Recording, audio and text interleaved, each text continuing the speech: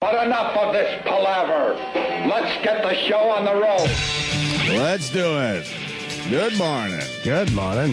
Did he give you a good morning today? No, I ran in behind Kenny. I didn't see him at all. Oh, yeah, you were in a bit of a panic today, right? Yeah, I pulled up and I went to pay the cabbie. Yeah.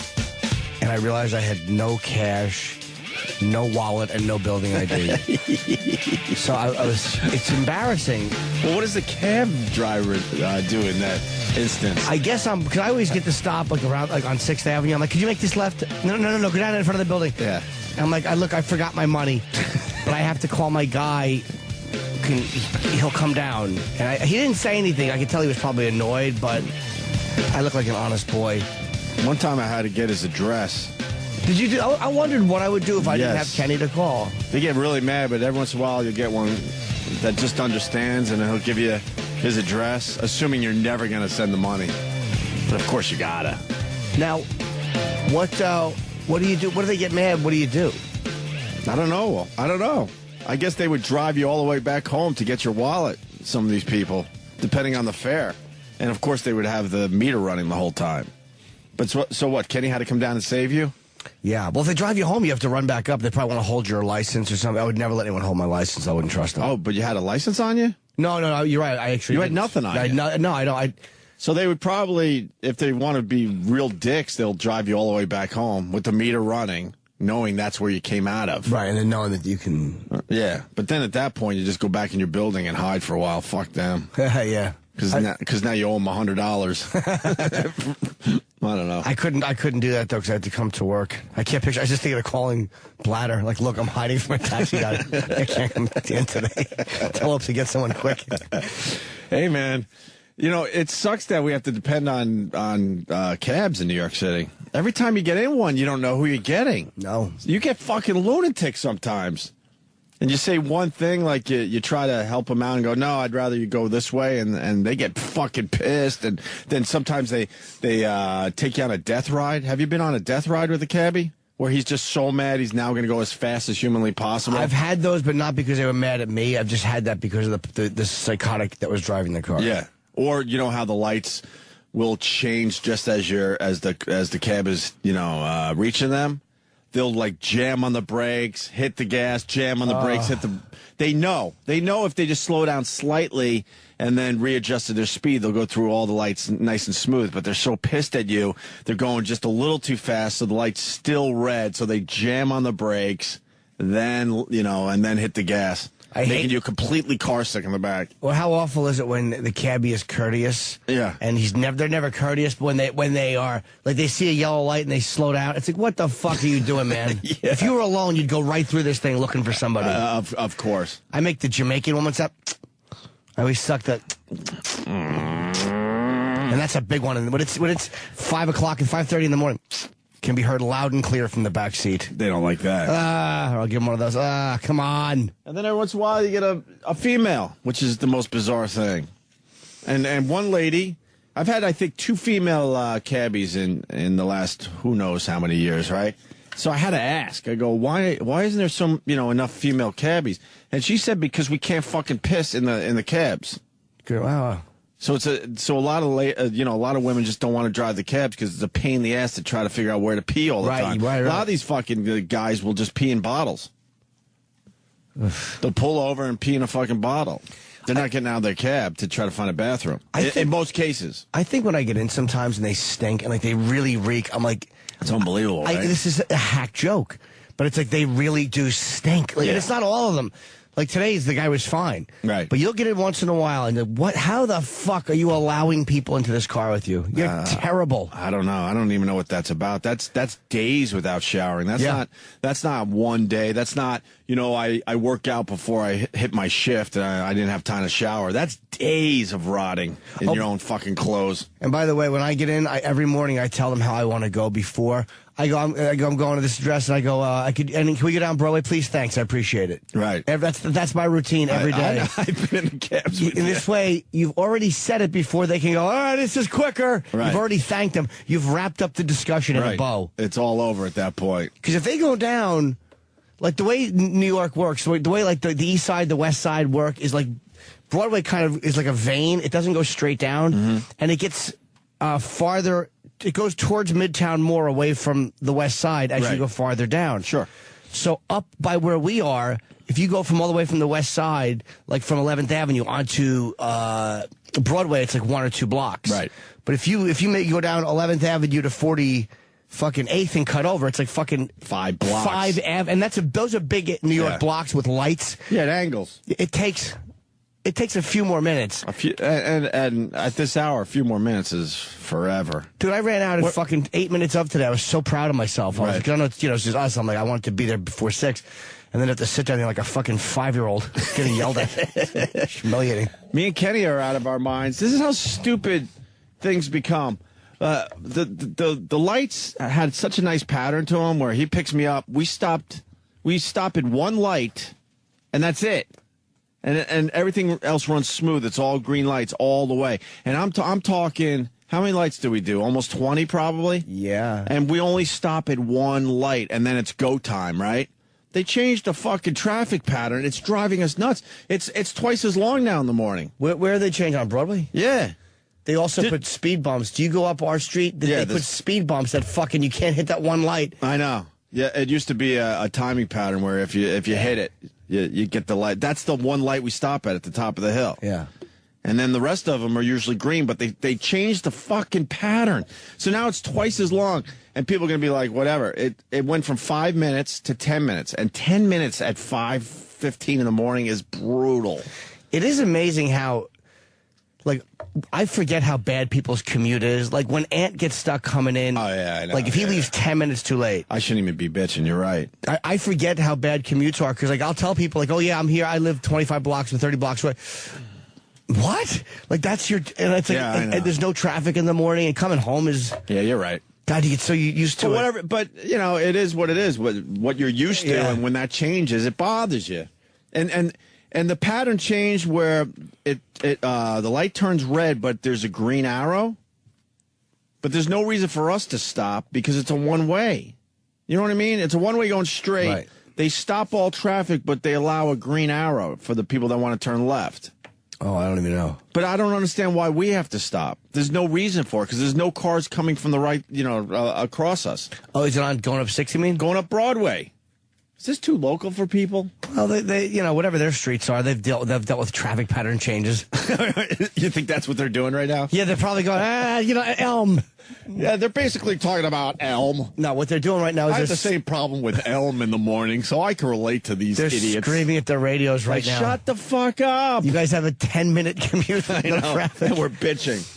It is, because people that got to drive in through the tunnel, like when I come back from the airport, usually I don't hit traffic in the morning because I land too early. Right. But once in a while, the plane is delayed and you hit what normal people deal with.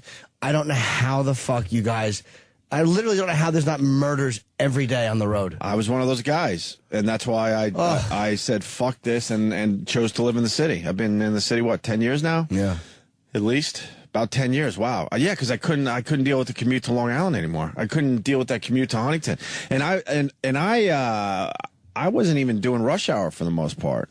I was off hours, and I couldn't deal with it. It's just enraging. It is enraging. But the politicians will never fucking take care of the problem. I mean, obviously there's a major issue with commuting in and out of this city, and there must be some way to fix it, but no one wants to take on that challenge. Well, that's a biggie. They want you to use mass transit. Bloomberg and those guys, they want you to take the trains and the buses. They don't want to make it easier to drive. Cars, right? Nah, they'll never make it easier for people.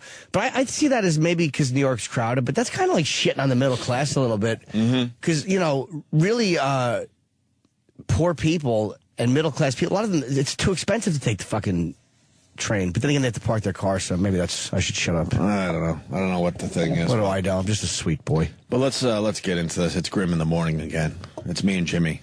Ant's on vacation. He'll be back Monday. Yes. He's in the Caribbean. It's weird for him to only go away for a week. Why? I don't know. Didn't he should go for 2 weeks? Last year he did too, yeah. I'm doing a week in March. Where are you going? I'm going down the Caribbean. Are you? I'm going to Turks and Caicos. That's my spot. I love it down there. I'm going to go away there for a week. Years. I want to go to Dubai, but after You're going away for a week? I want to. You never go away. I was going to do it beforehand, but I couldn't do it because of the April 28th shoot in Cleveland. I said nothing before then. I can't do anything but work before then. Yeah. And then I'm going to take, or 5 days or something. I've never, ever, ever do that. If you go to Dubai, I got people over there. I got some peeps. Yeah, you guys have a friend, right? Yeah. He might be CIA. I don't know. He won't tell us. We're suspicious, though. Why else are you in Dubai? And why else do you get to just make your own hours and all of a sudden you show up in New York for 2 weeks? Is he a contractor? Who gets to do that? I don't know. We don't know what he does. He's very vague about his job. He listens to us, by the way. He'll hear this 2 weeks from now. Oh, really? He's like 2 weeks behind. Sorry. He'll come to New York and he'll start talking about the show, and I'm like, we did that like a month ago. Well, I'm catching up. No, he's a good guy, though. He'll show you around. He showed Amy Schumer around. Oh, did he? Yeah, when she was over there doing some stuff for the troops. I really want to go, and I want to stay in the Burj Tower, that giant tower. Because our friend Saad, who I've told you about, the guy who runs a TV station in Afghanistan, lives in Dubai. Right. And his company has a rate or something at that tower for the hotel. And I want to just go and just see that city. I don't know why I want to see Dubai. I really do, though. But what are you going to do there? Do you know? You can shop, and there's a lot to see there. That's like a Western place in the Middle East. Right. And I'm looking forward to the airline. I want to fly Emirates. I want to fly Emirates to Dubai and stay for 4 or 5 days and come back. Damn, you should do that. My buddy there will hook you up too.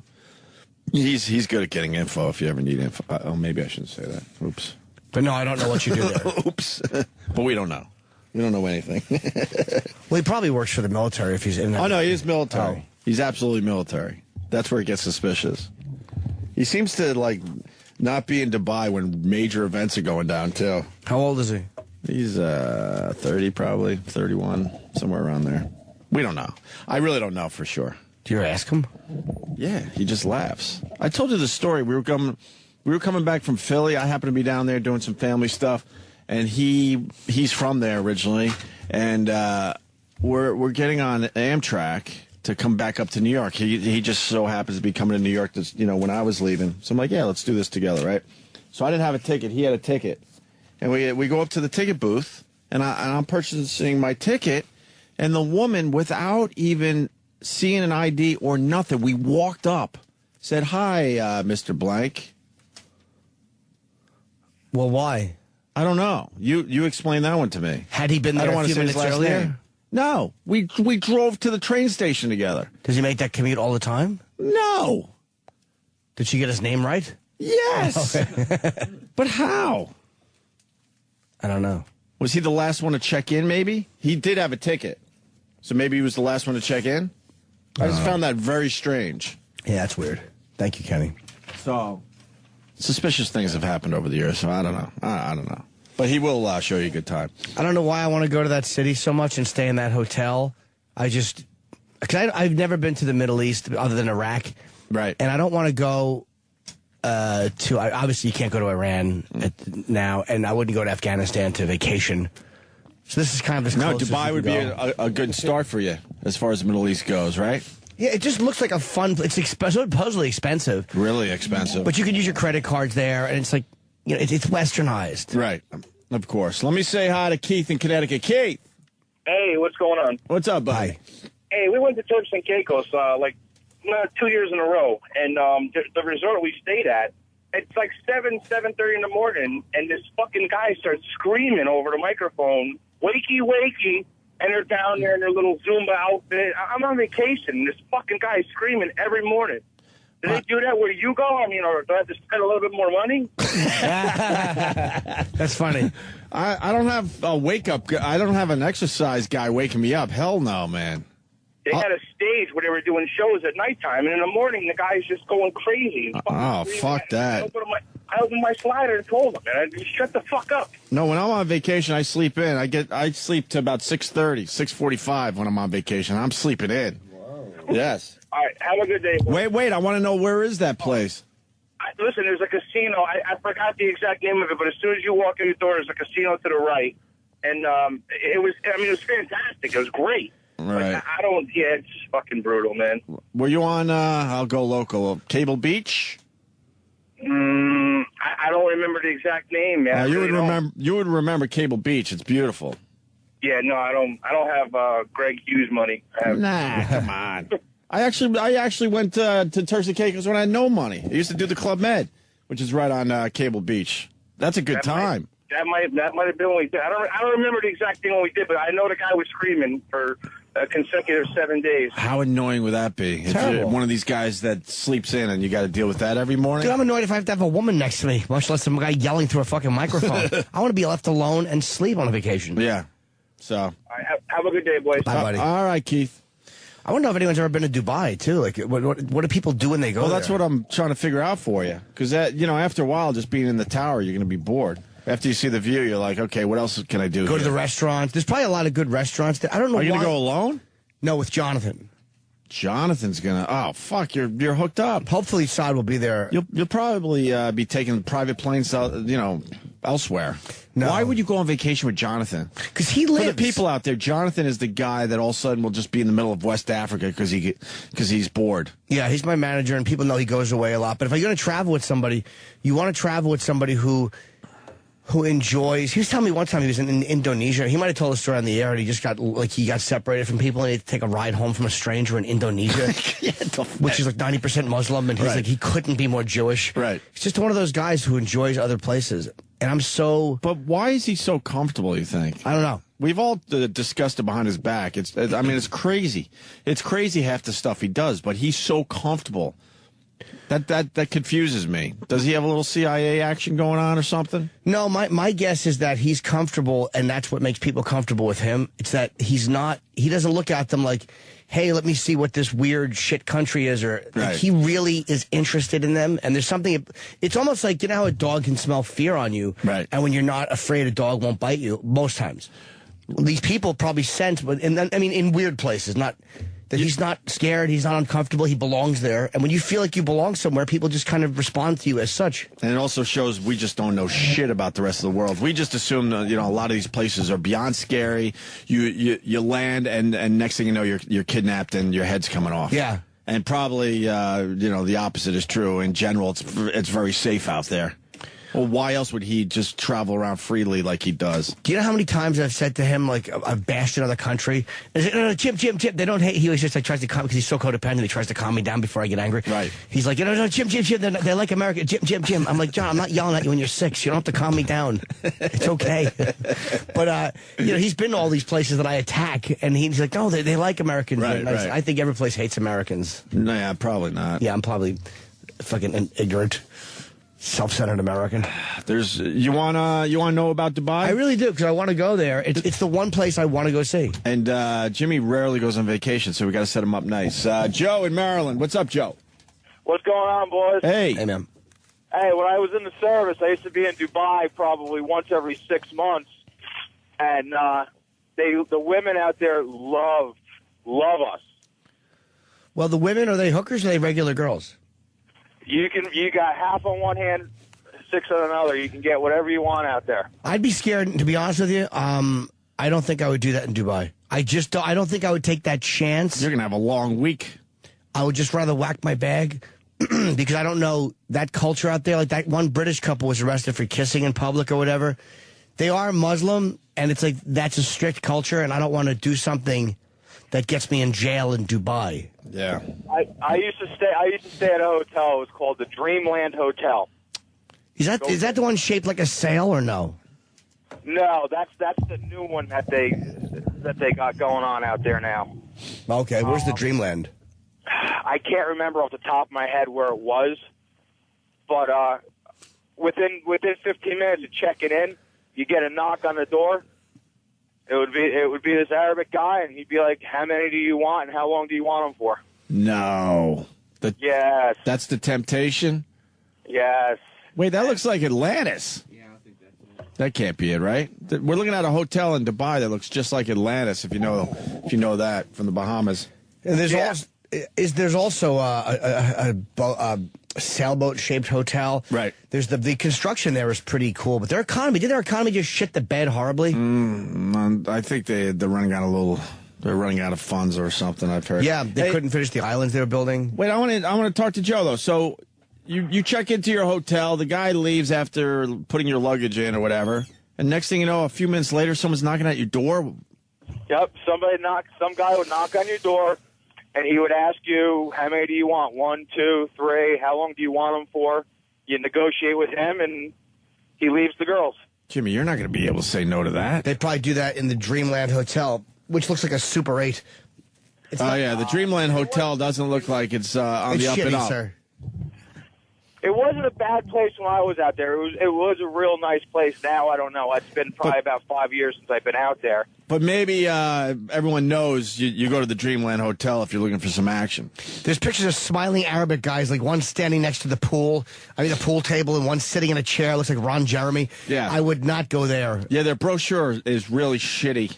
Check the hotel inside the Burj. So did you go for it? Of course. I was in the military. I was out there for 3 years. Of course. And what'd you do? 1, 2, or 3?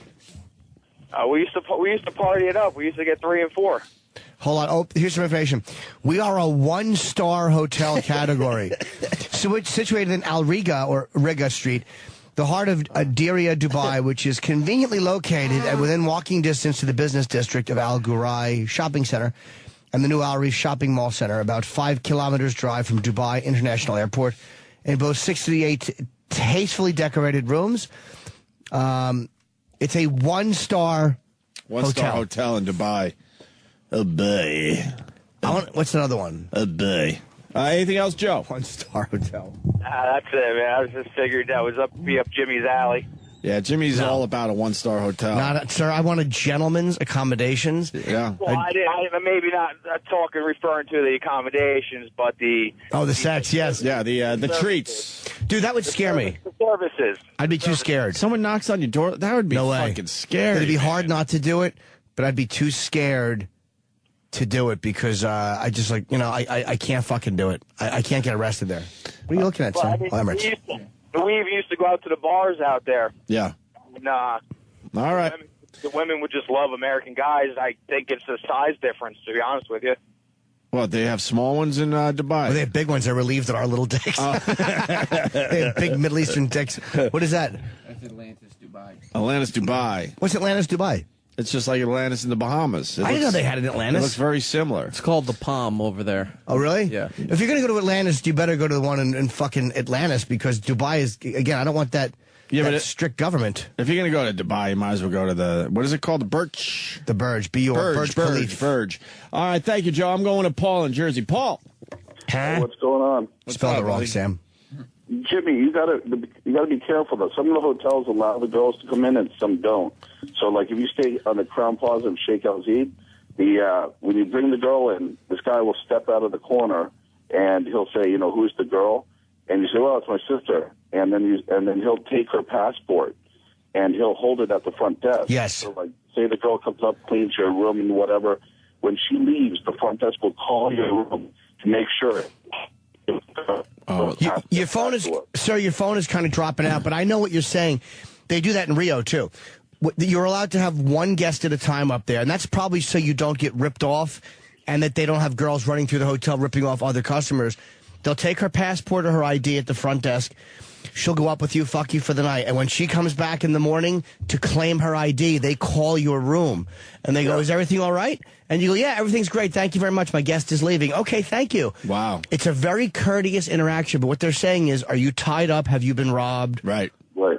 And they don't want anybody, they don't want any hassles like that. But there's two places to go. There's the Marina Bay Club for the Asians and the Cyclone Club for the Russians. And you can only do your deals in there. You'll not see it out in public. And you have to make sure that you stay in the hotels that allow you to have a friend to come up. Now, if most hotels allow you to have somebody come up, but they have to leave their ID at the front. Yeah, the 4 or 5 star hotels like the Burj is a great hotel. I don't think they allow them to come up. They come up, or maybe only one at a time. But the 1 star, they don't even care. But you have to just be careful because you're still in their country. You know what I mean? So you don't want to be, embarrass anybody. That's the same. Yeah, that's the same as Rio. And I imagine you can bring somebody up. Oh yeah, the Armani Hotel. But if you bring somebody up, they have to leave their ID. But you're right. You're in their country, and I don't. That would make me nervous. I just wouldn't do it. If you go to the club, if you go to the clubs like the Marina Bay Club, the girls are beautiful. It's very, very low key and everything like that. And they have a great rock band that plays. It's got 5 Asian girls playing like Guns N' Roses. It's great. Like, I don't think it's like Saudi Arabia, right? It's not like that. No. It's very, very Western. I mean, I tell you what, it's the greatest parties. I've been all over the world, and it's one of the greatest parties ever. Why do you travel so much? I do international business. Oh, okay. CIA. I just think everyone's CIA now. Have you stayed in the Burj? Yeah, I've stayed in the Burj. It's too far away from everything, and so it's just a pain to go anywhere. If you want to stay like in a Western area, it's the Jumeirah Beach Resort. Check out the Hilton. There's a couple of hotels down there right on the beach. It's gorgeous. You could leave hundreds of thousands of dollars on the beach, and nobody would even think of stealing it. Boy, the Burj is right in the middle of downtown, isn't it? No, it's the downtown is more of a business area. If you want more of the Western, you want to stay out by the Emirates Mall, or the Western area is more the Jumeirah Beach Resort. They built this whole beach area that's very Western and very, you wouldn't even notice. What is the big what's the big hotel, like a sailboat? Oh, that's the Sail. That's way out by the like Atlantis and stuff like that. It's just in a whole different area. I mean, everything's so cheap to get around by taxi. Oh. It really doesn't matter. But you're bringing up a good point with the Burj. I mean, Jim, you could just go there and check it out. Dude, it's a 7-star hotel. It's one of the best hotels in the world. But if you're going to be away from all the action. What's that, sir? It's a 7-star hotel if you spend the money. They also have like 4-star rooms too. Oh, okay. You know what I mean? Yeah, if you want I mean, it's gorgeous, it's great, it's beautiful, but there's also some great hotels too that's right in the action and more the party area. What's the number one place to stay? It's definitely the Sail of the Birds. I mean, it's definitely the number one. Maybe go with the Sail, Jim. Look at that's where Jonathan wants to say. It looks like a giant sail. It's on the water, and you could you just sit on the beach from your hotel, right? Yeah, but I mean, there's a lot of places like that. Even down by JBR, you can do the same thing, and it's gorgeous. The water's 95 degrees. You have to get out because you get overheated. See, my thing is, if I was going to go to a beach resort, I wouldn't go with John. Like, I would go with John to hang with him inside in the Middle East and go around and eat dinner and hang with my buddies. But I wouldn't go. I would want to go with a girl to a place like that. You and Jonathan should walk around the nude beaches together. No, just to see his package once. That's what I'm saying. But I don't want to go to I don't want to go to a beach resort with my giant cocked manager. And fucking have to look at his hog on the fucking. How great would that be? I say you go to the Sail, man. Fuck the Burj. You go there and check out the view. I don't know. I like that. I want to stay in a room and look out that window. Yeah. Then again, I'm sure that's you don't think that's a target for terrorists, the Burj? No, not at all. How about you split your time? You do a couple days at the Burj, and then you go to the Sail for a few days. Really mix it up, right? Yeah, or go down, check out the Hilton at the Jumeirah Beach Resort, which is a very nice area, and or the Crown Plaza on Sheikh Al Zayed, or I mean, there's just whatever you're looking for. There's everything you can imagine. Why'd that couple get arrested for kissing there? That British couple? Because no, it wasn't just kissing. They just wouldn't stop. Oh. They were asked nicely to please stop, and they weren't just kissing. They were doing way more than that. Was there finger popping going on? Yeah, was there? Yeah, they were having sex. They were asked very, very nicely to stop, and they didn't stop, and they just flaunted it. And you have to remember, you can't bring everyone's very tolerant, but you can't just keep flaunting it in their face. All right, hold on a minute, Paul. So who saw them having sex? How many people? Just a couple of the police. I guess it was a couple of the police that walked through there. But who doesn't want to see a couple having sex? It's the Middle East, not Columbus, Ohio. Yeah. So how long were they in jail? It wasn't that long. It wasn't that long, and it was just because they wouldn't stop and respect the laws. I mean, it's as Western as New York City. You get off the plane and you're amazed. Hold on, it says here how great it is. Yeah, it's a jailed couple. The jail sentence was upheld. It's a 1-month prison sentence. Yeah, 1 month in Dubai. They were convicted of kissing in a restaurant. Well, that's different. There was a couple that was jailed for having sex on the beach. 2 years ago, 3 years ago? Hold on. This says, wow. The pair landed in court after an Emirati woman complained about the public kiss, which the couple insisted was just a peck on the cheek.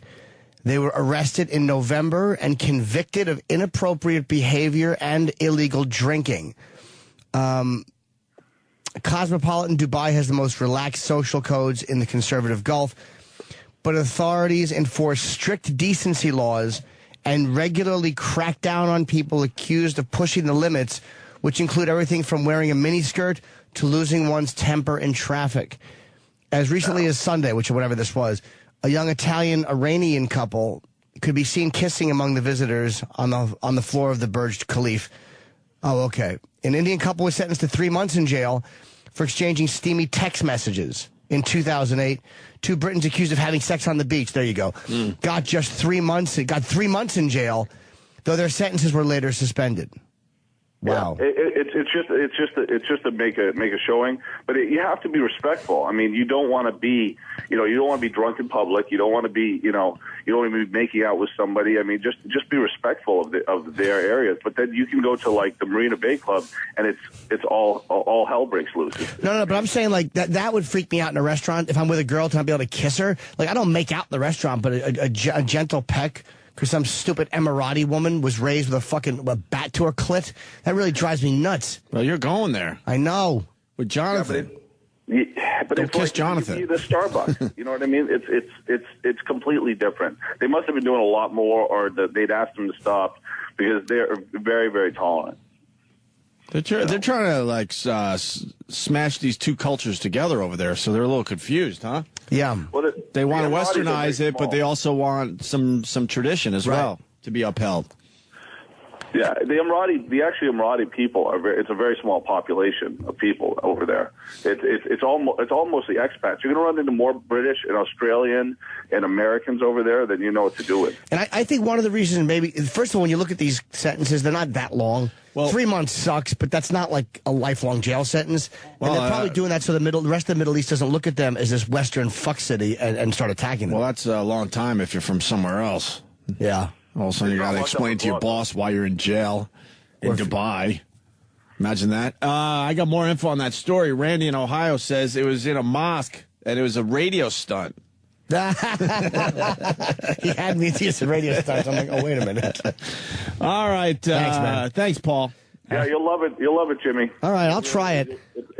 It's one that take Emirates because it's great. Make sure you get yourself a sleeper in first class. I don't like that. That's too expensive. If I could do it with miles, I would fly first class if I could use miles to upgrade. Because I have so many miles saved up. You want my miles? They won't. Nah, use them for your family. They won't upgrade you on miles. You'll have to just take a business class ticket. Do like an American Express 2-for-1 deal. Yeah. You and Jonathan can go. Oh, you could do that. You could buy 2-for-1 on internationals. Yeah. It's a great deal. It's like $7,000 round trip. That's not a great deal. That's not. Is that business class? Yeah, business class 2-for-1. It's so when you break it down, $3,500 for a 14-hour flight. Not a bad deal. No, how much is first class? It's for you probably range from 11 to 15,000. That hurts. No. That'll leave a bruise. If there's a way to do it with miles, and you can do it with miles like any other airline, just buy it with miles. It probably costs you a lot. I would do that, but I can't spend that kind of money. I can't afford that. All right, Paul. Thank you, Paul. Thanks, Jimmy. All right. Bye, Paul. Bye. I got points on my American Express. Me too, but they're not good for miles anymore. All the airlines have become... Really? Yeah, dude, you're going to lose them if you haven't lost them already. Your Amex. I have had an American Express card for 12 years, and I've never looked at my points. Why? I don't know. What do you do with them? Well, you could have if you had looked at the date. Can I get golf clubs? You probably have a lot saved up, but what you could do with your points is you could have had them. Because what happens? You used to be able to use them on American or Continental, right? But I think that the airlines got smart and they're like, well, let's run the credit card. Let's use our own credit cards. Why give American this privilege? And I mean, Amex. So they took back the miles expired. You had X amount of time to transfer them back over into your respective airlines. I think that it's passed already. Oh, when did I get that letter? I know Kenny told me. Oh, really? In October. I think it passed in October of 2011. Oh, that's good. But I have a lot. I have like probably 600,000 or 700,000 miles. But it's so many of it's from purchases and flying, and over years and years and years. Oh well, what are you gonna do? I know. Jimmy goes to Dubai. I can't wait for the stories. I just fucking with Jonathan too. Yeah, him I'll have fun with because he's gonna have to be adventurous. I don't think that guy can't. I don't think he could just hang out in a hotel. He's gonna want to go do some. Oh, he likes to go shit. where the locals eat. And right. That's fun. When are you going? I don't know. After I shoot April 28th, so after that. Oh, by the way, pre-sale starts tomorrow morning. I will give details today once I get them. I don't have them. You don't have them yet? No, I do. Wait, can I give them real quick before I forget? And people were tweeting last night. Yes, we're going to Cleveland for a live broadcast. It's almost definite. We're gonna do the live broadcast the Friday before Jimmy's taping. Yes, and the pre-sale is from 10 a.m. to 10 p.m. tomorrow. I think the link is playhousesquare.org. I will Twitter it, and the password is WMMS. That local station out there is sponsoring this for me.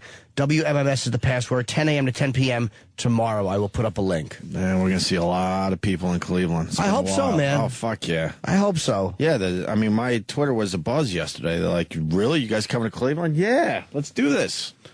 A friend of mine lives out there now. She works for the Rock and Roll Hall of Fame. Oh, fuck. You know what? I should go out there when Guns N' Roses gets inducted. Fuck. I would love to be out there for that. What? In Cleveland? Yeah. Yeah, you just go back. Would love to. I don't know when that is, though. But don't they do that in New York? No, they used to do it, but they want to promote business in Cleveland. Oh, they finally moved it to Cleveland? Yeah, Metallica was in Cleveland, and I guess they were doing it at the Waldorf here in New York. Yeah, yeah. Then there was nothing happening in Cleveland. Right. April 14th. April 14th. Forget it. What day of the week is that, E-Rock? Quick before I kiss you. I don't know. Hang on. Saturday. Oh, forget it. I can't. I'm working. You can do theater, D. No, that's 2 weeks before I tape. I got to... All right. Hey, we're going to break, and we got to get into the CM Punk stuff. Yes. Can we get him on the show today? He's done our show. You're working on it, Sam? Yeah. Is there a possibility?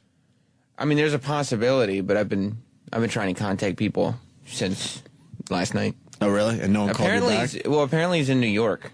So he could stop by. He said on he could his... be part of this story. He tweeted... All I know is what he tweeted. He tweeted late last night, early this morning, that he took a plane to New York City. Oh, really? After the SmackDown taping, so... Where was the SmackDown taping? I don't know, but the pay-per-view, I think, was in, like, Milwaukee or something, so... Yeah, we got a situation here. CM Punk put a video out yesterday, right? Yeah. That thing fucking took off. Holy It was amazing. shit. How many people saw it?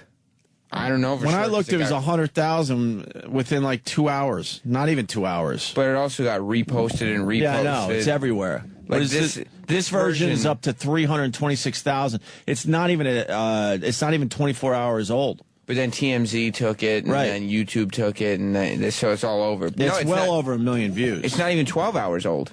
Yeah. Yeah, it was late yesterday. Yeah, he posted it at like 7:30 or something. Yeah, because Chris Brown's response, because he has 8 million Twitter followers. Right. Yeah. And well, we'll get into it next. But he pretty much bitch slapped Chris Brown on this one, huh? Yeah, and his argument is kind of hard to combat. We'll explain next, because it started with them going back and forth on Twitter, and then CM Punk made this video, right? Right. That's where we're at? All right. So we'll do it all next. Stay there. This is the Oh, wow. I just want to say it's me and Jimmy today. Sorry, you usually never do that. Well, I wanted to just say me and Jimmy. Okay, go ahead. Jimmy and I. Jimmy and me and... Grim. Greg and Sam and Jim. Grim. Why is Sam part of the Grim? He doesn't have to be part of the Oh, you know Grim. what? I thought that the Fuck M was Sam. for Sam. Fuck Sam. Fuck him in the mouth. No. Jim is Grim. Okay, we got Grim covered, just me and you. We don't need Sam in there. that's what I thought Fuck he was Sam. part of that. It's extra letters. Yeah, Exactly. How about Grimace? No. Doesn't work. All right. Hit that. This is the Opie and Anthony Channel on Sirius XM. Thanks for calling the Opie and Anthony FU line. Here's the latest batch of FUs. Fuck you! I just heard you gave a big fuck you to Starbucks for firing me for keeping the safe open for 20 minutes, but you motherfuckers will keep people like Stalker Patty. Fuck you! Fuck you! Hi, this happy, heartfelt fuck you goes out to Mumbles Menino and Barfiston. You lost. I can't stand you, Mumbles. Oh, I hope you lose your mayoral race, too. Fuck you. Fuck you! Yeah, I got a pretty big F you for these guys I see out running and jogging in the middle of winter here in North Dakota. Get a life, you fucking idiot. For crying out loud, you're running around like chickens with your head cut off in your little stupid spandex shorts. You look like fools. Stop it. Fuck you! This fuck you goes out to Jim Norton. Another one of your goddamn catchphrases is stuck in my head. All day long I walk around and say, Cookie got her. Cookie got her. Fuck you. Fuck you. Hey, the ambulance just cut me off and got my horn going, but fuck you, buddy. Fuck you. Fuck you. Yeah, this fuck you goes out to Captain Morgan himself for making me fucking blackout the night I lose my goddamn virginity. I wait 20 years with one too many shots. Oh, look at that, though. Fuck you! This fuck you goes out to Whitney Houston. Why the hell couldn't you take Britney Spears with you? Fuck you! Yeah, this FU goes out to my almost ex-fucking wife. 16 years we've been married. All of a sudden you try to become friends with your ex-boyfriend, and the next thing you know, I'm living in my parents' house, and you ruined everything. Thanks a lot, you cunt. Fuck you! Hey, this FU goes out to the fucking 6'2" Amazon big-haired bitch standing in front of me at the fucking Tool concert in Atlanta. I couldn't see fucking Maynard block it out. Fuck you. Call the Opie and Anthony FU line. 866-FU, line 1. That's 866-FU, line 1. Get up if you want to. It's Grim in the morning with Greg and Jim.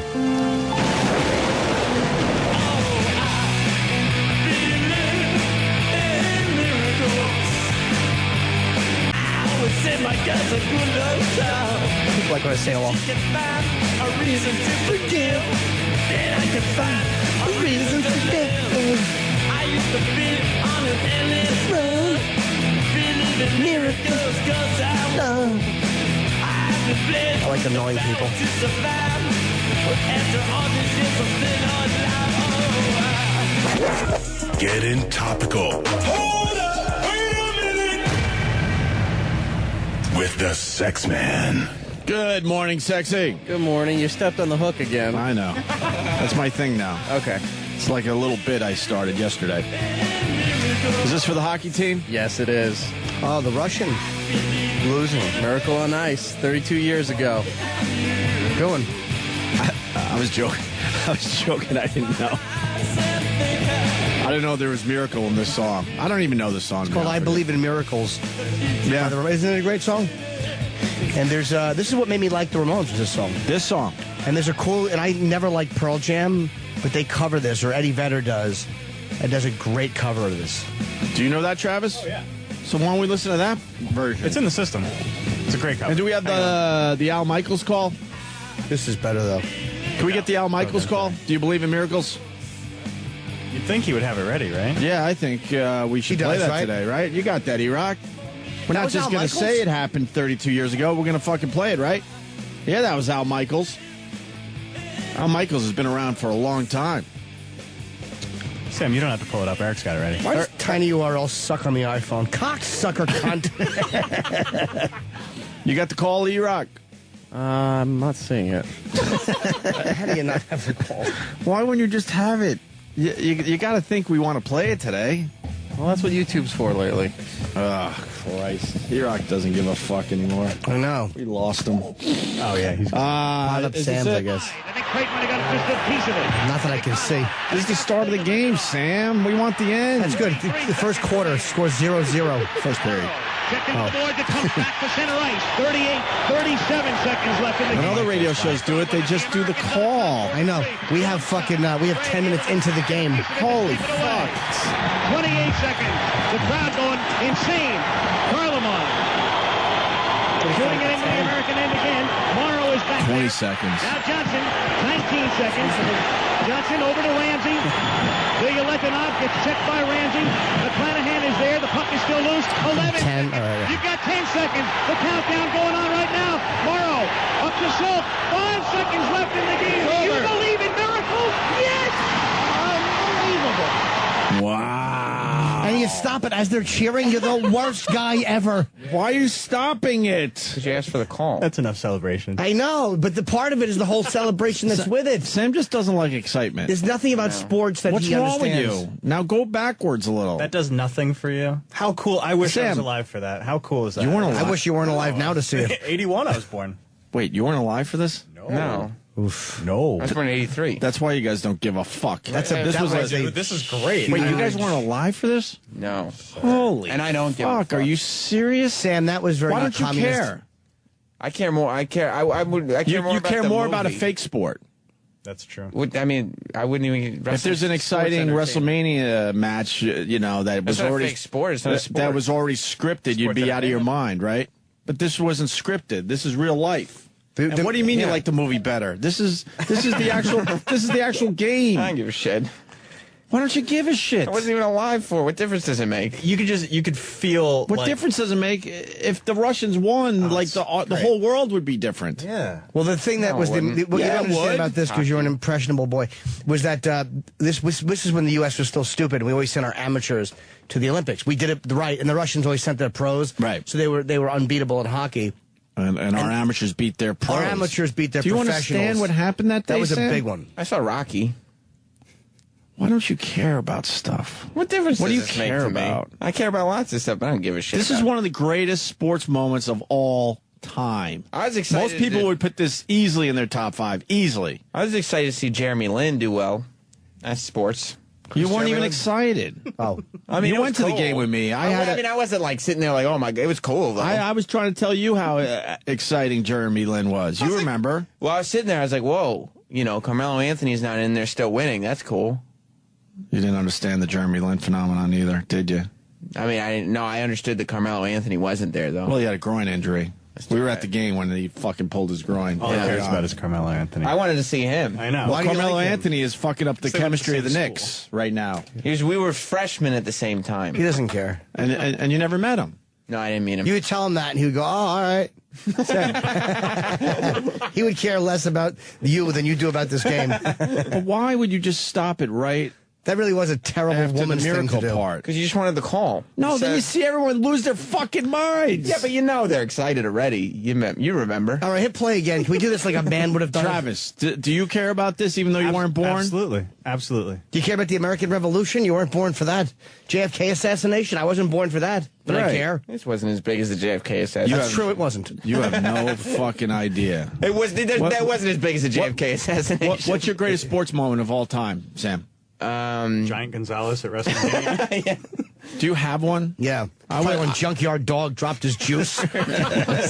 Or threw dust in the eyes and Bob Backlund fell. Do you have one? That's a great question. The greatest sports moment. If you're going to be a radio time. guy, and someday you will, you got to know a little bit about this stuff. Like, what is your greatest sports moment? Yeah. Maybe Sam should come up with what he thinks is the top 5 moments in sports. Can you come up with the top 5? Could you come up with one? This would probably be my number one. David Tyree's catch. No, you can't. You can't. No, that was big for me. I remember that because you got to interview the guy. Because we didn't want to be bothered that day. I would say Franco Harris's catch was more famous than David Tyree's. I don't know, Franco. I know you don't. I don't know Yes. what that is. I would say Willie Mays' catch. Yeah, Willie Mays' catch. That Yes, didn't or mean Robert Reed's.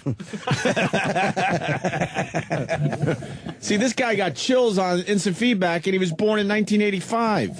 Same thing. What's wrong with you, Sam? And then he stops it right when that was such a. That's like a chick would do that. That's a chick would just go, "Okay, the boys are done having fun." Are you the hole? Get a life. You're the hole right now. 1985. You got chills. Relax. It's a YouTube video. Name your fucking number one sports moment. Well, the Bill Buckner play was always big in my household because my dad was a Red Sox fan. You know, that would be right up there, too. That's a big one. That might even be bigger than the fucking Miracle thing. No. Because I'm a Mets fan. Not anymore. Why not? Because the Red Sox won. Yeah. And the Miracle thing was the national pride. There's a lot of people that know Bill Buckner and don't give a fuck. But most people in the country can. This is big on multiple levels. This is culturally significant. It's colder.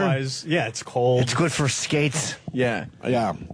No, I care more about CM Punk winning the belt and Money in the Bank than any of this. Holy The summer fuck. Punk We'll was- get the to summer- CM Punk in a minute, It was but this is a huge big summer. moment right here. 32 years ago.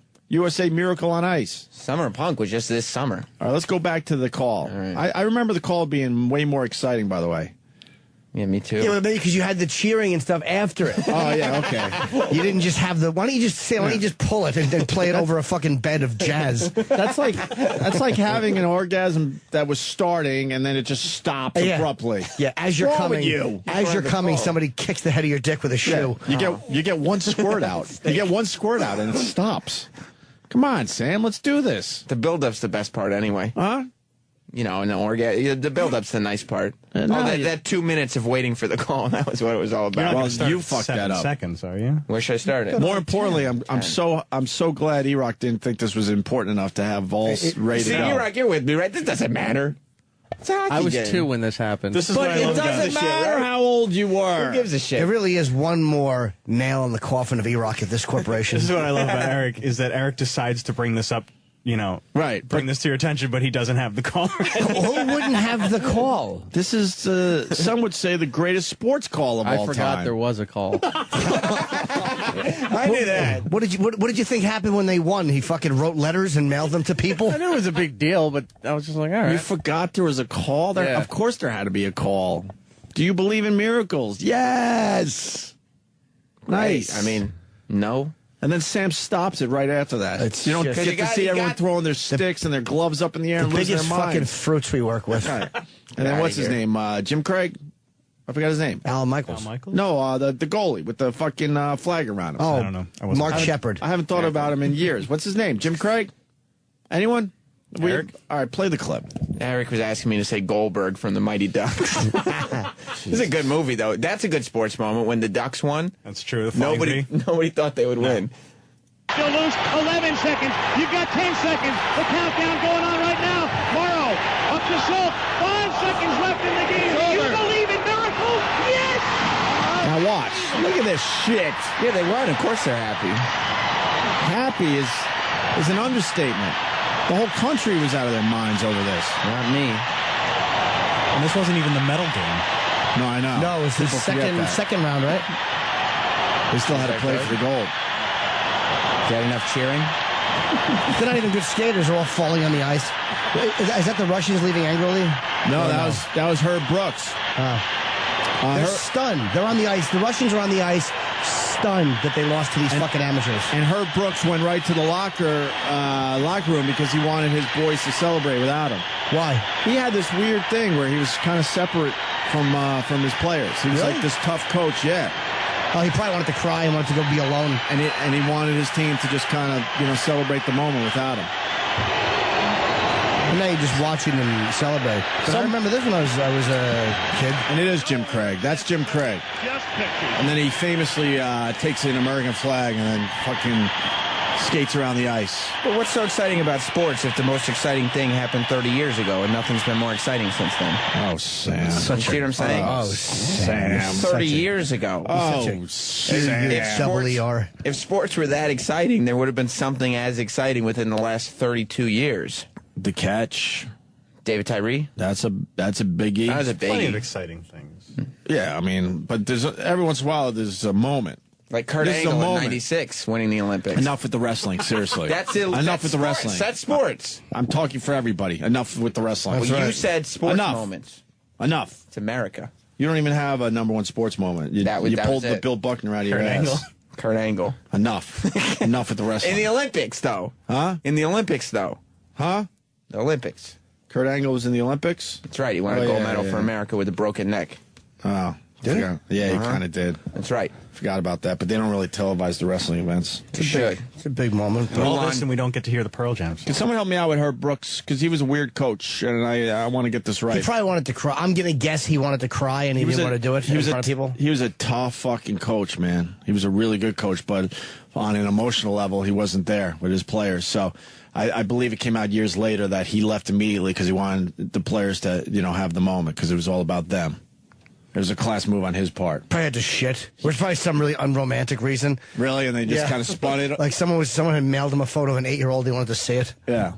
Wait. Now we got to... Never mind. Best sports moment was when Hulk Hogan took down the Trade Center. Fuck yeah. Is that expected? All right, now I'm with you. I'm fucking with you. Hey, where you going? I did this for you. That fucking picture. Herb Lewis is not only coach. Herb Lewis. Herb Brooks. It's Herb Brooks. Is he sir. dead? Vinny. Yeah, he Yep, yeah, my bad about that. He's not the only coach that doesn't celebrate with the team. John Tortorella, the Rangers coach, does not go into the locker room after the game, whether they win or lose. If you ever watch the Rangers, he just walks right out, goes into his office. So he probably learned that from Herb Brooks. There you go. Fuck the Rangers, by the way. But why would he? Oh, fuck you. Fuck the Rangers. No, fuck you. We're doing good. My stupid Islanders are kind of like kind of flirting with a playoff spot and then decide, no, we don't want that. We got to start losing again. Yeah, most frustrating team in hockey. What are they doing? Yeah, they're getting too close, so let's start losing again. Start losing. Holy fuck. All right, guys. I'll talk to you later. Hey, did you watch 24/7 on HBO? Yes, I did. I loved that. I really did. That was great. Last year, I was like, that was an amazing idea, and I really hope they stay with it. That would be really great if they do that every year. And now on the MSG Well, channel, they've done it 2 years in a row now. Well, on the MSG channel, they have something very similar. They follow a ranger for 36 hours. Wow, that's pretty crazy. Yeah, I forget the name of the show. I noticed it on the television the other day. Yeah. All right. No. All right. Thank you. I don't get the Winter Classic anymore, Travis. You don't get it? Nah, it's dumb. Yeah. It was fun for a while. Promotes hockey in America. I know, but it's just a game in the end. It is just a game. They got to figure out how to make more than it just a game. really special. More like than just a catch. Give the winning team a few $1 million or something. Yeah, but it's a regular season game. I know, but that's what. In the end, it doesn't matter that it's outside. It's just they're just fighting for 2 points. I'll go when it's at Yankee Stadium in 2 years. I'll go. Really? Yeah. Really? In third grade, I did a project about Arthur Ashe. What do you know about him besides the AIDS thing? Tennis, black guy. You don't know shit. He was good, man. How do you know? I remember from the project. You weren't fucking born yet. No, but I remember. I don't even remember Arthur Ashe. He's just a good black tennis player with AIDS. That kind of sums it up. All right. You know what? Now we're going with sports moments, Jimmy, if that's okay. Sure. Mark in Canada. Mark got one, unfortunately. Go ahead, Mark. Good morning, gentlemen. Go ahead. An exciting moment in sports was Crosby scoring the goal in overtime, the sudden death goal in overtime against you guys in the last Olympics. That's already 2 years ago, huh? Crosby, what was that? Fuck is Crosby? Sidney Crosby. I've never heard that name before in my life. You're kidding. I have no idea who that person is. You're kidding. No idea. Sam, you suck. I don't know who Sidney Crosby is. I've never heard that name before. Look, you don't have to know a lot about sports, but you got to know some basics. I know Tim Tebow. I don't know Sidney Crosby. Do you name one hockey player? Mario Lemieux. Gotcha. Holy fuck. Yeah, the Crosby thing was a big sports moment, and that was 2 years ago already. Yeah, one of my favorite bits was when you guys were asking Sam football questions. I don't know. Why don't you care about sports, Sam? Because what difference does it make? Well, it matters if you're trying to put a nice radio show together for the people. I talked sports on the Sam Roberts show before. Like what? What did you talk about? Well, I talk about it in my own ways. I talk about it conceptually. I talk about Tom Brady, but I'll bring in the fact that Giselle is being a bitch and stuff. Talk about that. You know. I'm not going to sit here and read stats. Does E-Rock know sports? No. Not anymore, no. E-Rock whispered a hockey player's name in my ear, but I couldn't even pronounce it. Why are you helping out Sam? I was trying to give him one current person. That was it. Why? I didn't know who that guy was. Yeah. But it wouldn't make good radio if he came up with a name. Do you understand that part of this? Eric doesn't understand much. Why would you help out Sam? It's better to friends. Have him try to fucking come up with something. What did you like about sports, E-Rock, before you decided you don't like sports anymore? I used to like baseball up until '94 when they had the strike, and then I gave up. Wow. I just said, fuck it, never came back. Good for you. You know what? That happened to my brother, too. My brother Scott, to this day, says, fuck baseball. A lot of people. What about Pat Verbeek? He was a hockey player. Pat Verbeek? That's right. That's what you do to a bird if it behaves itself. Do what I said? I heard you jump back. Oh, sorry. Call him by his name. Pat Verbeek played for the Rangers. Bet you didn't know that. And why do you know him? One time I went to an autograph signing with my friend Chuck. Whose autograph did you go to get? God, you're so me frustrating. and Chuck just went to the car. He was a big hockey fan, so we went to meet Pat Verbeek. You're so his dad. fucking frustrating. His dad hated me like Opie does because I didn't know anything. It's not that I hate you. Oh, yeah, it's all right. You can hate him. Yeah, I do. I do hate you. Hate him. But it's not because you're a sports thing. Oh. You're just very irritating. I can accept that. Huh? I can accept that. You can? Mm-hmm. All right, I guess we could talk about CM Punk. Why talk about great sports moments when we have a wrestling expert? We can go sports moments. Yeah? Give me another one. You know, I always wanted the Buffalo Bills to win in those Super Bowls. How many? Gotta go 3. I mean, 3 is a good number. 3. Maybe not the best number. You said 3 on purpose, didn't you? No. 4. You do know it's 4. I think you do. I do. No, I knew it was probably in the 3 or 4 area. What I knew was that in elementary school they sold football pencils down in the school store, and I always had the Buffalo Bills pencils. Why? They had the red, white, and blue colors. What a dork. They reminded you of those frozen ice pops, those rocket pops? And they were always sold out of Giants, and I like the blue. Why'd you buy pencils in the school store? Nobody bought stuff in the school store. What a nerd. Everybody had football pencils, so I wanted a football pencil. Faggot. Did your dad want you to like sports? And Yes, he did. Yes, he did. He always... Did you play sports growing up? I played t-ball and soccer until 3rd grade. Did your father say at least get the blue pen? Because he probably had pink pencils, and his father said, could you at least buy the blue pen, you fucking fruit? Does your brother like sports? No. Why did you so stop? He's just so... Why did you stop playing sports in 3rd grade? I didn't like it. I never liked it. Why? It was stupid. I didn't want to get up. But wrestling is it? Well, I didn't have to go Most wrestle. people would say wrestling is stupid. Yeah, but I didn't have to go wrestle people on Sunday morning. You probably just wanted watched to. it. I would have. You dressed up like wrestlers. Yes, I did. Well, there's so much more showmanship. You didn't have like a little wrestling league with your friends in your basement? I wasn't allowed. I tried to start a backyard wrestling federation when I was in high school, but my parents wouldn't let me because they were afraid we'd get sued. They were right. Probably a good Because you know, you wouldn't have wrestled. You would have just been the announcer. You would have been like the fucking Mean Gene Oakland or whatever his name was. Okerlund. I would have been the promoter. Yeah, of course you would have been the Freddie Blassie. You would have been the young Sammy Blassie. Let's go to Green Bay. Is there snow on the ground in Green Bay, Tom? There is no snow on the ground in Green Bay. Where the fuck is the snow this winter? It's north of us, so I don't know. It's not in Green Bay. All right, what do you got, buddy? I can't remember what year it was, but the year North Carolina State won the NCAA championship, and Jim Valzano running around after the game was over like a madman trying to find somebody to hug. Do you remember that one, Sam? No. I don't know. But yeah, I was just thinking, you know who I liked? Who? The Charlotte Hornets. Why? 2 players. Why am I even asking? Number 1, I was a short kid, and Muggsy Bogues was on the Charlotte Hornets, and he was short. And I was like, he can make it, I can make it. Relate to him. But you didn't even try to make it. You stopped playing sports in 3rd grade. I mean, I went to college still thinking I might be able to make it. I meant if he could make it in basketball as a short guy, I could make it doing something else as a short guy. I didn't know what this thinking was. You like the Charlotte Hornets? And Grandmama played for the Charlotte Hornets, too. Grandmama? Larry Johnson. Why'd you like Larry Johnson? Because he was in the Grandmama commercials. What's that? He dressed up as an old lady. Grandma. Yeah, funny shit, though. Yeah, Dave is going to talk for a lot of people. He's really mad. Dave in Pittsburgh, go ahead. Of course. I'm not that mad, man. I'm an old Islander fan, though, but I just want to say I'm frustrated. But, hey, last night, Pittsburgh beat the Rangers. That was a good moment. Oh, there you go. That is a good moment. Sam, how can you diss the Miracle, man? I'm not going to listen to the After Shit show today because of that. Have a good day, folks. I just mean... You can't diss the Miracle Call. It just doesn't mean anything. You're going to lose followers. You're going to lose people, Sam. It's fine.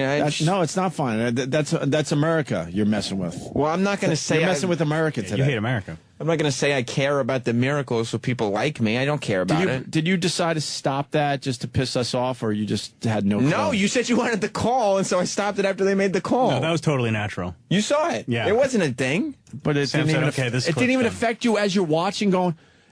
and nowhere in your brain you're looking at this clip going, wow, this is pretty fucking exciting. No, I said, oh, this is that famous hockey game that they made the movie from. You want to play the Grandmama commercial? Yeah, that I want to play. This was huge, Jimmy. I do remember it. Yeah, Grandmama, yeah. Grandmama. There was an old lady who lived in a shoe. A fresh little crib, you know, and brand spanking new. And that That shoe let her do things that no man could do. She jukes and she cuts and stops dead in her tracks. She plants and she spins, leaving chumps on her backs. And who gets the credit? Some mother named Ruth. Check you out, yo. Converse, of course. And that new React juice. What year was that? It's probably like 94, 93, 94. So that's like what? That's pushing 20 years old? 17, 18 years old? Yeah. Wow. What about Dale Earnhardt winning the Daytona 500 after 20 attempts? I mean, I understand it's cool. You understand NASCAR? I don't care about car racing, but I understand it's a cool thing. You're just fucking with America today. What do I care? You don't care about the miracle call and you don't care about NASCAR? If I don't watch NASCAR week to week, I'm not going to care when the one guy wins finally. I'm not going to pretend just because it's... But do you understand that was probably a huge sports moment? Conceptually. Conceptually? Sure. But it does nothing for me. Yeah. What about Lex Luger body slamming Yokozuna? No, that did something for me. On the Intrepid. That's the body slam heard around the world. These wrestling douches. America conquers all again. This is what they get on a helicopter. See what I mean? So now he rocks in. Exactly. Now he rocks in. These fucking wrestling douches. What's wrong with you people?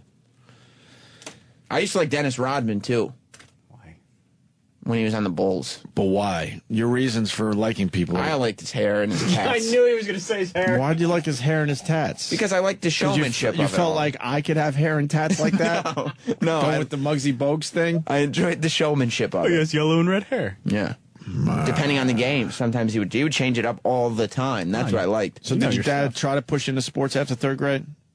Yeah, and I remember he was always trying to get me at least to exercise, but it wouldn't work. Why? Just to build some kind of athletic thing going on. Just do some push-ups, do something. Why? Why don't you have that gene in your body? Especially as a kid. Everyone as a kid has that. No. And then eventually you fade out of it, sure, and you get into other shit. Yeah, no. But you never even got into it to begin with. No, and I hated it when I was doing it. I hated t-ball. I hated soccer. You just wanted to go home and drain your fucking piss-filled little foreskin. Exactly. You're ballooning up with urine. Yes. That was more fun for me, squeezing the urine out of my foreskin Awful. than any of these. It's all because you had a damaged dick, right? It doesn't have to do with the dick. In the locker room, they'd probably call him fucking Balloon Dick, Yeah. where they would tease his little hot dog Frank Weenie. Oh, you couldn't get naked in front of other little boys. I didn't know. Because there wasn't any... You had a damaged dick. We'd show up in our uniforms. For the people that don't know, we haven't talked about it in a while, but Sam got circumcised at like 20 or 21 or something. It was 19. 19 years old. Yeah. So you had a damaged dick, and that probably caused you to not like sports. The pee hole in the foreskin was small, that's all. There wasn't any significant... That's all. That's brutal. Well, that's why I got rid of it. Would that make you shoot your pee further? Well, yeah, I mean, you could do it with when you would squeeze, when the foreskin would balloon up, and then you could squeeze it and just shoot it out. Yeah, sure. What? Do you understand what he's... You know Yes, what I'm saying, of course right? I do. But It's like filling up a balloon with water and then squeezing the balloon. You and had the to water squeeze your own dick to get urine out? Yeah. When you would pee... Did we talk about this Yes. part of this? Yes. You couldn't just pee right out of it? Cause I think the skin was covering his hole. No, it would pee out of it, but because the hole was smaller than it should have been, it would almost like a filtration system. So you never got to fucking just clean the head of your dick? Your dick must have stunk. I mean, I can smell it. How did you clean the head of it? I would have to point it up towards the shower and try to get some water in the little hole. In the hole. So Yeah. you couldn't wipe around the head. Couldn't You get in probably there. had a cheese smell to your dick. I couldn't. I don't know. Wait, what? Did girls suck your dick? Yeah, I think. I Yeah, bet his dick smelled like fucking Voss's ear. Oh, God. Your dick probably smelled terrible. Oh, my God. It must have, I guess. It Wait. didn't after. But more importantly, how big would your dick get, and then you had to squeeze it to get the urine out? So while And why did it take to 19 to go to your mom and go, I think there's an issue here? She said it to him probably. It was probably the taste. The smell got to be too much. Yeah. It would take me one time to squeeze my own dick to get urine out for me to go get some help. Well, it wasn't a big deal. You just pinch it out. Like, instead of shaking it off, you pinch it out. But did you realize the other boys weren't doing that? Not at first. I You mean, by the thought time- every boy had to squeeze their own dick to get urine out? Yeah, I mean, I wasn't in the business of looking at And dicks how at that big did age. it get?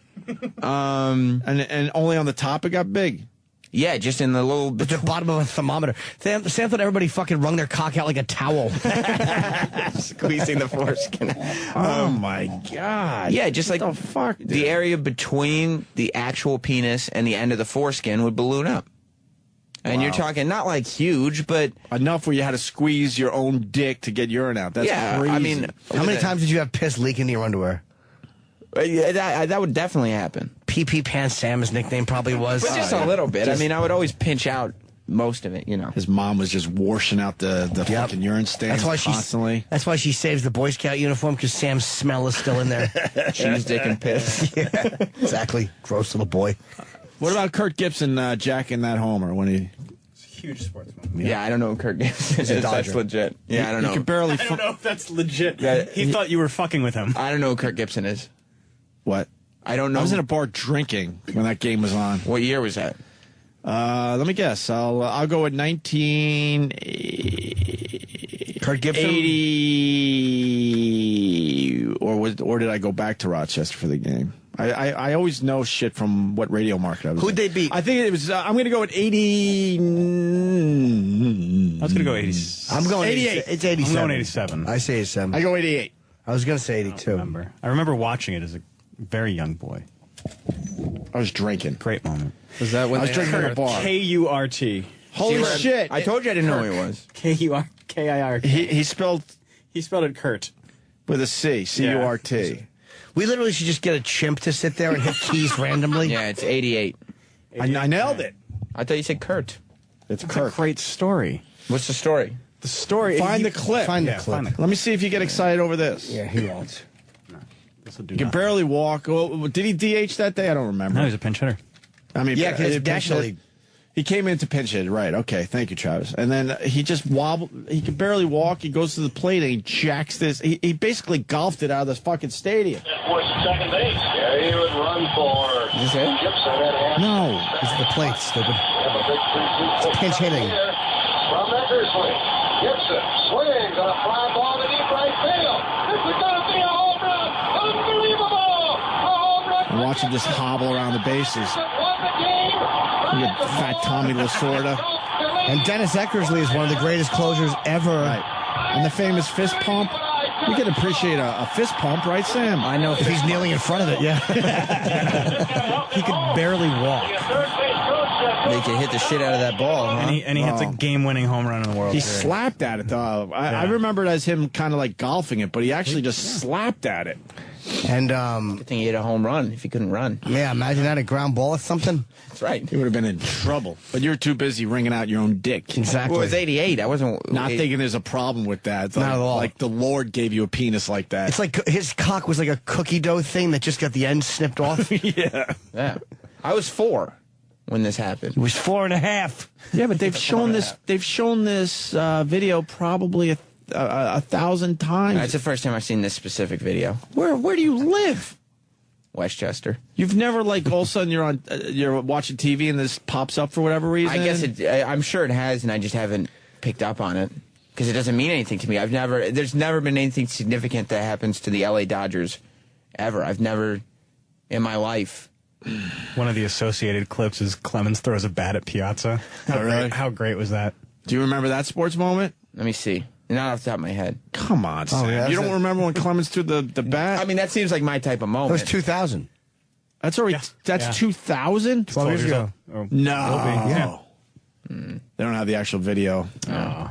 But fucking Clemens got pissed. And threw I got a sports moment. I got it. I got a sports moment. You gonna show us?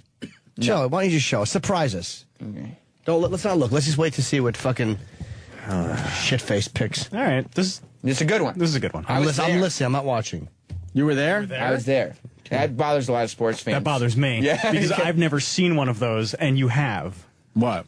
I don't see what a we're looking clip. at? It's No, just play it. I don't see a clip. Oh, okay, sorry.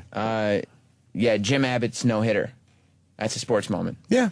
He had One-handed, one-armed guy? He had no hand, and he did a no-hitter. Great sports moment. That is an amazing. To me, that's the most amazing out of fucking David Wells almost throwing his second perfect game into the 7th inning that year was amazing. David Cohn threw the fucking. Did he throw a perfect game? Perfect game. Perfect game. Perfect game, And right. Doc Gooden's on a no hitter. But fucking Jim Abbott's no-hitter. Yeah, I was there for that. Unbelievable. You were there for that. I was at Yankee Stadium for that. You know how frustrating that is? How did that happen? My dad brought me. And I used to go to Yankee games. But the whole time he's looking at you like, do you understand what's going on here? He must have been pissed off because you know what? I remember that game, and I remember specifically being upset because oh God, my dad said that I wanted to get a Yankees cap that had like graffiti letter Yankees because that's when that was cool. And my dad said, that's a goofy hat. I'm not buying that for you. And I was upset. Good for him. Did you like ask to leave early in the 7th? Like, yeah, I was ready to go, and he was like, "You would have left in the 8th inning." I would have left in the 6th. Yeah, I would have left. I didn't You're care. so frustrating. I mean, today I don't need people around me to love sports, but you don't even understand the basics of shit. Today I would have stayed for the game. How do you know? You're the same person. You don't care. No. I would have stayed for a no-hitter with a guy with one hand. But back then, I mean, where you at with Doug Flutie and the Boston College Hail Mary? You know what? You know when I first learned who Doug Flutie was? Oh, God. The Flutie Flakes commercials. And I remember saying, hey, Dad, who's Doug Flutie? And why's he got a cereal? But Sam. Yeah. Why is this guy got a cereal? Is this a goof? I'm going to break character a little bit. You're intelligent. You're smart. Yeah, no. But for some reason, you decided that I don't need to know shit about sports. Why? Knowledge. And then you go into something where you're talking to a lot of people. Yeah. Like I try to brush up on shit because you got to know a little bit about everything. If you're doing a radio show, you don't have to be an expert, but you got to know basic shit. And I try to be aware of what's happening presently in sports, somewhat, like the basics. Like, you don't even know who Doug Flutie is? You just knew from his Flutie Flakes? Yeah, I didn't. And what, you liked Flutie Flakes? No, I just saw the commercial and said, who gave this guy a cereal?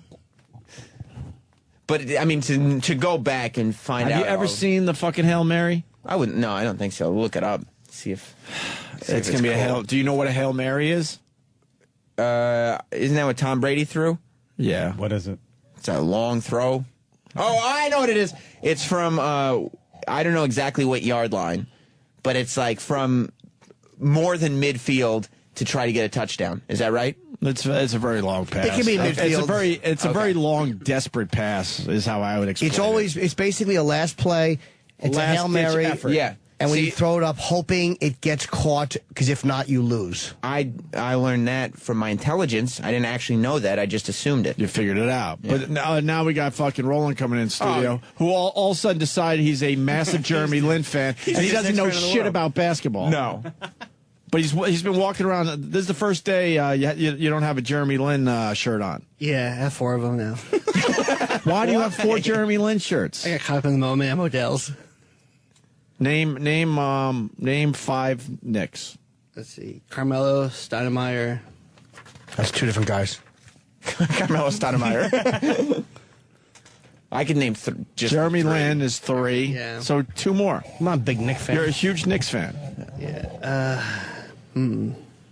I forgot. It's kind of like you didn't forget. You didn't know. Kurt Schilling. He loved him. You interviewed Kurt Schilling? Yeah, I interviewed Kurt We Schilling. were here that day, and he didn't tell me to come back. I was so annoyed. Was he cool? came in later. Yeah, he was very cool. Did you remember me? I didn't ask him. Why not? All he did was we actually- started out together. I didn't know. He was Rochester Red Wings. I was doing CMF. Yeah, we hung out a little bit. All And you did was partied a ask little about bit. video games, and afterwards, Chris goes, "This guy is really good." Because he didn't talk about baseball barely. Was he cool? Yeah, he was very cool. We talked a little bit about baseball and more about video games because that's what he's promoting. I would love to have met him. He was a good guy. Yeah, he's probably a big fan. I asked him about. I asked him about when he smashed the pitching camera. All right, and what did he say? He said it was a dumb move because he has to talk about it still to this day. I would ask about the socks. What happened? Tell us from the minute it happened. Now, guys call me old, which is fair enough. Sean in Medford, but he writes, "I'm 25. I've never heard of Kurt Gibson. He's an idiot. I'll tell you what. You're old. You should just. They've shown that play so many fucking times. There's a lot bigger sports moments. Bobby Thompson's home run is one of the biggest of all time. Don't know. Bobby Thompson. That's Shot a big heard one. around the world. You don't know that shot heard around the world? I've heard the phrase "shot heard around I the wasn't world. born for that. I don't know Bobby Thompson. And I know Bobby Thompson. Come on, Sam. It's a game-winning home run. It's literally, some will say, the greatest home run ever. I'll tell you another big ones are Reggie's 3, even though it's 3 home runs against the Dodgers. I know that. That's one of the Why? greatest. Because of his Mr. candy October? bar? He had a candy bar. I think I don't know anything about his when candy bar. Gretzky Did you have passed a- the And Cornell, why are you wearing Jeremy Lin fucking shirts and you don't know anything about the Knicks? people still high five me in the subway. They're like, yeah, Lin. He's just trying to make friends. Yeah, Roland just wants people to listen. I can't even trash him because he gave me one of his Jeremy Lin t-shirts. The greatest It home was a nice run moment. was in 1951. Wow, Yes, I was wasn't a playoff around. win or something. That's why I don't watch sports Got them anymore. into It was for the Giants pennant. won the pennant. Oh, well, they won. That's right. The Giants win the pennant. The Giants win the pennant. Yeah. Turn the volume up on this. Thompson is the attack. Bobby Thompson up there swinging. Like a throw. There's a left side. He has the lead. The Giants win the pennant. The Giants win the pennant. The Giants win the pennant. The Giants win the pennant. Bobby Thompson hits into the lower deck of the left field stand. The Giants win the pennant. Sam, do you know what city the Giants played in back in 1951? I was going to feel proud of myself because I know what city they play in today. 1951 is Blankaroonie, but I'll give you a hint. You're in it. It was the New York Giants. I know there's a football team called the New York Giants. I had no idea that there was once a baseball team. You ever hear them called the New York Football Giants? Yes, I have. I guess that's why. Well, now I know that. That was a great moment. Little tidbit. Oh, yeah. That home run was only 200 and something feet, though. I think that wasn't like the stadiums were smaller back then. You know, the Dodgers used to play I Brooklyn. think. Yep. You know why the Mets colors are orange and blue? Can I guess? Sure. Because they're faggots. I don't know why. No, I don't know the answer. Giants orange, Dodgers blue. Hey, look at that. I didn't know that. The Metropolitans. The Metropolitans. Yeah. That's correct. The Yankees are called the Bronx Bombers. It's true. Do you know any boxing moments, Sam? There's been some great knockouts over the years and some great fights. What's your favorite boxing You know what I match like? of all time? I like boxing documentaries. I like sports movies because they wrap it up nice for you. All right, name one great boxing match. Ali Frazier. I mean, that's an easy one, but Ali Foreman was a big one. Mike Tyson versus Lennox Lewis. Mike Tyson versus anyone. That was no one cares about that one, though. I mean, that was like, Tyson was already not doing well. Yeah.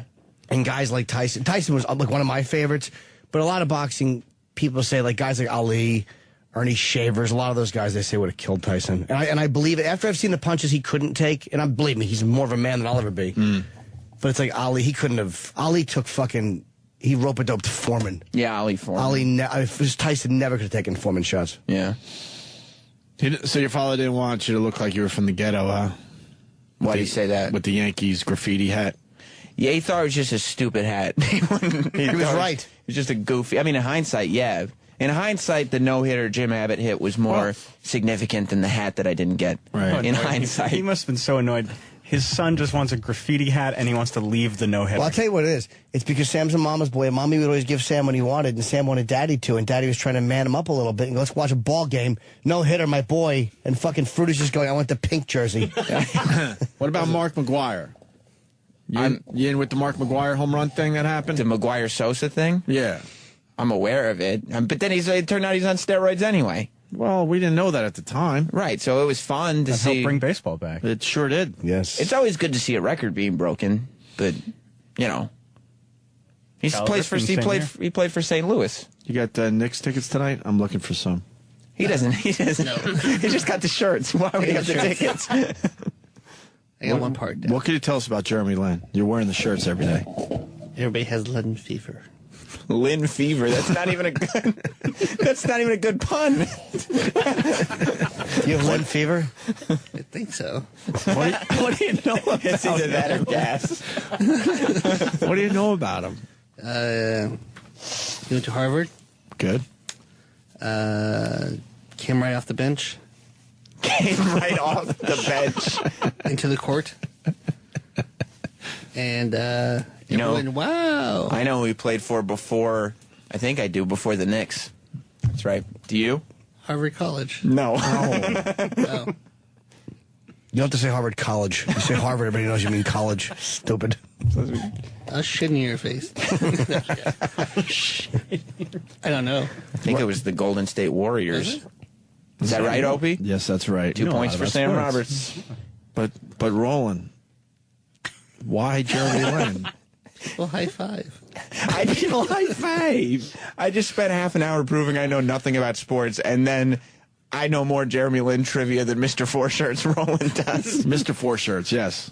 You do have 4 of them. They're comfy. Huh? They're very comfy, yes. They're just T-shirts. They're not very comfy. Did They're you wear a from jacket Modell's.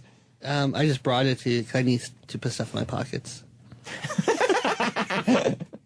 Yeah, we haven't talked about this in a while either. Roland does not wear a winter coat. We've had an easy winter in New York, but it's unbelievable. I'll tell the story again. Me and him went to a Rangers game. I'm fucking freezing. I got the hat, the fucking thick gloves, winter coat. And I meet him on his corner so we can take the subway together. And he's just sitting out there in a T-shirt. You weren't cold? No hat, no gloves. I'm like, what are you? And it was snowing that day, right? Yeah. And it was snowing. It was like a horrible winter fucking night. Did you have your ears protected? Nothing. And we're walking to the subway. People are looking at him like, what is wrong with this guy? And torture. And he says he's not cold. Yeah. Because of course, I start sweating like a monkey. You have a lot of body issues. I do. Health concerns. I'm fine. You like Jeremy Lin, though? Lin fever, yeah. Lin, it's not Lin fever. Are you going to be watching the game tonight? He didn't know there was one. I did. Where are they playing tonight? Psst, do you have to ask that question? Oh, boy. I don't know. You got 4 shirts. Where are they playing tonight? Isn't it Golden State?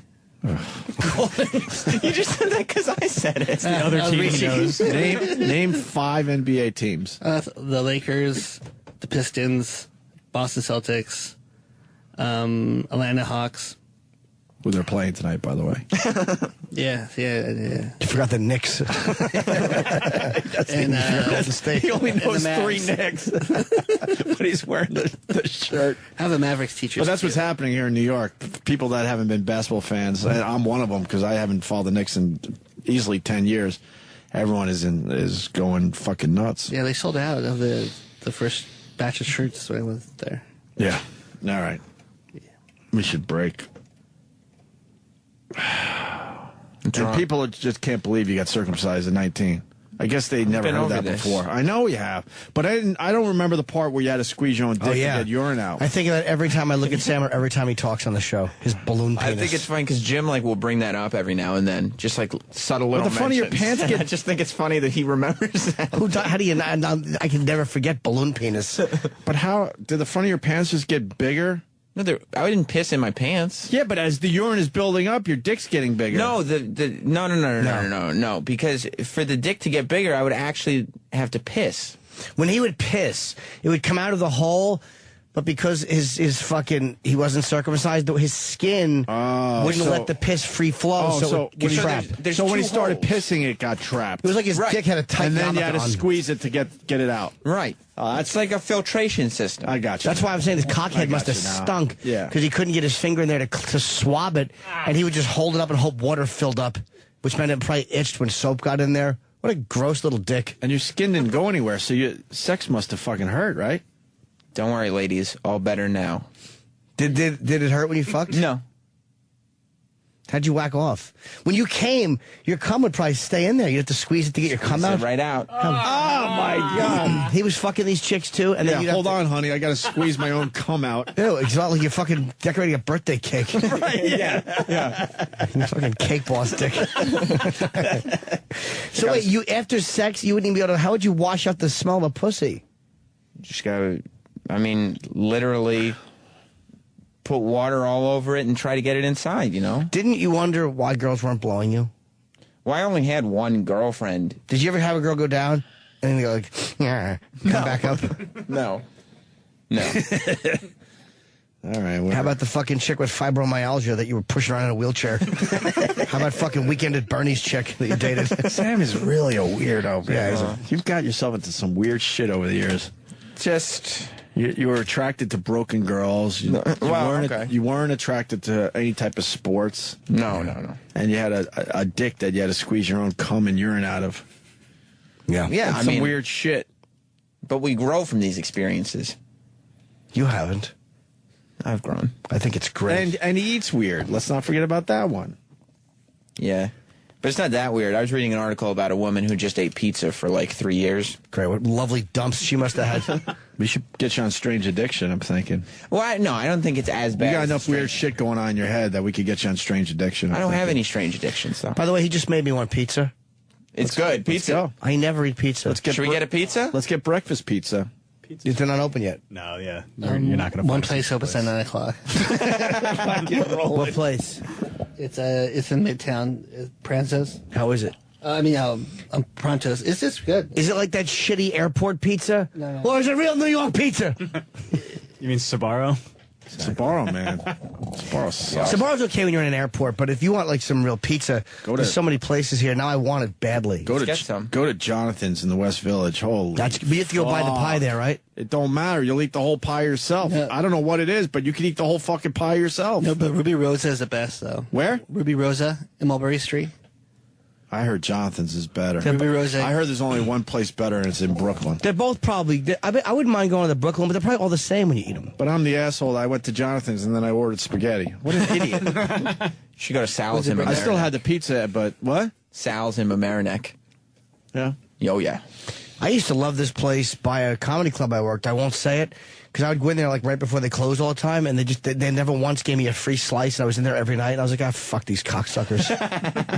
Yeah, you want something for free every once in a while, right? Because you're there all the time, they're throwing it out. Oh, really? Yeah. Dickheads. Hope their business burned down. Is it near the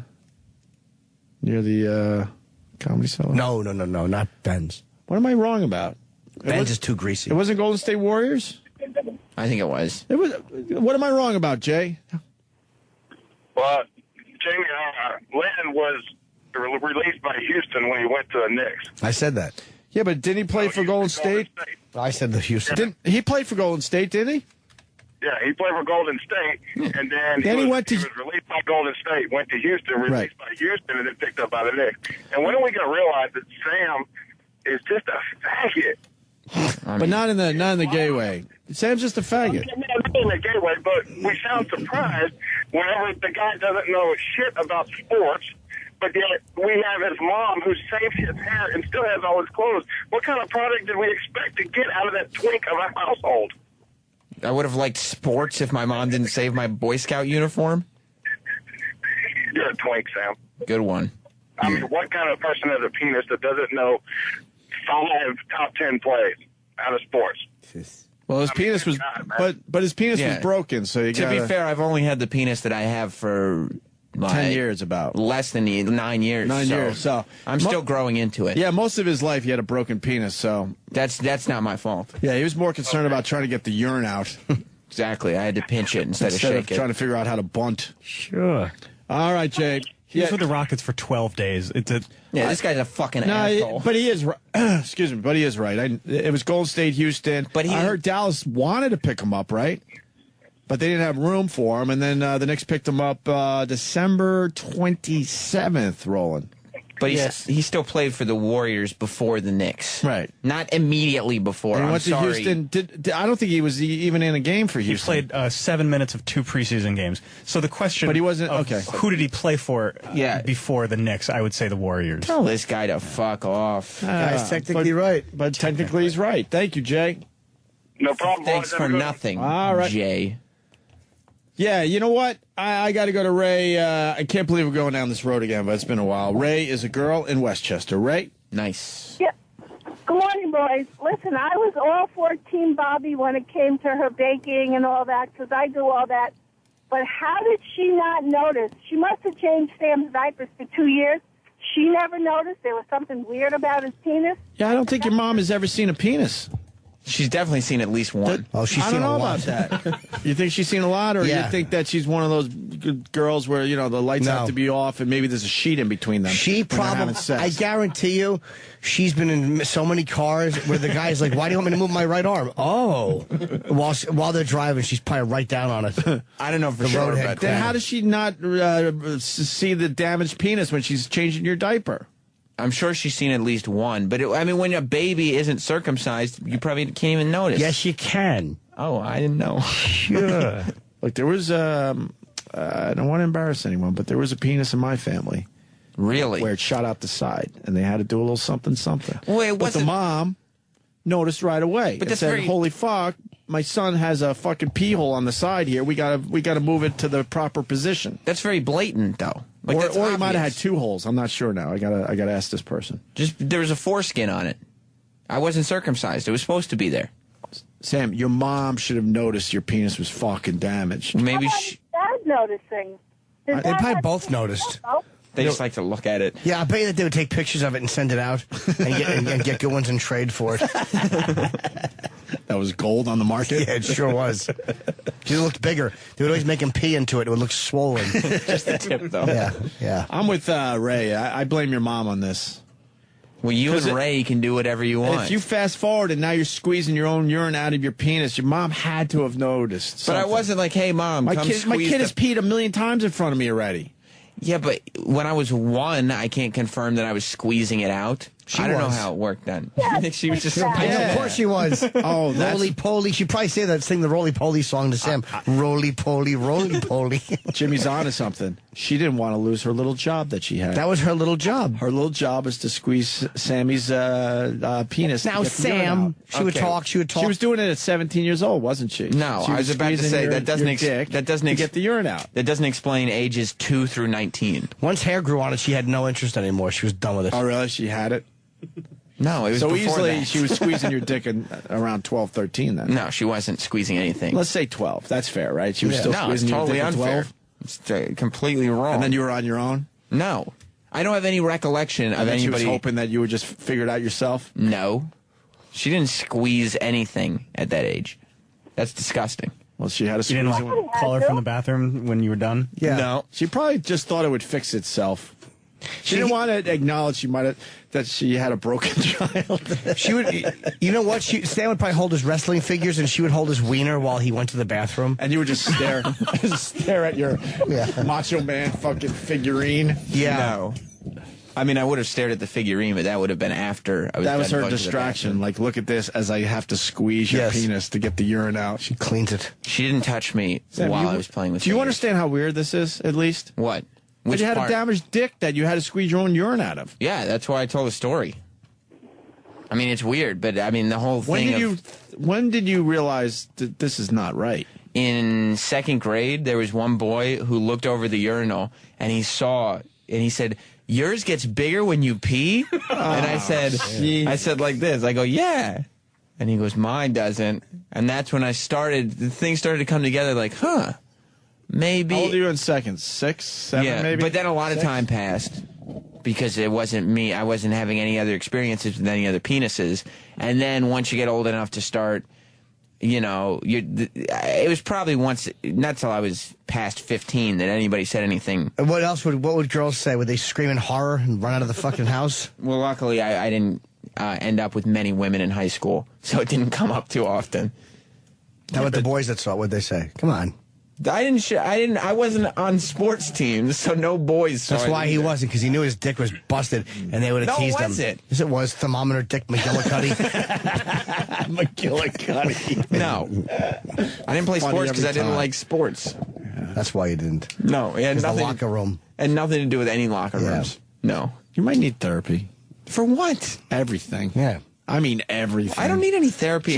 Just to fucking organize a little bit. I'm very well well organized. I think your head needs to be organized just a little bit. I think it's just too much weird shit that happened to you. I bet he, because he's such a cheapskate, I bet that he had his foreskin. He liked it because he would hide change in there. There was no way I could fit change in the hole. Just to organize your shit. Everything's organized. I don't think you're traumatized or anything, but just too much weird shit. I'm very under control with my shit. Everything's organized and where it should be. That's where I like it. But you basically had a crooked penis. It wasn't crooked at all. It was straight as an arrow. Straight? Except an arrow with a foreskin that the arrow couldn't get through. With a huge dome top?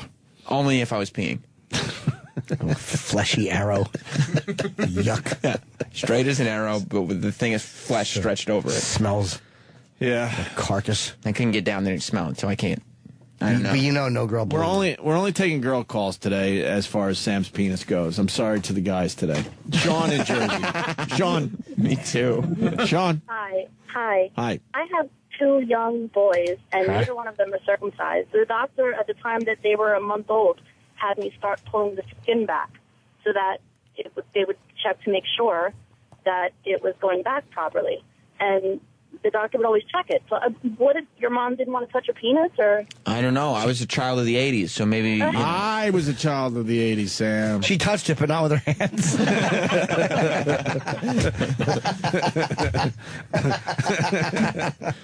Maybe medical technology wasn't where it is today. But your skin didn't pull downwards. No, it did not. So what? I mean, it didn't... I didn't. You should have snipped it yourself.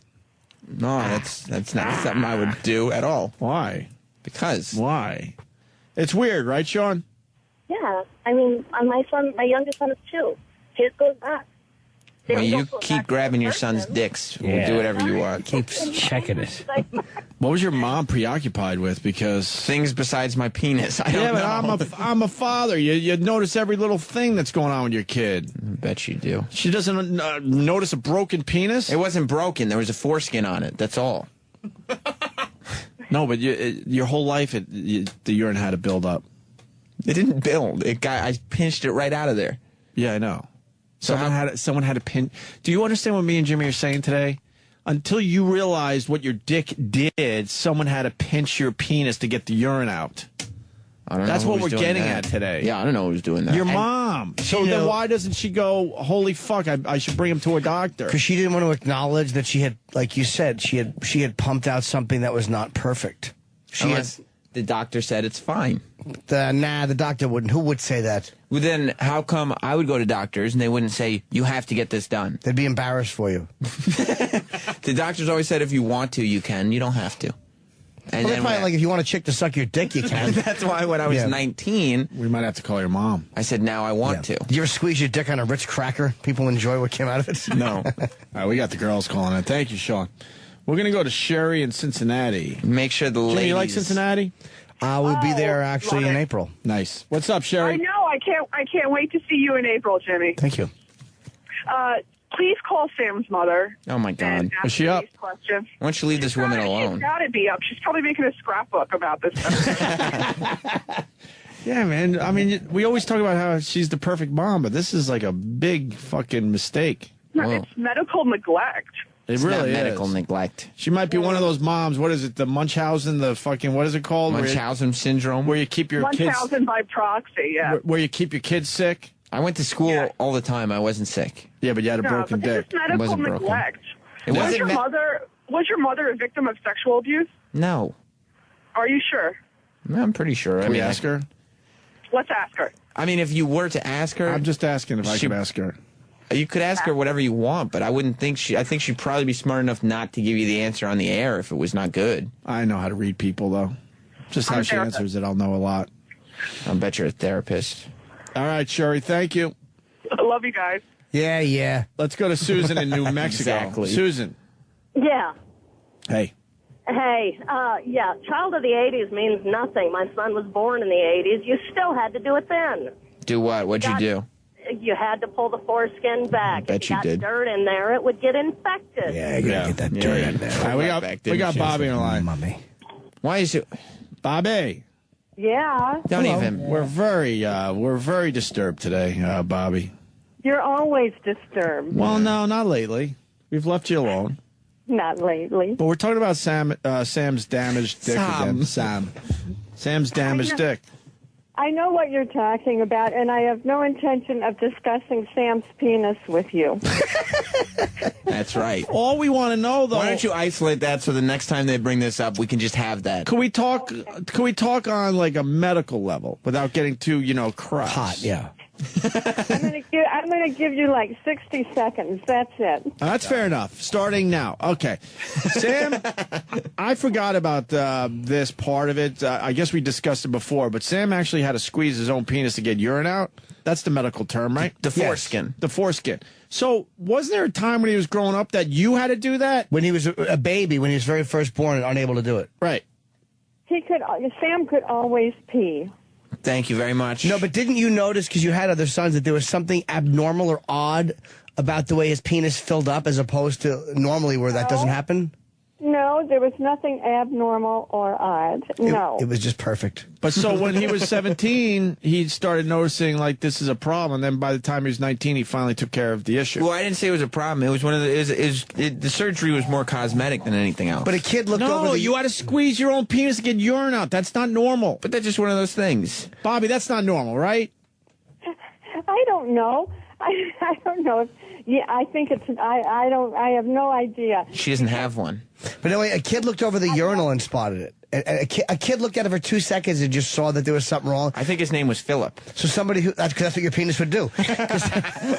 Somebody would. No, I don't think he saw there was something wrong. He simply saw that it was different than his. Wait, Sam. That's the key here. Different doesn't mean wrong, guys. When it fills up, it does. Sam, are we?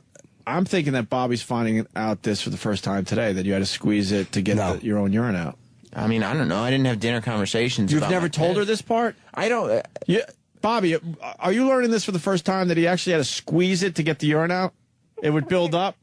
Wait a second. I think your 60 seconds are up. That's a fair question. That's a medical question. By the way, it's not like squeeze, like you have to squeeze icing out of it. You just pinch. Pinch, done. But the thing is, no, she had to notice that, because if somebody noticed in the urinal that yours was filling up, then somebody who saw you every day doing that would notice that. Maybe it didn't do that when I was a baby. Of course it did. I don't know. I think these things are probably between, I don't know, Sam and his doctor if he has a question. I would think so. No, but it's a fair question, though. The doctor is sure medically, but you're someone that would have seen it and noticed it just by, by the nature of having a baby.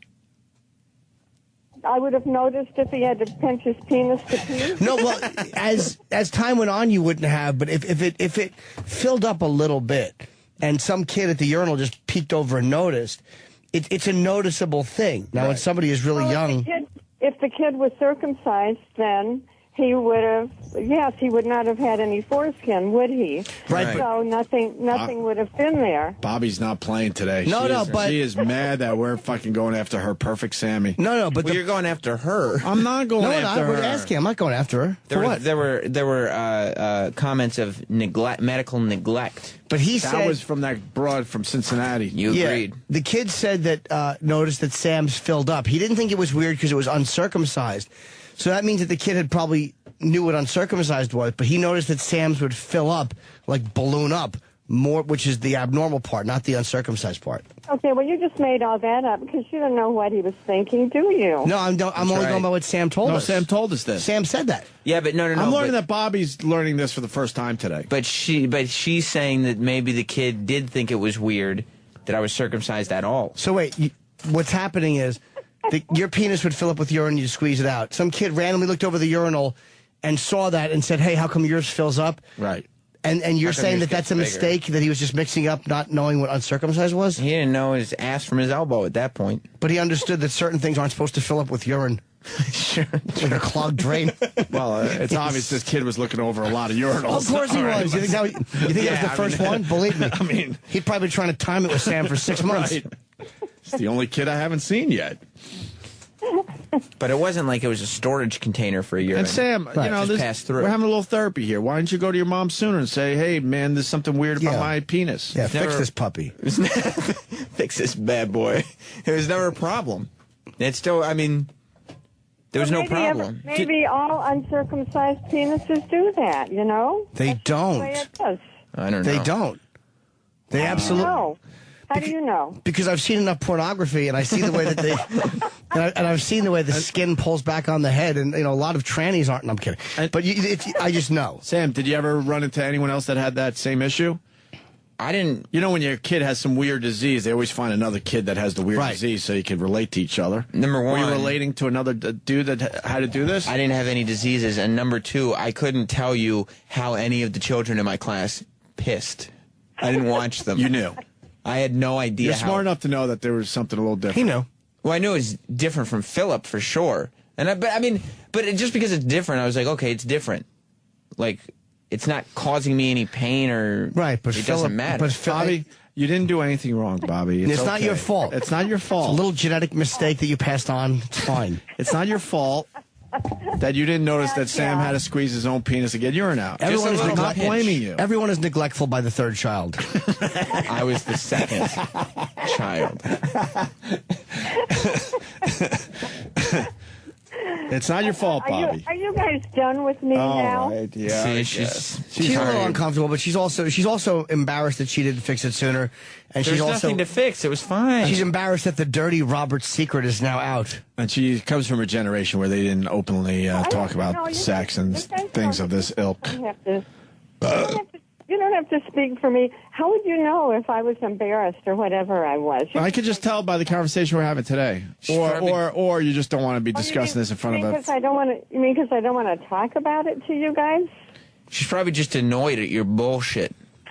What? We're just asking. Nice language is funny. Yeah, what the hell, man? Because you don't understand that these phone calls start stacking up, and then she just gets more and more annoyed. So even if you were just calling to say... Is that why I haven't been invited to the household in a while? I've never been invited. It's a You're nice invited place. for... It's a nice place. Me and Bobby usually get along very well. I know Jess doesn't like me, but the mothers likes you. Me and Bobby search each other out. We sit next to each other for some of these functions. Jess liked you very much after Anthony's party that time. Yeah, I know, but that's years later. No, that wasn't years ago. That was this... That's what I'm saying. I know it for because years. She knew you only on stage. I'm a nice guy. I know. She knows that now. Now- I invited you for the holidays. That's true. And you said no. That is true. I didn't invite Opie because my mom doesn't want him around. Is that true, Bobby? I could accept that. Okay, of course I want you around. Thank you, Bobby. She's thinking about that money that her little Sammy's going to be making. She hears the care in my voice. No, she doesn't. She hears the care. In the end, I care. Do you? Yeah. Oh.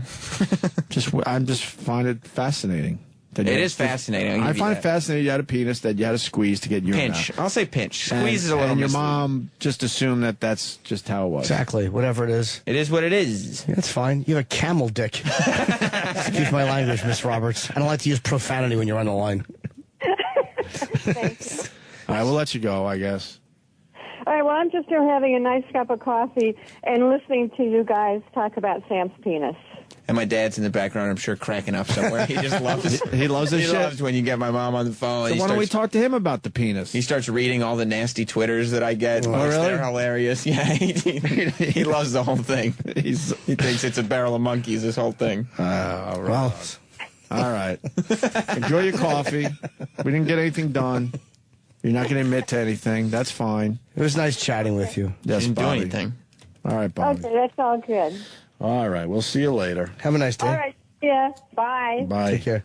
She didn't want to talk about it. Why would she? There's guilt. You think so? Yeah, there's a And little guilt. shame. Guilt and shame. Because she made it. She produced Sam. Imagine if you spent 9 months making something and it just came out busted. It wasn't broken. It took one snip and everything was fixed up At good as 19. new. Well, that's when I If decided it happened to do at it. 2, 3, whatever. That's when I decided 19. it wasn't a necessary procedure. It was voluntary. It was had to be elect- necessary because at 19 you were still squeezing to get stuff out, right? But you could give it a little squeeze. It's not going to hurt anything. I don't get it. It's Roland, an you get elected it? procedure. What? What's he thinking about the Knicks? He's just dreaming about Lynn. And fever. Lynn fever. There's so many puns you could make, and Lynn fever is. Because that's too close to yellow fever, and that would get people, very pissed upset. off. Come up with another pun. Lintastic. And how about Lynn raging? Lynn sufferable. Lynn sufficiently entertaining. Why are you so mellow today, Roland? I don't know. We're pretty fucking energetic in here. Yeah, we're bouncing around. And nothing is. He zones got you out. going. When the conversation's not on him, he zones out. Why do you zone out? He's falling asleep during the after show while he's sitting in front of the microphone. Why? I don't know. I just pass out. But Lynn has really put a pep in your step, huh? Yeah. Yeah. All right, should we break? Yeah, I got a tinkle and I got to do something. Sorry we said. forget to pitch. Sorry we did the same break, but I find this fascinating with you, Sam. I'll give you that. And It's I forgot about fascinating. I don't remember ever discussing the squeezing of the dick to get the urine out. Well, I think there was so much information at first. It was like, where do you go? Weird. I think we all just pissed in front of each other growing up, didn't we? We're on each other. Yeah, so no. long ago. I just knew how penises were supposed to fucking work. What'd you piss in front of? I would imagine when we're all just playing around and shit. Yeah, you never stand in a circle with your friends and compare dicks and start sucking? What's the matter with you? No. Whoa. No. Lost me on that one. No, I didn't. Probably grew up in Russia. 5 boys in our family. I'm just assuming we probably all just peed together and shit. So we all knew what a dick was supposed to fucking do. Feel like 2 boys in my family. I love Jimmy just trying to undermine my innocence. Mine was very innocent. We used the bathroom separately. Yeah. I had one brother. Your brother's close in age, right? Yep. Didn't he ever tease you about your dick? We didn't compare dicks. You didn't have to compare. You must have seen it while you were changing. What about one time you put on your Macho Man shorts? Like we all slept in the same room. The 5 boys in one room. So now you're falling asleep and you talk to each other. Sure. And none of this shit comes up as you're talking about your dreams for your life. Not that I remember. And oh, by the way, I have a weird dick. Do you have a weird dick? I used to have horrible anxiety, and so I would try to get him to fall asleep, and I would talk to him about falling asleep easier because I couldn't sleep unless he was asleep. Why? I don't know. Uh-oh. You thought he was going to kill you? No. I just... Jim knows what that's about. Yeah, you were wanna afraid take that this if you one, fell Jimmy? asleep first, that you'd wake up like, and you'd feel like 2 knees by your face, and something touching your cheek that was wet. So it was molesting. And it was called. I bet you they called them like reindeer kisses. I bet you Sam said the reindeer came and kissed me again last night, and the guy goes, "Shh, just don't tell mom and dad, don't tell," because the reindeer kisses are very special. Those are his hooves you feel, not knees. It's Jim Norton's flow chart. Let's not forget. My brother's younger goes than back me. to molestation. That was the humiliating part. That the younger brother would molest you. I wasn't molested as a child. So you wouldn't fall asleep until he fell asleep. Yeah, and I had to talk to him about trying to fall asleep every single night. Should have just played your show for him. I'm going to study you. Yeah. Yeah, I'm studying you officially. I'm doing a whole report on you. I had anxiety. I'm going to get it in a medical journal. I'm going to be fucking famous in fucking Finland. And I'm just going to be a Where is study. it? Zurich? Where do those medical journals go? Zurich sounds right. Zurich? I'm going to be very famous in Zurich because of you. In my medical study. Roland? Denmark. What? Finland, Denmark. Denmark? I thought you said didn't work. And why no Lynn jersey today? It's game day. Yeah. He didn't know it was game day. You think Anthony's going to be able to figure out how to play with Jeremy Lin? And vice versa, because Jeremy Lin's got to figure out how to play with Carmelo as well. It'll take some time.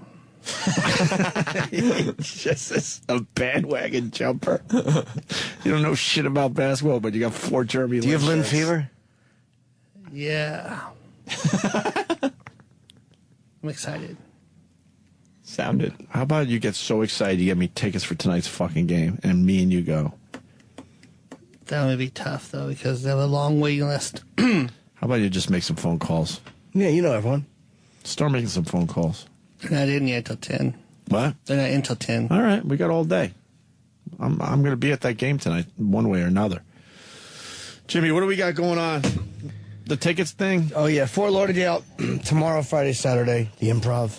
And tomorrow morning at 10 a.m., the pre-sale, excuse me, I don't know why I'm so clogged. The pre-sale for my April 28th, 1-hour special shoot in Cleveland at the Playhouse Square, nice, Ohio Theater. And I'm going to Twitter it because there's a ticket link that's really long. And go to Ohio Theater or playhousesquare.org and you'll find it. But the password is WMMS. That's the station in Cleveland that is supporting my show and presenting my show. So, or I should say shows. But that 1-hour special will sell out, I'm sure. I don't think a lot of things are shot in Cleveland, and I'm finally getting back there. Pre-sales tomorrow, 10 a.m. to 10 p.m. Tickets are on sale Friday morning. Weird Medicine on Twitter has checked in. Dr. Steve. The fluid will build up, and the foreskin will expand when the fluid weighs it down, but there will become like a cheesy, milky buildup. Well, he's given Sam a compliment, actually, Jimmy. It's called phimosis. Phimosis? Phimosis. That's also the name of my wine. Phimosis. Sam's cockhead, this is great, a doctor tweeting this. Sam's cockhead was so massively huge he couldn't. Oh, he, I got it. Couldn't retract his lovely foreskin. So you have a big fucking mushroom head. I mean, I do it right. Well, do you have a big mushroom head or not? It's in proportion. No, but here's the thing, though. I don't think I did it 4. You don't want your mom knowing? You want me to tell Bobby to turn off the radio and then you can answer the question? No, I don't care. I mean, I've said far worse things. Steve's saying you have a big fucking helmet. The helmet's in proportion with the rest. So that means you got a big cock. I'm doing fine. You have a big fat shaft.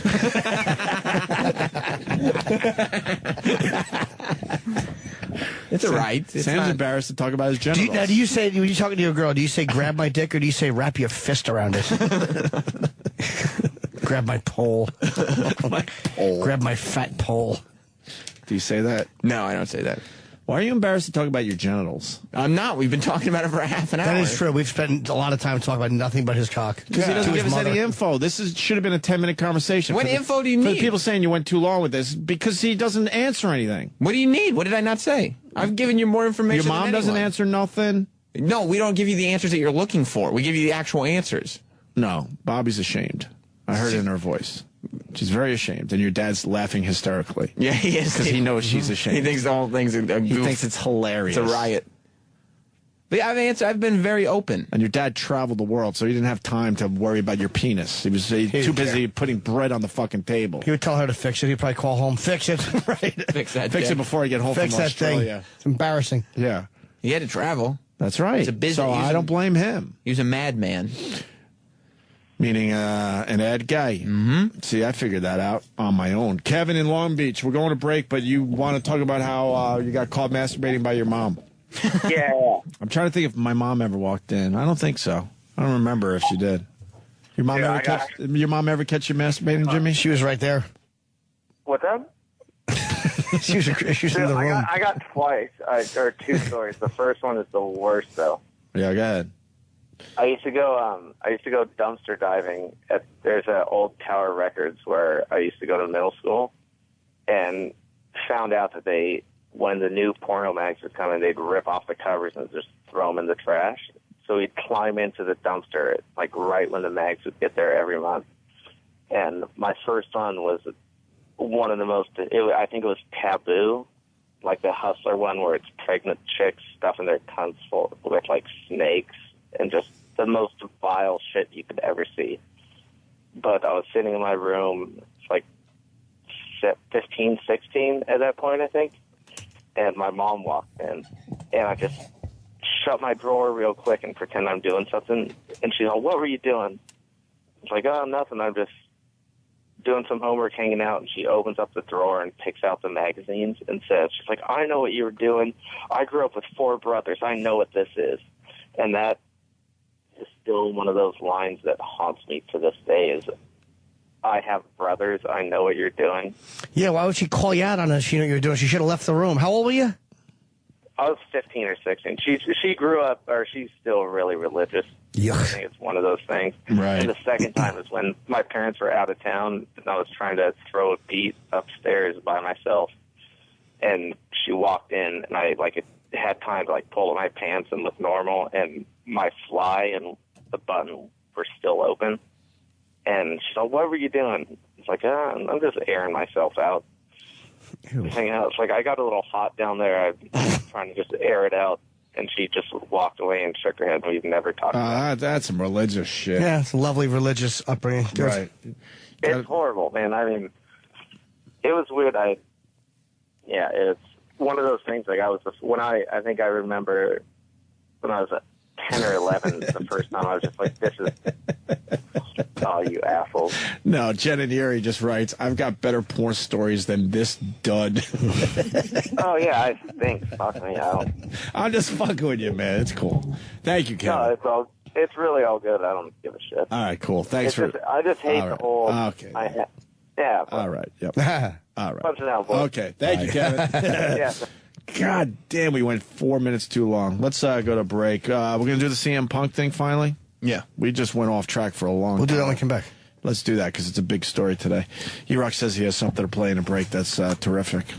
Sam's penis. Welcome back, everybody, to Adventures in Docking. Now, as we all know, docking is when two gay men have their penises erect, and one man takes the foreskin of his penis and stretches it over the head of the other man's penis. So let's go to the phones. Let's see. We have Sam here from New York. Let's see. Now, Sam, when did this docking fetish begin for you? Well, I was in college. I was a freshman in college, so I came home for spring break, and I scheduled it to do it on the first day. Wow, the very first day, huh? You sure are eager to try new things. Yeah. So, what made you even want to get into docking in the first place? For whatever reason, I wasn't circumcised, obviously, when I was born. Okay, so I see what you're saying. Basically, you figured, hey, I have this extra skin on my penis. I might as well use it to my sexual advantage. Yes. Now, Sam, would you say that your penis is big enough for proper docking? Like, I don't know, 6 inches? I don't know if I'm quite there. It's average. It's fine. Now, it says here that you once tried to dock with a very large black gentleman, and it didn't quite work out. Tell me about that. The hole in the foreskin, it wasn't big enough to stretch over. Well, over his giant cockhead. Gotcha. So it wasn't getting stuck to the head. Right, it's not stuck to the head. It's just the hole is too small to fit over the head. That is so embarrassing. What did you do about it? Going forward, I don't want to have an explanation. And so we went to the urologist to get, a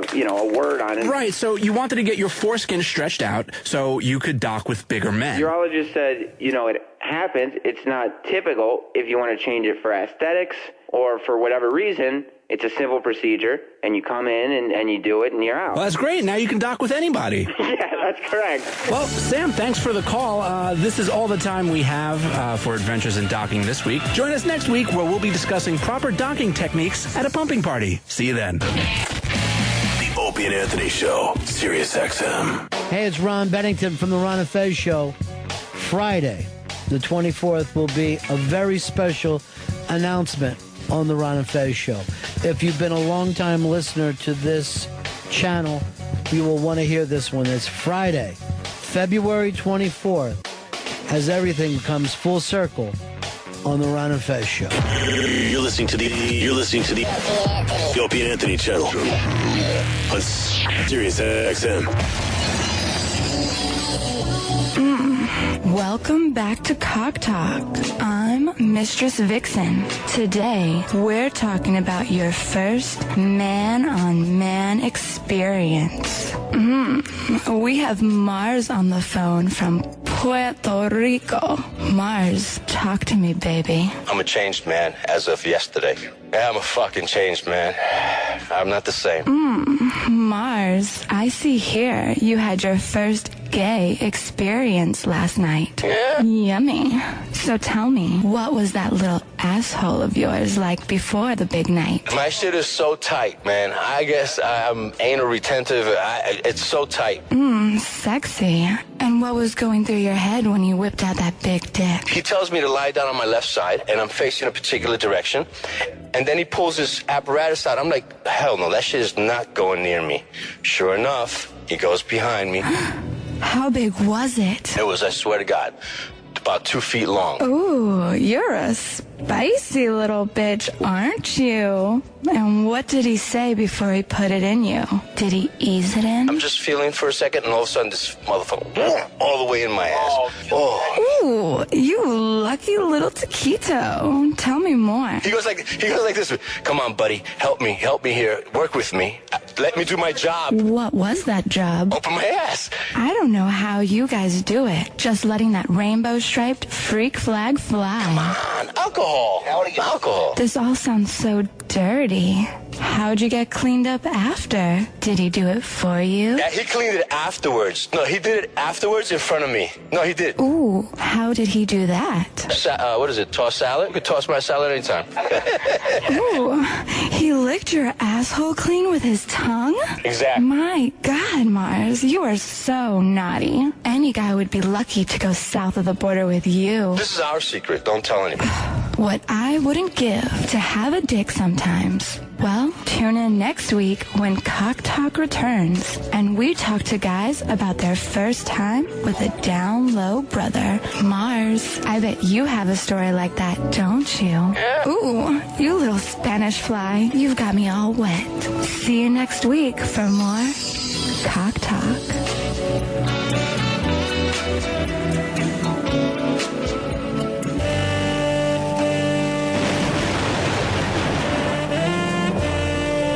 you feel like getting up, then go ahead.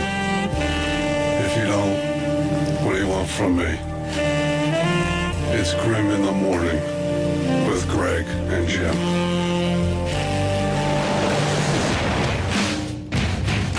Also known as the Opie and Anthony Show. Anthony will be back Monday. CM Punk, Sam. It's all about Sam today, I guess. What? It's all about you. CM Punk having a little thing with Chris Brown. Yeah. Chris Brown and Rihanna are fucking mind-fucking everybody by appearing on each other's latest song. Yeah, they're remixing. They're remixing their latest songs, and they're a part of that. And Chris Brown wished Rihanna happy birthday the other day on Twitter, and she retweeted that and wrote thanks. Rumors that they're probably getting back together, and that has everyone really pissed off. Yeah. Why does Chris Brown have so many followers on Twitter when he has so many people that hate him as well? Well, he's got Team Breezy, and they love him. Here's the thing, and this is the way it is, and I know people will disagree with this. Black people or black community is more forgiving about domestic violence in general than white. I mean publicly than whites. Like, even though whites have forgiven many country singers and rock singers, like, look at Tommy Lee did that. You know what? Tommy Lee, look what he did to Pam Anderson. What did he do? He went to jail. He beat her up? Yes. Yeah. With his dick? Hopefully. But I believe he hit her. Can you Google that? So I I'm don't not gonna remember get sued. this. Yeah, he was in jail, and he said guys hated him. But then again, Tommy Lee was forgiven. He has a reality show. So maybe I should just kind of correct myself. Well, there's something about this Chris Brown where people still are fucking pissed off about the whole thing. Because I don't think he ever really showed how sorry he is or anything. Yeah, for Tommy Lee got 6 months in jail for battering his wife. Wow. Well, he beat up Pam Anderson. Well, that's the difference, too. Chris Brown got no jail time. Chris Brown, a little community service. He was picking up garbage or something on the side of the road for a while, and then he had his big chance. This is how I see it.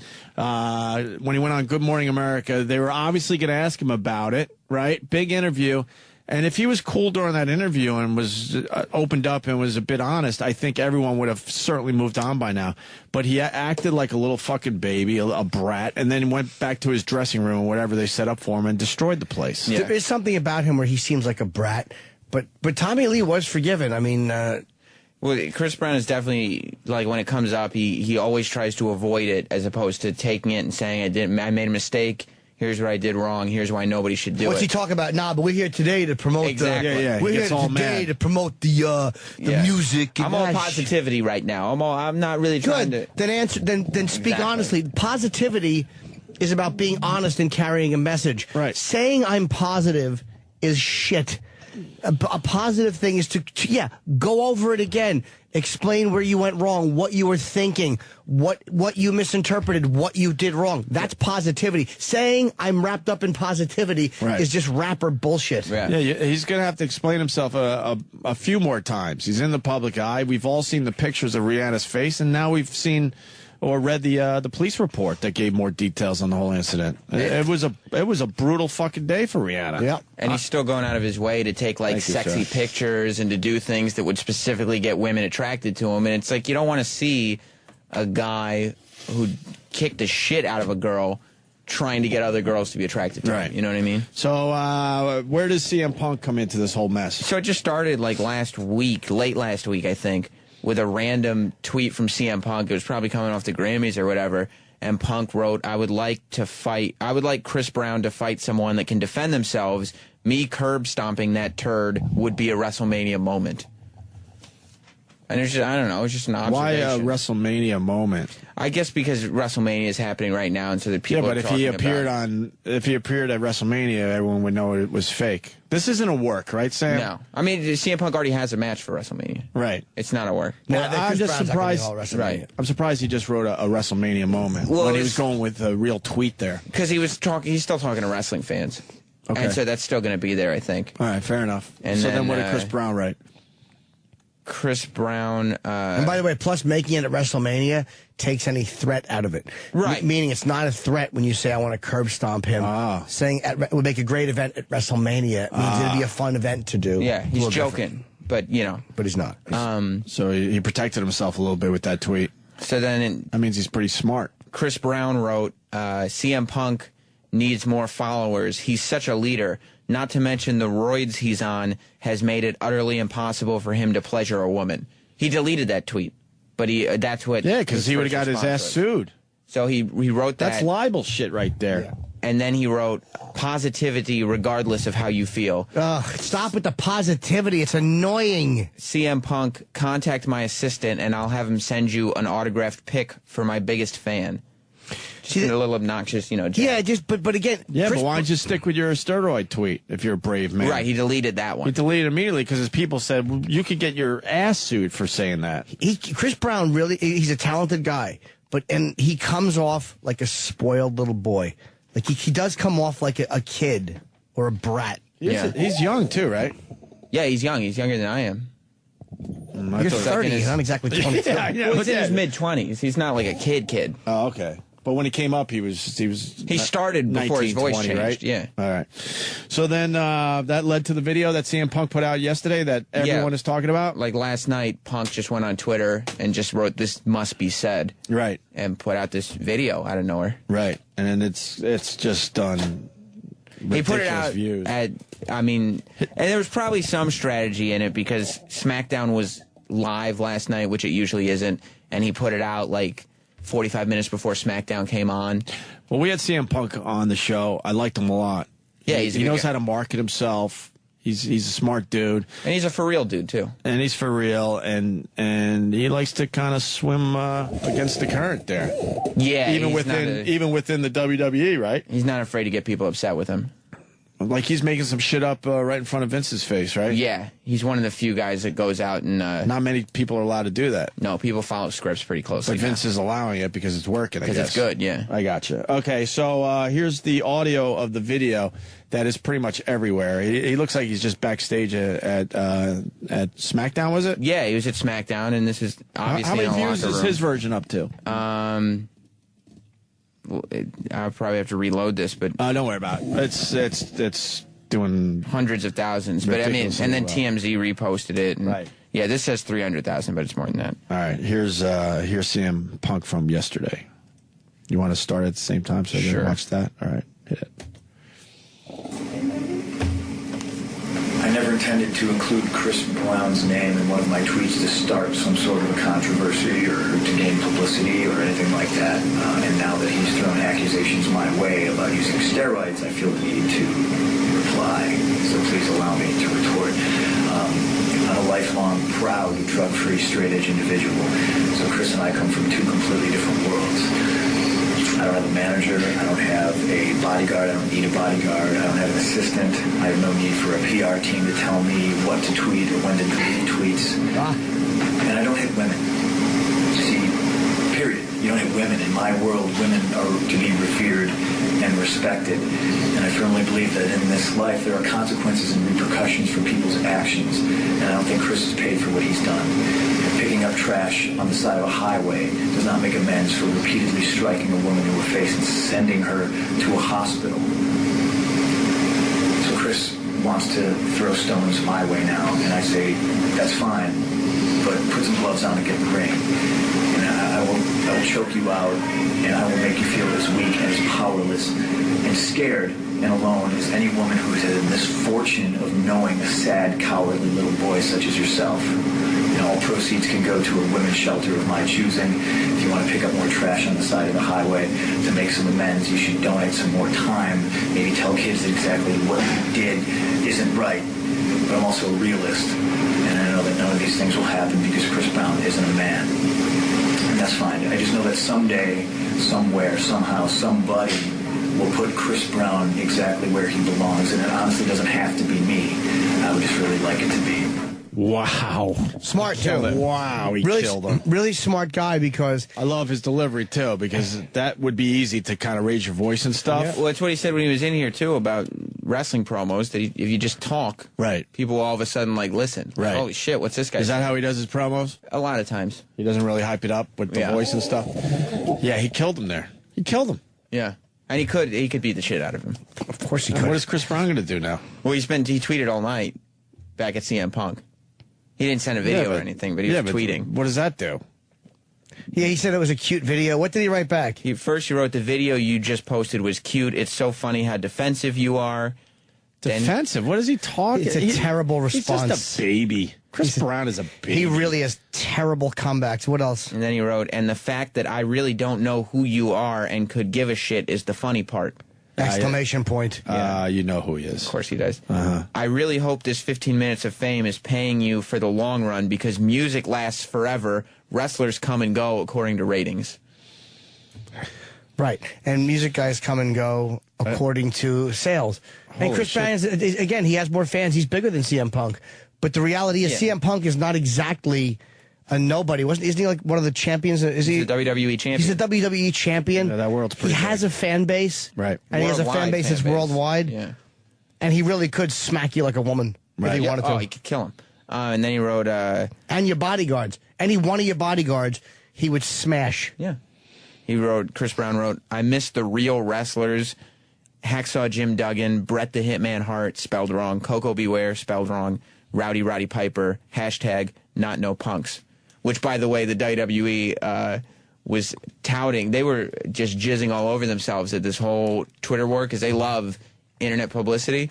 And so while SmackDown was on last night, they were making a big deal during Punk's match about saying hashtag not no punks was the #1 hashtag in the world. What does that mean, not no punks? He's saying, I don't want, I like Hacksaw Jim Duggan, Bret Hart, Coco Beware, not no punks. He's calling CM a punk, but he's also his name is Punk. Yeah, I got you. But it's amazing that a guy who beat his girlfriend up is literally calling a guy who could flatten him without even a closed fist. It's like, come on, man. No one, even are Chris Brown's fans not thinking he's kind of a douche for this? I don't get Chris Brown's fans. Yeah, they're the truth. They're just like they're a blindly weird bunch. loyal. They're a weird bunch. But I mean, Chris Brown's a punk for fucking beating the shit out of Rihanna while he's driving a car. That's more of a punk move, isn't it? Of course. Somebody asked, so why would he even go there? I would leave the punk part out of it. Didn't CM Punk start with Chris Brown first though? And Chris Brown wrote, "They need ratings, bruh. I'm generous." All right, whatever. Fucking guy's delusional. And then he wrote, today will be the last day I bring CM Punk existence up. Of course it will. The confrontations that people continuously bring my way are very amusing because honestly that shit is too time consuming to argue with every person who has their own issues to deal with. You know what? The video's everywhere. He's going to have to deal with this. He has to deal with it because, again, the guy said you're not a man. Yeah. Yeah. You're not a man. Because now everyone's looking at Chris Brown like, well, are you going to prove you're a man or not? Yeah. And he said you had a team telling you what to tweet and delete. You don't want any part of CM Punk physically. Nah. No. You want no part of this animal physically. And CM Punk isn't a fighter. Like, he couldn't beat any actual MMA fighters, but he has trained MMA. But he's also a guy, he's not an MMA ability fighter, but he's also a guy, Mick Foley, any of those dudes, they are used to being struck. They're used to being thrown on the ground. They're used to being fucking hit, even though you're pulling back and they fucking get thrown off the top rope. Yeah. These are guys that are fucking animals, man. They're really physically very, very tough dudes. So what's going to happen with this thing? Nothing. It'll go away because Chris Brown is a much bigger guy on Twitter. But things like this CM Punk thing are going to follow him for years, and it's annoying to be spoken to like that. Right. Nobody wants to be talked to like that. This Chris Brown will explode. There will be something. Yeah, I think something else will happen. Absolutely will. Because he can't take it. It's just building up inside. And he should have ignored the CM Punk thing. Because again, he has 8 million Twitter followers. And you also have to recognize, too, that, like, CM Punk is not as big as Chris Brown, but the WWE as a brand is as big as Chris Brown. Absolutely bigger, yeah. And the fact that WWE is going with this hard means that every wrestling fan is going to be against Chris Brown. They're all going to be tweeting him. Is tweeting all the of shit them today. That is true. Like, this is the front page of WWE's website. Yeah, Chris Brown. The #1 thing is a big picture of CM Punk and Chris Brown. Chris Brown's not going to be able to help himself. He's going to do something just as stupid. And he will engage. It's hard to not engage them. Can you check his app mentions? Most of them are probably his fans. Nah.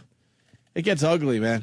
But you're right. I didn't think of that. The WWE is a massive PR machine. Yeah. It gets ugly. And if they're fucking kind of pushing this as well, that's the last thing you want that's all these dumb wrestling fans. What are some of the latest app mentions for Chris Brown? No, look like this chick, this big. What fat. about the Bill Walton? That is one of the funniest fucking Twitter accounts, by the way. Oh, yeah. Not Bill Walton. If you guys are looking for someone to follow, watch CM Not Punk. Bill Walton is great. Watch CM Punk put woman beater Chris Brown in his place. Throw it down, Punk, throw it down. But then you're right, this fat chick, Barbie bitch, all Chris Brown needs to do is tell them haters is, who are you to judge? Right. And it's like, but then again, she's a fat girl and he's a sex symbol. I kind of get that. Go to Not Bill Walton's Twitter because he had a great Rihanna tweet about hanging with the Bobcats. Could you find it really fast? It was around her birthday. Does he tweet a lot? Yeah, he tweets. All right, singer. Wait, yeah, I think you just had it. Where the fuck did it right here. go? Yeah, singer Rihanna used to have the. No, that's not the one either.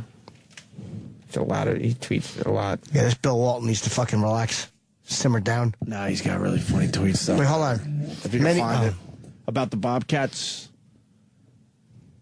Rihanna hangs out with the Bobcats because they don't beat anyone or something. Fuck, I don't know. Just fuck that up. Whatever. All right. So Chris Brown's going to try to let this thing go. He says, but, you know, it's going to be tough.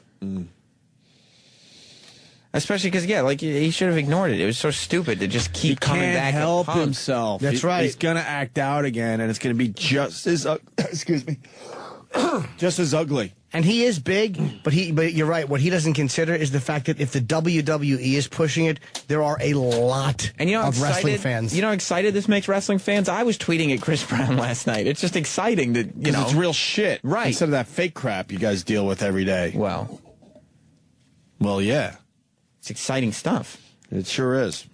Okay. I'm about positivity.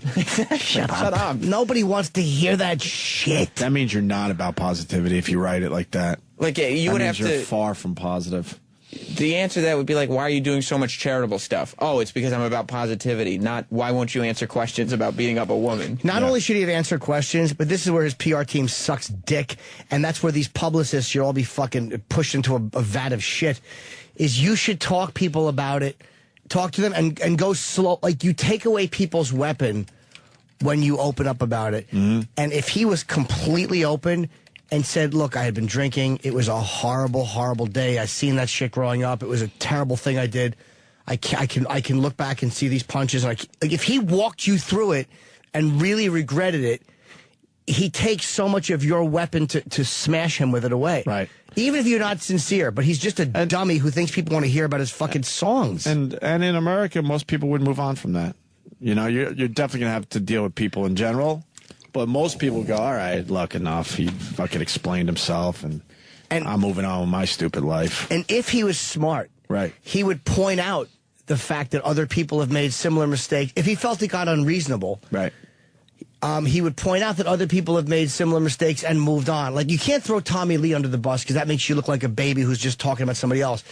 But if you got to say, like, I look to guys like Tommy Lee who had his share of issues, and you know what? He's managed to move on and live a good life. Or I look to other guys in this business that have done similar things that were dumb and how they move on. There's just a way to do it if you're a good talker, and he's not. He didn't do any of that. None of it. He didn't even come close to doing any of that. He's like, yeah, and this is about positivity and about the new song. Did he even say he made a mistake? Did he even say he fucked up? I'm sure he has. Yeah, he said, you know, when it was first happening, like when he was in court and stuff. I've learned from my mistakes.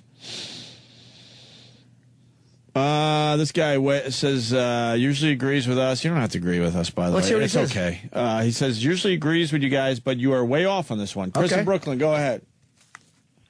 Hey, you guys are way off, man. I mean, did you see when C. Breezy was on the cover of the New York Post after that Good Morning America incident? What about it? He's a pretty big guy, man. Oh, yeah, he's not, dude. He's in shape. He's not like, I'm not saying he's a fucking pussy. But what are we way off on? You think Chris Brown could easily handle CM Punk if they really went at it?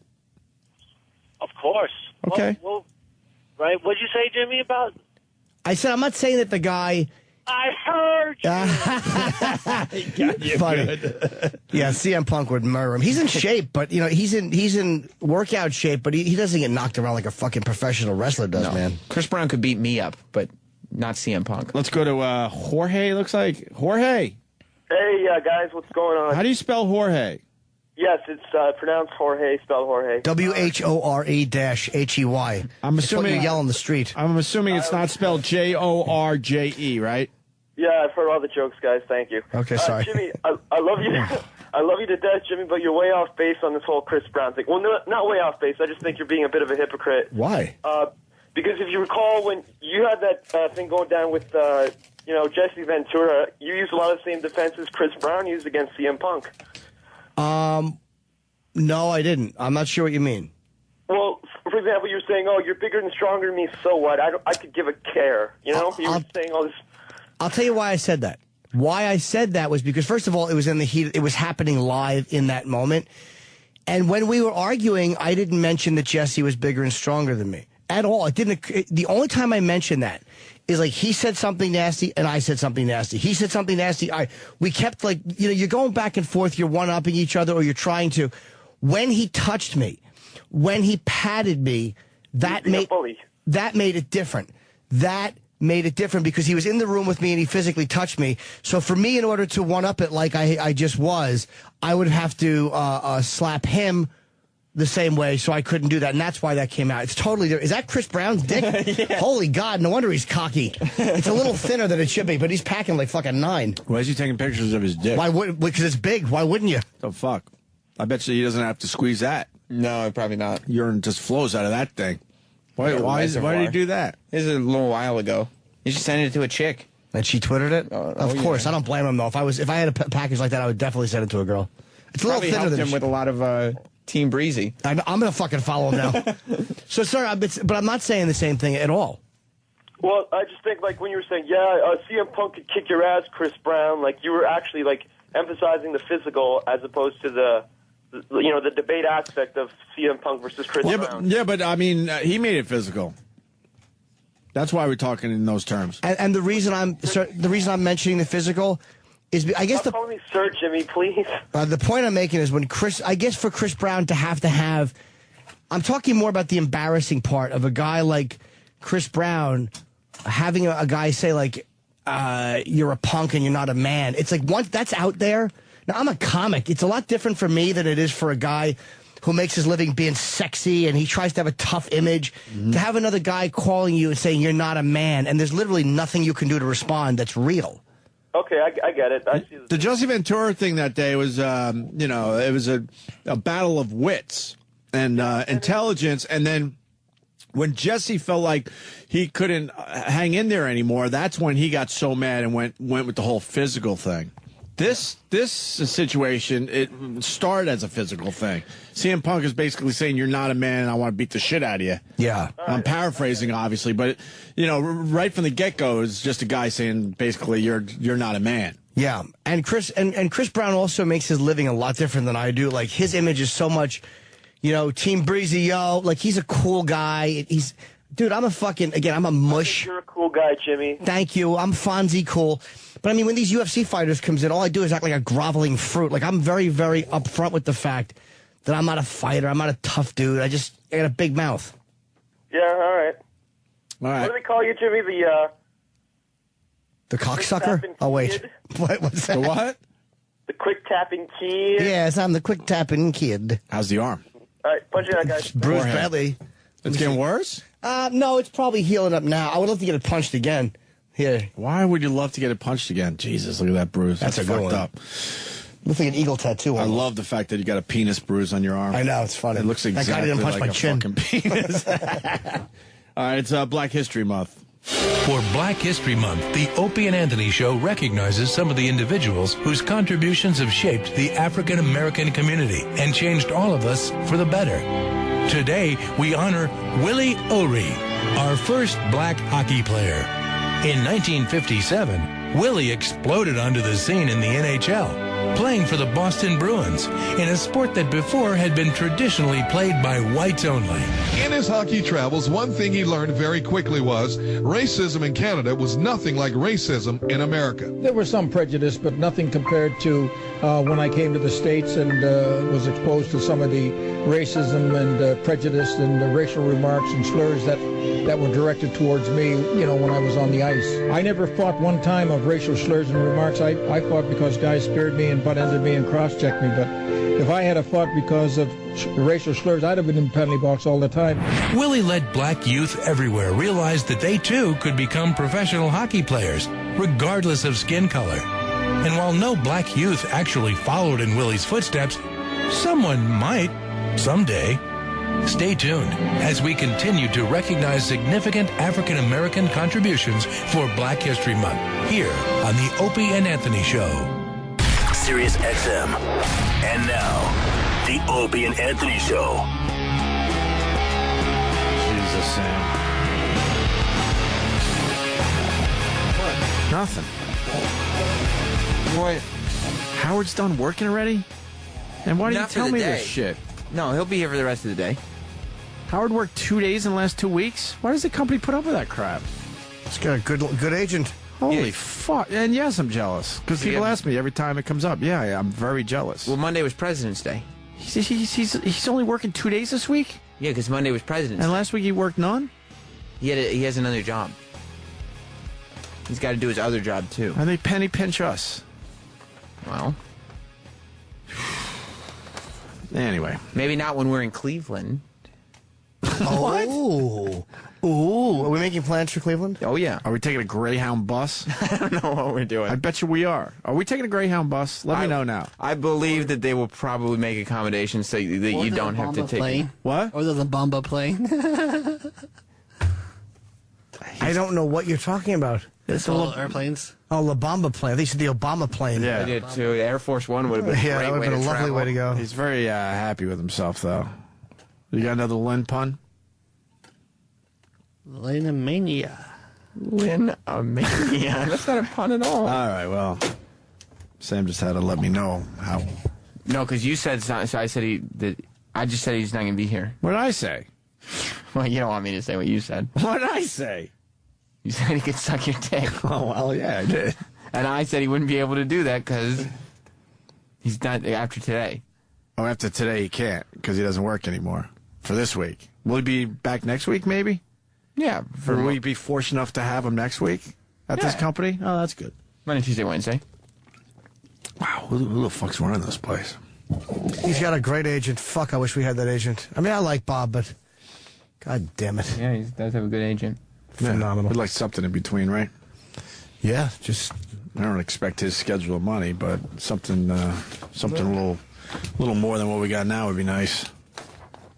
Wake up, Bob. Wake the fuck up. It's not going to happen. He doesn't listen to us. No. He says he catches Sam sometimes. Hey, Bob. That's good. He admits that. Yeah, sometimes I catch Sam. Does he like it? He didn't know Patrice had a stroke for like a week. I know. Oh, jeez. This is the guy we're counting on. It's terrific. Oh. I told him to get right the fuck in there and you know, battle it out with Greenstein about the Super Bowl shit. I didn't even hear the outcome of it. Oh yeah, I forgot. I made it perfectly clear that we were very bothered by that whole thing and that he should go in there and fucking spar. Did he? I don't know. He never called me back. Wake up, Bob. Not going to happen. Dana White there, Jimmy. He's a friend of ours. Yes, he is. And he's calling out Floyd Mayweather Jr. Well, and he should have, I believe. I think they don't like each other. I remember they got some history, right? When I was at the compound, I went over for lunch that time with my girlfriend, and he showed me around the entire UFC offices. Yeah. And I remember being in the garage and him mentioning Mayweather, and I don't remember what was said. Wait, how are the offices, by the way? Nice. And there's a gym in there, and like a fucking ring. Yeah. Wow, nice. They take care of their people. Really, Dana takes care of his people. But I remember not... Well, we're taken care of here. Compared to, yeah. I mean, some people, sure. Compared to some people are treated in life.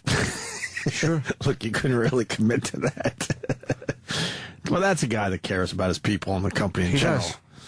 Not just one fucking guy. That would be like Dana White just like paying John Jones everything, and then everyone else has to work for the UFC and make nothing. That's so stupid. It's going to be the downfall of the whole place. That's not smart.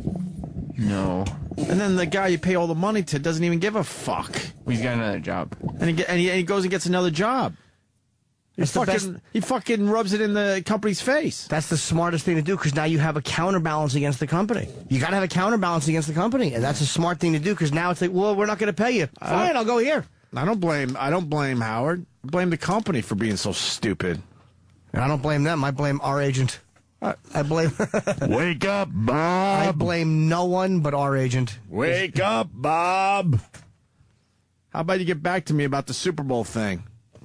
Did you make it perfectly clear how pissed off we were to Greenstein like I told you to? Bob's not engaged enough, I don't think. Next discipline, Dietz for Linsler. What's this about? It's a new one. A radio voice. Let's put that in the on deck circle. So Dana White there, Jimmy. They have a history, Mayweather and Dana. Yeah, I don't know exactly what it is, but I like the fact that this press release won't even mention the word. I just hate this country. Yeah, but we're going to seg right into it because we got two Lynn stories. So the first is Dana calling out Mayweather, who's been saying that black players do the same thing every night but don't get the respect. I disagree with Mayweather on that, but he is right to point out that Lynn is getting more attention because he's Asian, because he is. I don't know if he has said anything else. Only that one statement I know. I slightly disagree. I think the Asian thing absolutely helps, but it's such a crazy story that it didn't matter what fucking color he was. But this kid came out of nowhere. He did. And then on top of it, he's Asian, which just puts it over the top, yes. But I think he would have got just about the same amount of attention if he was just a white kid or a black kid. I'm telling you. Black kid, no, because that's so expected in the NBA. Yeah, but not a guy that no one knew about. Usually you know the players when they're coming up. You know these guys. This guy came out of nowhere. I don't know. And on top of that, in all fairness, he put up more points than anybody else in the league for his first 8 starts, or close to it. He was right up there. Yeah, he's a good player. So, quit pitching. What did Dana say? Sorry. Enough. We don't care. Just do the show. Well, I'm not doing the show in October. Stupid Travis. So fuck off. And by that he means our Travis. Yeah. Why? Fuck off, Travis in Iowa. And you're worried about his job. See, I want to do the show past October, but under these circumstances, I'm not. And that's going to cause major problems no matter how you look at it, asshole. This company has to wake the fuck up. Anyway, so Dana White, what? I guess he called him. I don't know if Lynn has said, if Mayweather has said anything else which indicates that he's racist. I don't know. Let's hear what Dana said. I don't know. I guess he doesn't like Mayweather. First of all, what he said, I think, is racist. He made a couple of racist comments, and yes, Floyd, you're racist with the stuff that you said.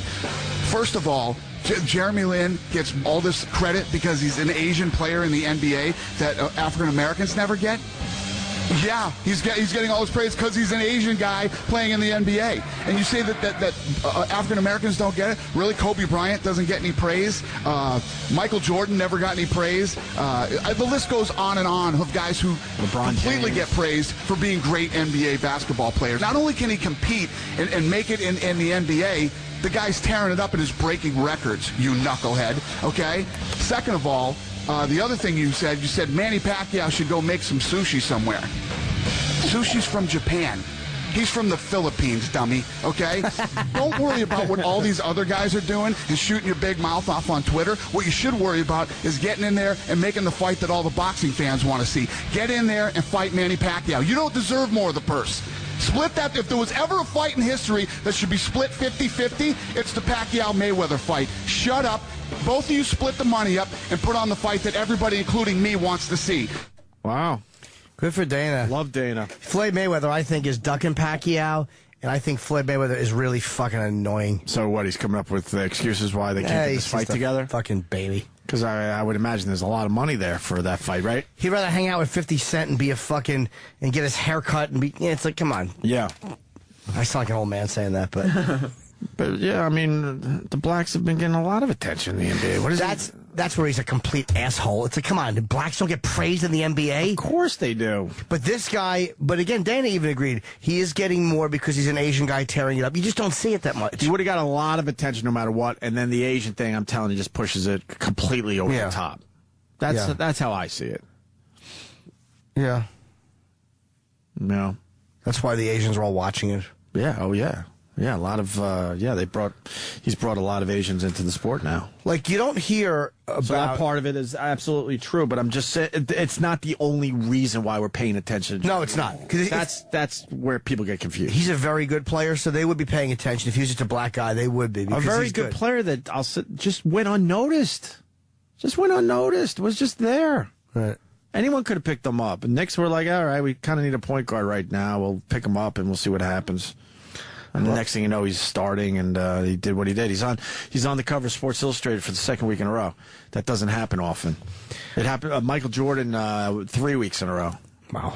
Just to give you an idea, he's already up to 2 weeks in a row, and who knows? There's a possibility he could get the third. I love the fact that like Dana and CM Punk are coming out and slamming these guys on video. Right. I love it. It's great. It's nice. All right, that leads us to the next Jeremy Lin story. This just went down. Knicks discipline Ditas. Who's Ditas? Spero Ditas for Lin slur. New York Knicks radio voice. Okay. Spero Ditas was disciplined by Madison Square Garden Network on Tuesday. I can't listen to basketball on the radio. Can you listen to any sports on the radio? Sure. Baseball, yeah. Baseball's easy, right? Football, and I have to. But baseball is easy, yeah. I'll do a little hockey just to try to, keep up with my team. But basketball, nah, I never fucking listened to a game on the radio, even when I was really, really into it. Well, by the way, where is this from? What do you mean? Where is this disgustingly sanitized press release? Is this from the Knicks? No, this is a news story, so it must be AP or something. Look at the way these... I would say AP, but look at the way these fucking pussies... Look at the way... Where is this from, Travis? Fox Sports. Fox Sports. Look at the way these pussy sports people write this story. Because everyone's scared. Everyone's fucking scared out there. Did he say chink? Did he say the word chink? Everyone's scared. God almighty. If he said the word chink, he said the word chink. You're the news. Don't make us guess. God, what fucking pussies. You're reporting a story that happened. If a woman was raped, would you put she was D? God almighty, what fucking cocksuckers. Screaming, sorry. Really fast, I gotta go to Rick in California. Rick, go ahead. Hey, guys, check it out. Floyd Mayweather is such a douchebag. If this is a black guy in hockey that just went up, just out of nowhere, came out from minors, scored 40 or 50 goals, ESPN, it would be all over the freaking place. Absolutely. This dude was going crazy, and he was black. So Mayweather should shut his fucking mouth and just, worry about being whatever he is right now. I think Mayweather just didn't have enough knowledge to understand that this kid really did just come out of nowhere. Yeah. That's the key to the story. I mean, even if it's a black hockey player, it has to be a black hockey player that just kind of went unnoticed and all of a sudden was brought up and then was like, the sensation. It's jealousy. It's taking all the attention away from, maybe a black like Chris Paul, what he's doing with the Clippers out here, or something else. Now all of a sudden, Jeremy Lin. Look, there's a few guys that are jealous because he did get a shitload of attention. One of the guys, Deron Williams from the Nets, who arguably is the best point guard in the NBA right now, he was like, I'm over this Lin shit. But the Lin sanity crap started when the Knicks played the Nets the first time around. Fucking Lin had a much better game than Deron Williams. But Deron Williams is like, fuck you, man. I do this every night, and I'm considered the best point guard in the league, and I don't get the headlines this kid's getting. But the reason he did was because he came out of fucking nowhere. Yeah, I agree. But check it out. It's earned praise. It's not like the guy still isn't scoring 25 a night or getting 25 and 10 every night. He's still putting out. So right. It hasn't, even though it's only been 10 games, he still isn't, just turning, back to a guy that's scoring 12 and getting 5 assists and turning the ball over all over the place. He's still earning the praise. And in a way, it's too bad that he is Asian because people are focusing on that maybe a little too much too, Absolutely. It's almost too bad it's working against him because he's just a fucking human being that just is doing an amazing thing here right now. Absolutely. All right. Thanks, Bye, Rick. man. Thank you. All right, so the Knicks radio announcer disciplined by Madison Square Garden Network on Tuesday after it emerged. He uttered the same phrase used by 2 ESPN employees on Friday night during Jeremy Lin's first loss as a starter against the Hornets, and that phrase would have been chink in the armor. But look at the next paragraph, the way they phrase it. ESP fired a headline writer for using the phrase, which carries obvious racial overtones when used in reference to a person of Asian descent. On the Knicks game story on its website, and suspended an anchor for putting the phrase in a question he asked about Lin's weakness during an interview with Hall of Fame Knicks guard Walt Frazier. That is one long fucking sentence. These right fucking there. cowards won't even write the word in a legitimate news story. Yeah, if it's context. a news story, that's where you should absolutely be safe, right? What fucking cowards? We're even scared to fucking write it in a news story. Oh, I just can't stand the way they dance. Again, or even just like C dash dash. Say, just the word is chink. The see how they phrase is explain chink it? in the armor. That was one long run-on sentence to try to explain that it was chink in the armor. Which carries obvious racial overtones when used in reference to a person of Asian descent. Say it, chink in the armor, you faggots. You know, someone and I... God. I never know when I'm going here, and I should start writing this shit down. But someone on Twitter helped me out and found a headline about Tiger Woods. Tiger Woods. Oh, you got that too? Yep. Where it said chink in the armor. And he is part Asian too. So you got to save these tweets. So why the fuck was there no uproar there? Because it's a legitimate phrase. And no one thought about Tiger as Asian. Wanda Sykes had a really funny joke about how this is years ago, how everybody was saying that he's a part Asian golfer, Asian. She's like saying that everyone's trying to claim him because he's so good. Right. She goes, let him get in trouble. Right. Let him get arrested. They'll say black golfer arrested. It was a very funny bit, and she was right. Yeah, absolutely. I'll be honest, I don't think I ever heard chink in the armor before. Oh, God, yeah. The more I think about it, I always heard kink. No, I always heard chink. Yeah, I always heard chink. I always heard kink in the armor. Because a chink is like a little thing chipped with that. Chipped out of it. Yeah. Wood has chink in armor. There it is. Headline from 2003 when he was playing the Masters, it looks like, because it's out of Augusta. The term Spuro Deeds, unintentionally and inadvertently used during a recent live radio broadcast, was inappropriate and inconsistent with the high regard we have for Jeremy Lin as a member of our MSG family as well as the Asian community.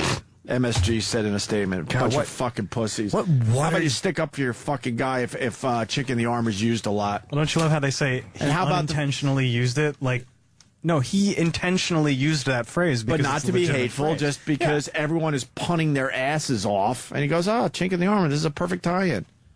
Perfect. So all you people out there, until you start screaming about this stuff, are going to have to live with this politically correct nonsense. You want to hear how it came across on the broadcast? Be funny if it's really mean. And the chink scores a goal. So for the first time in what has been a remarkable 2-week run, Jeremy Lin shows a chink in the armor. The Knicks' 7-game winning streak ends against the Hornets as they fall for the first time since February the 3rd. 9 turnovers committed by Lin. And your final score, the New Orleans Hornets 89 and the New York Knicks 85. They didn't fire this guy, right? No. All right, good. Do you know what? Do you think that it's people don't even realize, like, is it a desire to say something fucked up and not even realizing it? Like, are you saying chink because, like I said when I was a little kid, you wanted to say the bad word? Is that... I've heard. I didn't know this guy's name. How could it be? I didn't know this guy's name, but I've heard his voice many fucking times. Yeah. When they play a clip here and there on like 10-10 wins or whatever. He's like a traditional broadcaster. No, but I've never heard chink in the armor though. He's not going to go for In sports, it's used a lot. Yeah, he's not going to go for. He's not going to go for an edgy thing. He just totally assumed he could easily just say this. No, I don't mean edgy. And I can't say I've never heard it, but I don't hear it that often. It's an expression I'm familiar with, but I don't. It doesn't register to me. And now all of a sudden, when referencing the Asian guy, this guy uses it, ESPN writes it, and the ESPN guy says it. Like, why? And I don't think that was ever said about Derek Jeter 3 times in a week. Not for any reasons other than it's just not the most common phrase. Weakness in his game is what people would say more commonly with sports. Like, I guess he's got a hole in his game or a weakness in his game. Chink in the armor's one, but it's almost happening too fast. Well, where people don't even realize they're doing it, but that word is lurking. So the difference between saying he's got a weakness in his game and a chink in the armor is that sports guys love puns. Yeah. They live for puns. They live for 'em. I don't think they're all trying to wanted be come edgy. up with a brand new one. But this is here. It's almost like there's a part of them that needs to get it out to say chink. The chink is scoring. It's like they want to say it. I think if I'm a traditional broadcaster like this guy, that would raise a red flag in my brain, saying chink in the armor, just knowing he's Asian.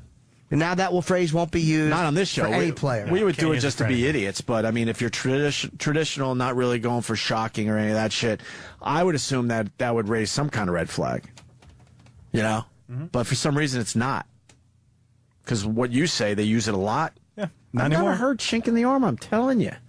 It's used. I mean, look, in this situation where they had won X amount of games, and outside of Tiger and Jeremy Lin, can you find another time they? I'm sure I could. Yeah, Yeah, football, absolutely. Yeah, you go on a winning streak and everything's great, and then some team beats you. Here's the other part of the story too. All these sports guys that are close to this, they were waiting for Jeremy Lin to have that one bad game. They couldn't wait because that's a story in itself.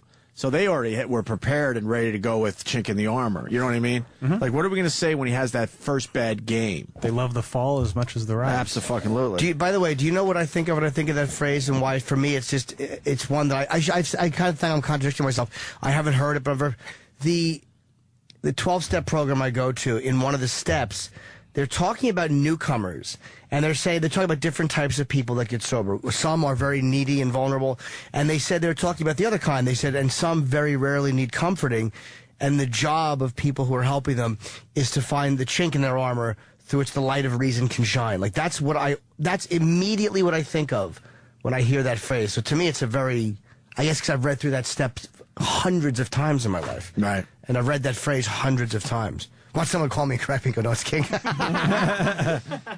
I've heard kink over the years.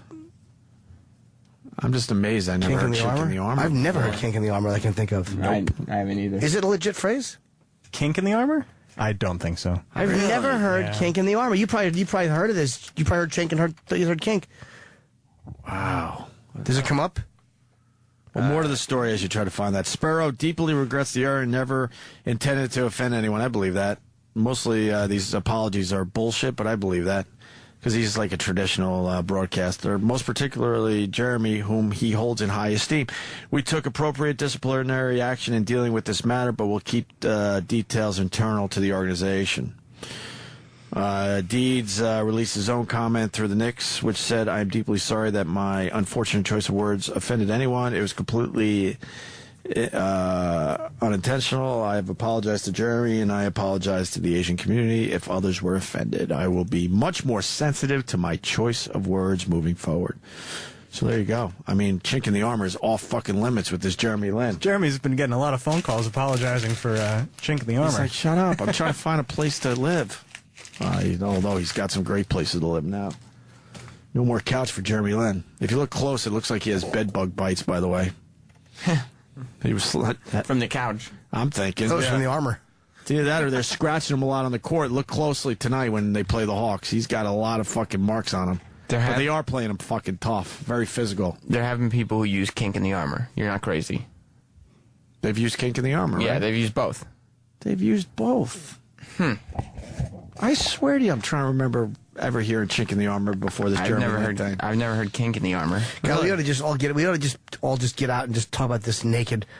What? Just fucking figure Why it does it out. have to be naked? I don't know. It'd be so raw. A bunch of guys sitting around with our fucking balls hanging out, talking about what we've heard and haven't heard. Dr. Gay has a boner.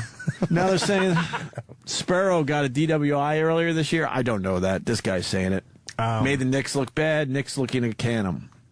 Was that in the story? Yeah. I read the whole story. No, you didn't. I read the highlighted part. Well, that's the good important enough. part, yeah. Kink in the chain. Yeah, it's a kink in the armor. Sam backed me up. Said that the kink in the armor is also July 4th. Yeah, July 4th weekend. Yeah, but that's a freebie day. Yeah, you shouldn't be able to. You shouldn't be. Nah, you shouldn't get a DWI on 4th of July. That's right after he. Shouldn't get a DWI on 4th of July or New Year's Eve. That sounds like probably when the most drunk driving accidents would happen. That's why I fucking stay off the Thanksgiving road. Eve. Let the drunks figure it out. Let them fucking bumper car themselves all over the place. Yeah. I gotta get home. You drive around on New Year's Eve? What are you, crazy? Yeah, I had to drive home. Yeah. I drove home on New Year's Eve. I drove home from the city. Where were you? Your house. You were at my house for New Year's Eve? Yeah. Was I there? Oh, yeah, well, kind of. Did you have a good time? Yeah, me and Jess and your wife. And what did I do? Jim. Jim was there. You were there, Jim? You were on Twitter. I was tweeting? Yeah, yeah. You had some good tweets. I mean, I checked when I got home. You were tweeting from the couch, too. Nothing better than getting people over my house and everyone's just tweeting from their part of the couch. I think a kink in the armor refers to, like, the chainmail Under Armour, whereas a chink in the armor... Yes, we've already established this. Right. Yeah. What do you do? Sorry, I couldn't let you just finish. Like I've never repeated myself on the show. We got Brother Joe. We're down one Kumia, but we got a replacement Kumia on the line. Joe, what's up? Joe? The more masculine of the Kumias. What's up, brother? The slang term chink refers specifically to Chinese, not to any old run-of-the-mill Asian. In other words, a Vietnamese gentleman might be referred to as a slope. A Japanese gentleman may be referred to as a slant. But specifically, chink is reserved for Chinese gentlemen. Yeah, but that's if you could tell all those people apart.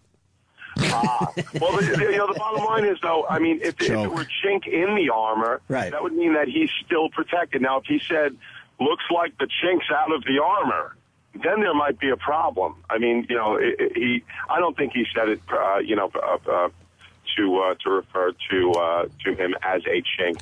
Chink in the armor, I've heard 1 billion times. It's a common term, for a weak point. I really do. I really think that people have it on their mind and don't even realize they do. Only because it's happening so much. It's like I've never heard it used about any player that much in like a 2 or 3 day period. I think it's in people's mind, like that naughty part of you, and you don't even realize it. Like when you see a woman who's misbehaving, the first thing you say is cunt, and you can't say it, but you think it. That's that racist part of us, like where you just you don't want to call a guy a chink, but the word is there. It's like the one word you don't want to slip out. Right. Yeah. The boy that got himself in trouble, though, I don't think it was purpose. I don't think it was on purpose. No, I don't think so either. It's really a slip. I think because they live in a pun world. They all come up with their puns, and this one was an obvious one that they just more went the situation. with. Right. Everybody's like, "Oh, he finally lost." Yeah, chink in the armor, but I'm not saying he's a chink. I see Jim's point, though. Yeah, it is. Joe, where are you going to be, brother? At least 3. Coming up Thursday, we're at the Red Lion downtown Manhattan. Thursday night. Very good. Around 10 o'clock. All right, gentlemen. Take care, brother. Thanks, Joe. Talk to you soon, guys. See you, man. Brother Joe. Leno said chink in the armor. Did he? I don't know. Let's find out. Adam in Illinois. Adam. Hey, how we doing, guys? Hey. Leno last week, I think, said chink in the armor during his monologue. It was the night he had Tyler Perry on. I don't know exactly which night it was. Was he talking about? Was he making? He wasn't talking about Jeremy Lin, but he did say it. It's an allowable phrase. And just because... No, I'm not yelling at you, sir. I understand that. I'm just saying that Jimmy said he's never heard it. I'm just saying, I shouldn't have said I've never heard it. What I was saying, and I was wrong to say I've never heard it. What I was talking about was it's not something I hear commonly. I shouldn't have said that. I don't hear it commonly, and I guess when I hear it, it doesn't even really register. And then I kind of explain why I said that, because I've read the phrase so many times in that step. And I've heard it in, certain meetings and talking about, whatever, you discuss the step. So to me, it's a very common phrase, but I just don't remember hearing it that often in reference to sports. I think you're hearing it a lot more now. I don't think anybody ever paid attention to it before. Yeah, maybe we just heard it a lot and just didn't think twice, because I just don't remember really hearing that in sports. But everyone's coming forward and saying, no, man, it's used a lot. But maybe that's what it is. The way they wrote it at Fox Sports, that politically correct fucking pussy, sanitized way of writing in this country, it makes me just fucking hate everybody. Yeah, it's a news story. Fucking print what the problem was. And you don't have to write it. Like, they don't write the word nigger. Like, they put an N and an I. And I understand that. Like, you don't want to just put, they can't put cunt. They can't, fine. But at least put, like you said, the blank word in the armor. Yeah. Just that, and then people go, oh, that again. Chink, yeah. We're just a country of But they have no problem saying N-word, N-word, N-word, in any article. Well, they know C-word, like Opie said, the cunts have taken C-word. So this is the CH word, or this is the, when you say, this is the C word, and then you make your eyes, you pull your eyes back like in the stereotypical Chinese way. How can we sanitize it in America, but we know we're talking about the Asian and not the cunts? But we like to do that. But we sanitize making it okay, I guess, really? Is it okay then? It's amazing. You can say N-word all the It's still time the now. same problem. It's acceptable Right. to say. They have made it where you can say it. People think nigger, but they don't say it. Right. But as soon as you say N-word, everyone's like, oh, shit, he just said the N-word. They'll say it on the news. They'll say, coming up, a show with a lot of really fun N-words. Right. It's amazing. Yeah.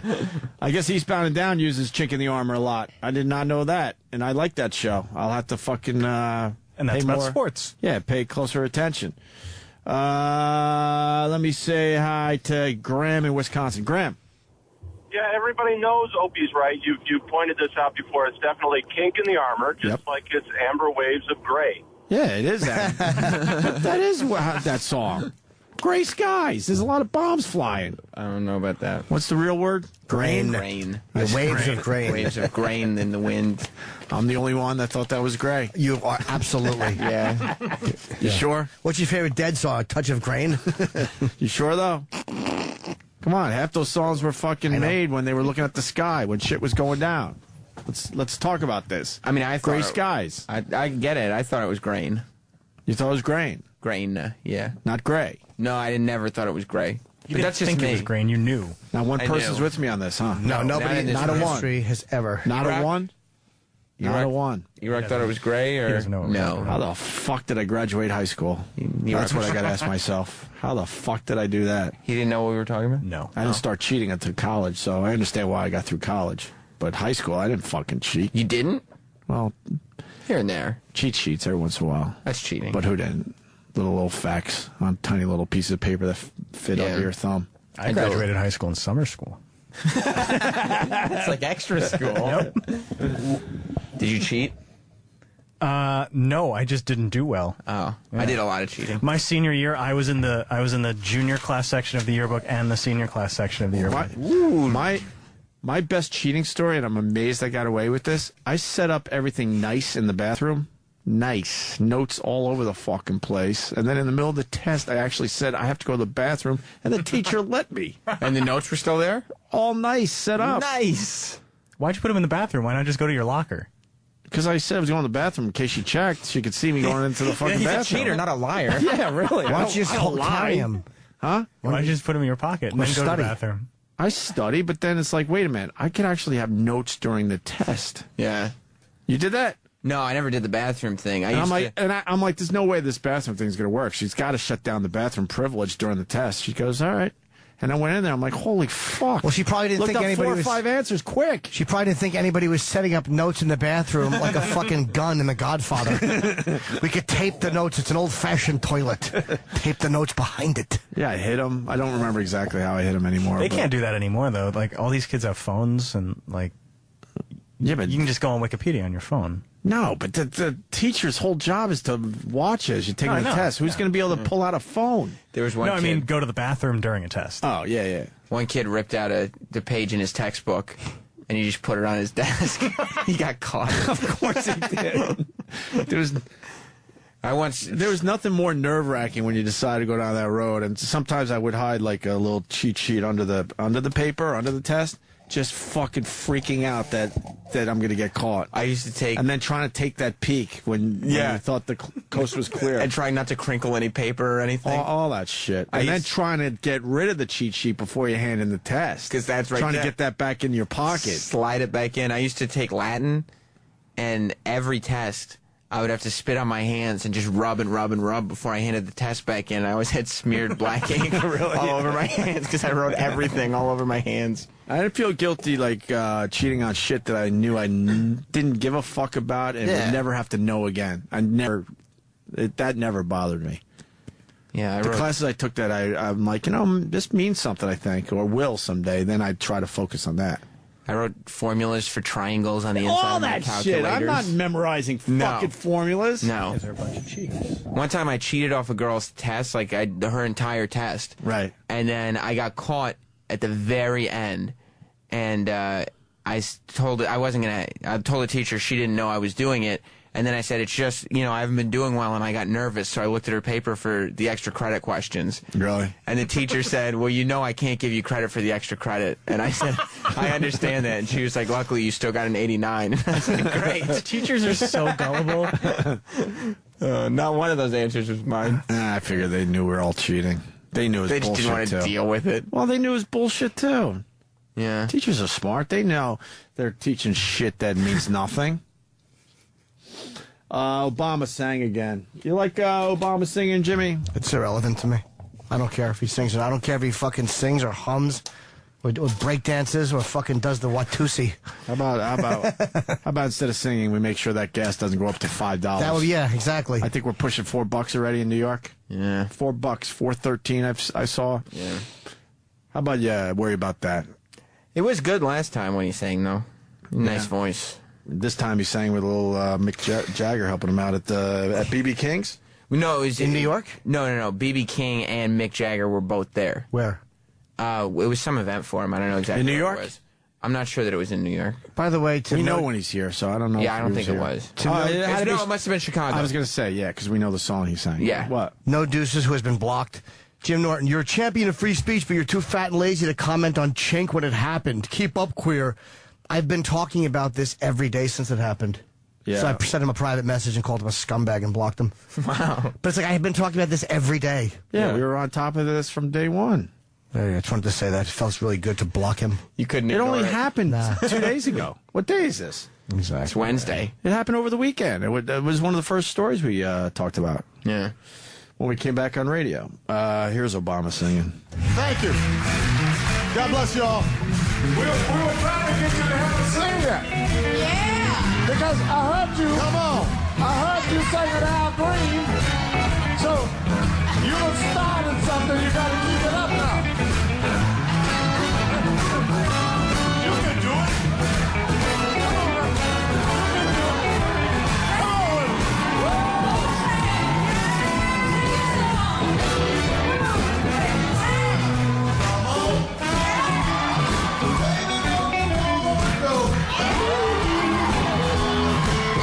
Come on, baby, don't you wanna go?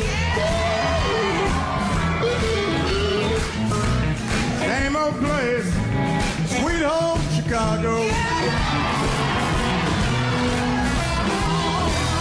Is that all he sang? Yeah. You probably didn't know the words. It wasn't good either. See, I never only liked it because he's president. Chip says obvious things. It's like, oh, shit. It's not even anything to be outraged by. Yeah, he pointed the microphone to someone else for the words that he didn't know. BB King. That was BB? I didn't see the video. Yeah, he didn't sing very well this time either. Right. I found one guy that thought it was gray as well. Just one, though. Fuck. Exactly. One lousy Most fucking people guy. know it's grain. Everyone knows it's No, gray, it's including that guy. He just wants you to like him. I still think it's gray. Well, I mean, you don't see the grain fields blowing in the wind. I also saw the sky. No, They loved writing songs about the sky when it was getting ugly out there. because bombs bursting in air. And There you amber's go. a color already. There you go. And what? Amber is a color already. Yeah, how could they be? How could the gray It was mixed with gray. Because the sun was going down and there's fucking smoke all over the place because we're bombing the shit out of the Brits. But the waves themselves are both amber and gray? Yes.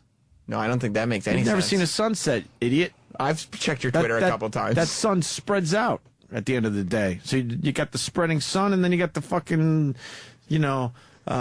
gray clouds. But they're not clouds because they're there from the smoke. Have you seen grain fields before? No. You should check them out. I'm from the East Coast. The song will make a whole lot more sense to you. Why? Because you'll see, oh, I see, and when the wind blows them, it looks like waves. What's the amber part? That's the color of the grain. I thought the grain was gray. No, gray is the word that you just kind of inserted in there. Oh, I see. You understand. Yeah, I do, I guess. Amber waves made gray. of gray. No. Grain. Gray. Jimmy, are we selling tickets soon? Yeah, and I got to go do a phoner. Oh, yeah, we got to get out of here. Tomorrow, Friday, Saturday, I will be in Fort Lauderdale at the Improv, if anyone has any desire to come. And I will tweet later. Go to playhousesquare.org tomorrow morning from 10 a.m. to 10 p.m. Kenny sent me a link, but it's 50 things long for pre-sale tickets. So I want to be able to just give it to you verbally tomorrow.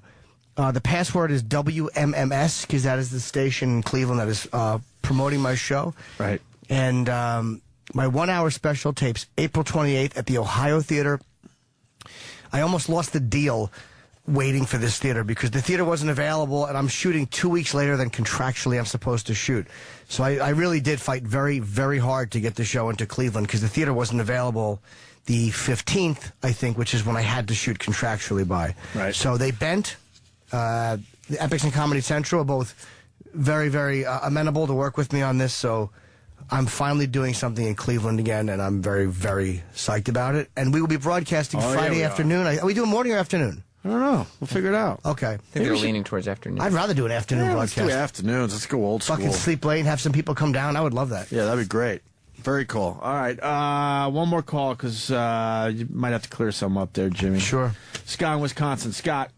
Hey, Jim. I thought yesterday you were saying that you thought the guy should be fired, right? I thought the difference is the guy who put the headline up, I thought knew what he was doing, and I firmly believe said that to be cute. Like, but now isn't that the same as like a comedian going kind of edgy with like nappy headed hoe or you know what I mean, pushing that limit? No, we have their job. No, we have different jobs, and the reason I'm saying that is no comedian would go on the Tonight Show and say chink. Like you can't do that. And with a comic, we live in a different world where they make their living doing puns. Like, he knows what he's doing. Especially, that's why I don't think the announcer should be fired either. Because I really believe the announcer just kind of spit it out, and it must be lurking in there somewhere. But I didn't have any problem with them firing him for that, because I didn't believe that he didn't recognize it. But it's not like he'd call them straight out a gook or something like that. You know you're what right. I mean? Like, That's exactly it. You're right. He didn't. That's exactly it. He didn't. And that was the argument. He thought he would not get in trouble. He thought he could say, hey, I didn't come out and say gook, but we all know what happened. Yeah, all right. I don't know. I just still think it's everyone being too freaking sensitive over a word, a pun. Do you think, let me ask you, like Opie raised a good example before about a black hockey player, or someone raised it. Do you think if the hockey player had been black, like let's say it was one of the, and everyone was talking about it, and he say he finally missed that goal, and the headline read, "The jig is up." People, or if they said, say his name was Johnson gets spooked. You would say that there's a million ways to phrase that. That's not one that's so common that you would use it without thinking. No, that's fair, but do you still think it's people just being too freaking sensitive? Part of it is a lot of people that are scared. But when you say chink, interest groups. They are scared.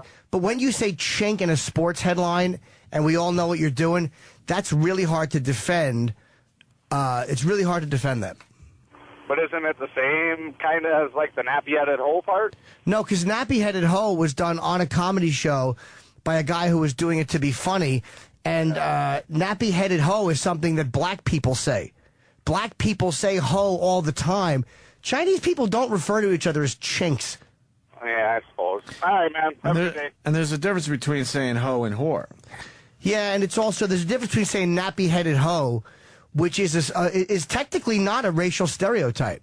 Nappy-headed hoe is something blacks would say a lot more than whites. Right. But that is technically, Sam is nappy-headed. Yes, I am. Chink in the armor. We know what you're doing. And if I'm being inconsistent, look, I'm sorry. I'm not trying to be. I think if chink in the armor has been used a lot, then none of these guys should have been fired. They should have been suspended. I think people, certainly were trying to get away with something. But if it's a term that is used a lot, then, look, I don't know. Suspend them, calm everyone down, and maybe if you have to tell them, look, just don't go there. Yeah. Just don't go there. It's too sensitive, but... someone had a thing about the gray and gray thing. I guess the next line is plain. And gray doesn't rhyme with plain. Right. Yeah, but that would be a... Yeah, but when I was rhyming, I didn't have to make it perfect. You could take poetic license. Not That's what I did. That's what I did with the gray and the plain. It was close enough for me. For purple mountains, majesty above the fruited plain. Maybe it's play. No, I knew that part was play. You were sure about that? Yeah, but I thought they were talking about planes in the sky. Fruited? Yeah, I thought the plane was going over the mountainside. With fruit on it? Yeah, why not? You ignore some of the words in the song. I'm fucking you now. I don't believe you. I knew plane was plane. I knew. I think. But the green and the gray airplane in the yellow gray sky. There were no planes when the song was written. Of course, it wasn't a plane. We're gonna go home now. You're allowed. Ooh, another guy, Dick Wiggler.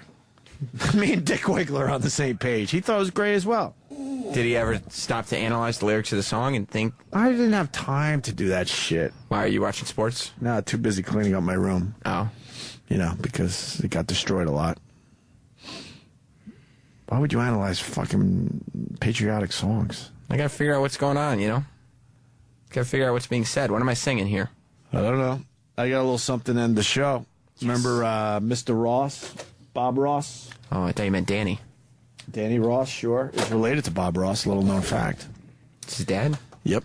Who has passed. He was the painter on TV. Sorry to hear that. And he had a very, very, very naughty mind. He did? Oh, yeah. He was very dirty when he was making those paintings. He was the one with the big afro. With the trees? With the trees, right. And the bushes. But like those types of bushes? Well, why don't you take a listen and you decide. All right. Let's have some fun. He's sort of crooked. Just touch here and there. Give it a good rap like that.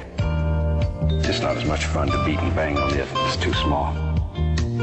Just touch it. Give it a little pull. Caress it very gently. Pull it. Just pull it. Okay. Just tap it firmly. Make love to it. Shoot, you worked so hard to put it in there.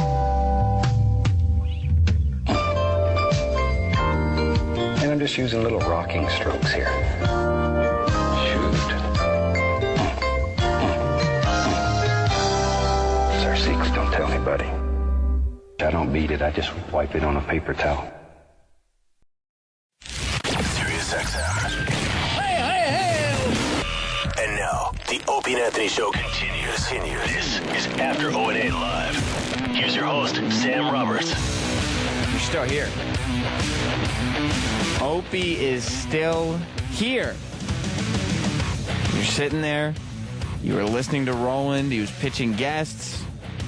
Relaxing in your chair.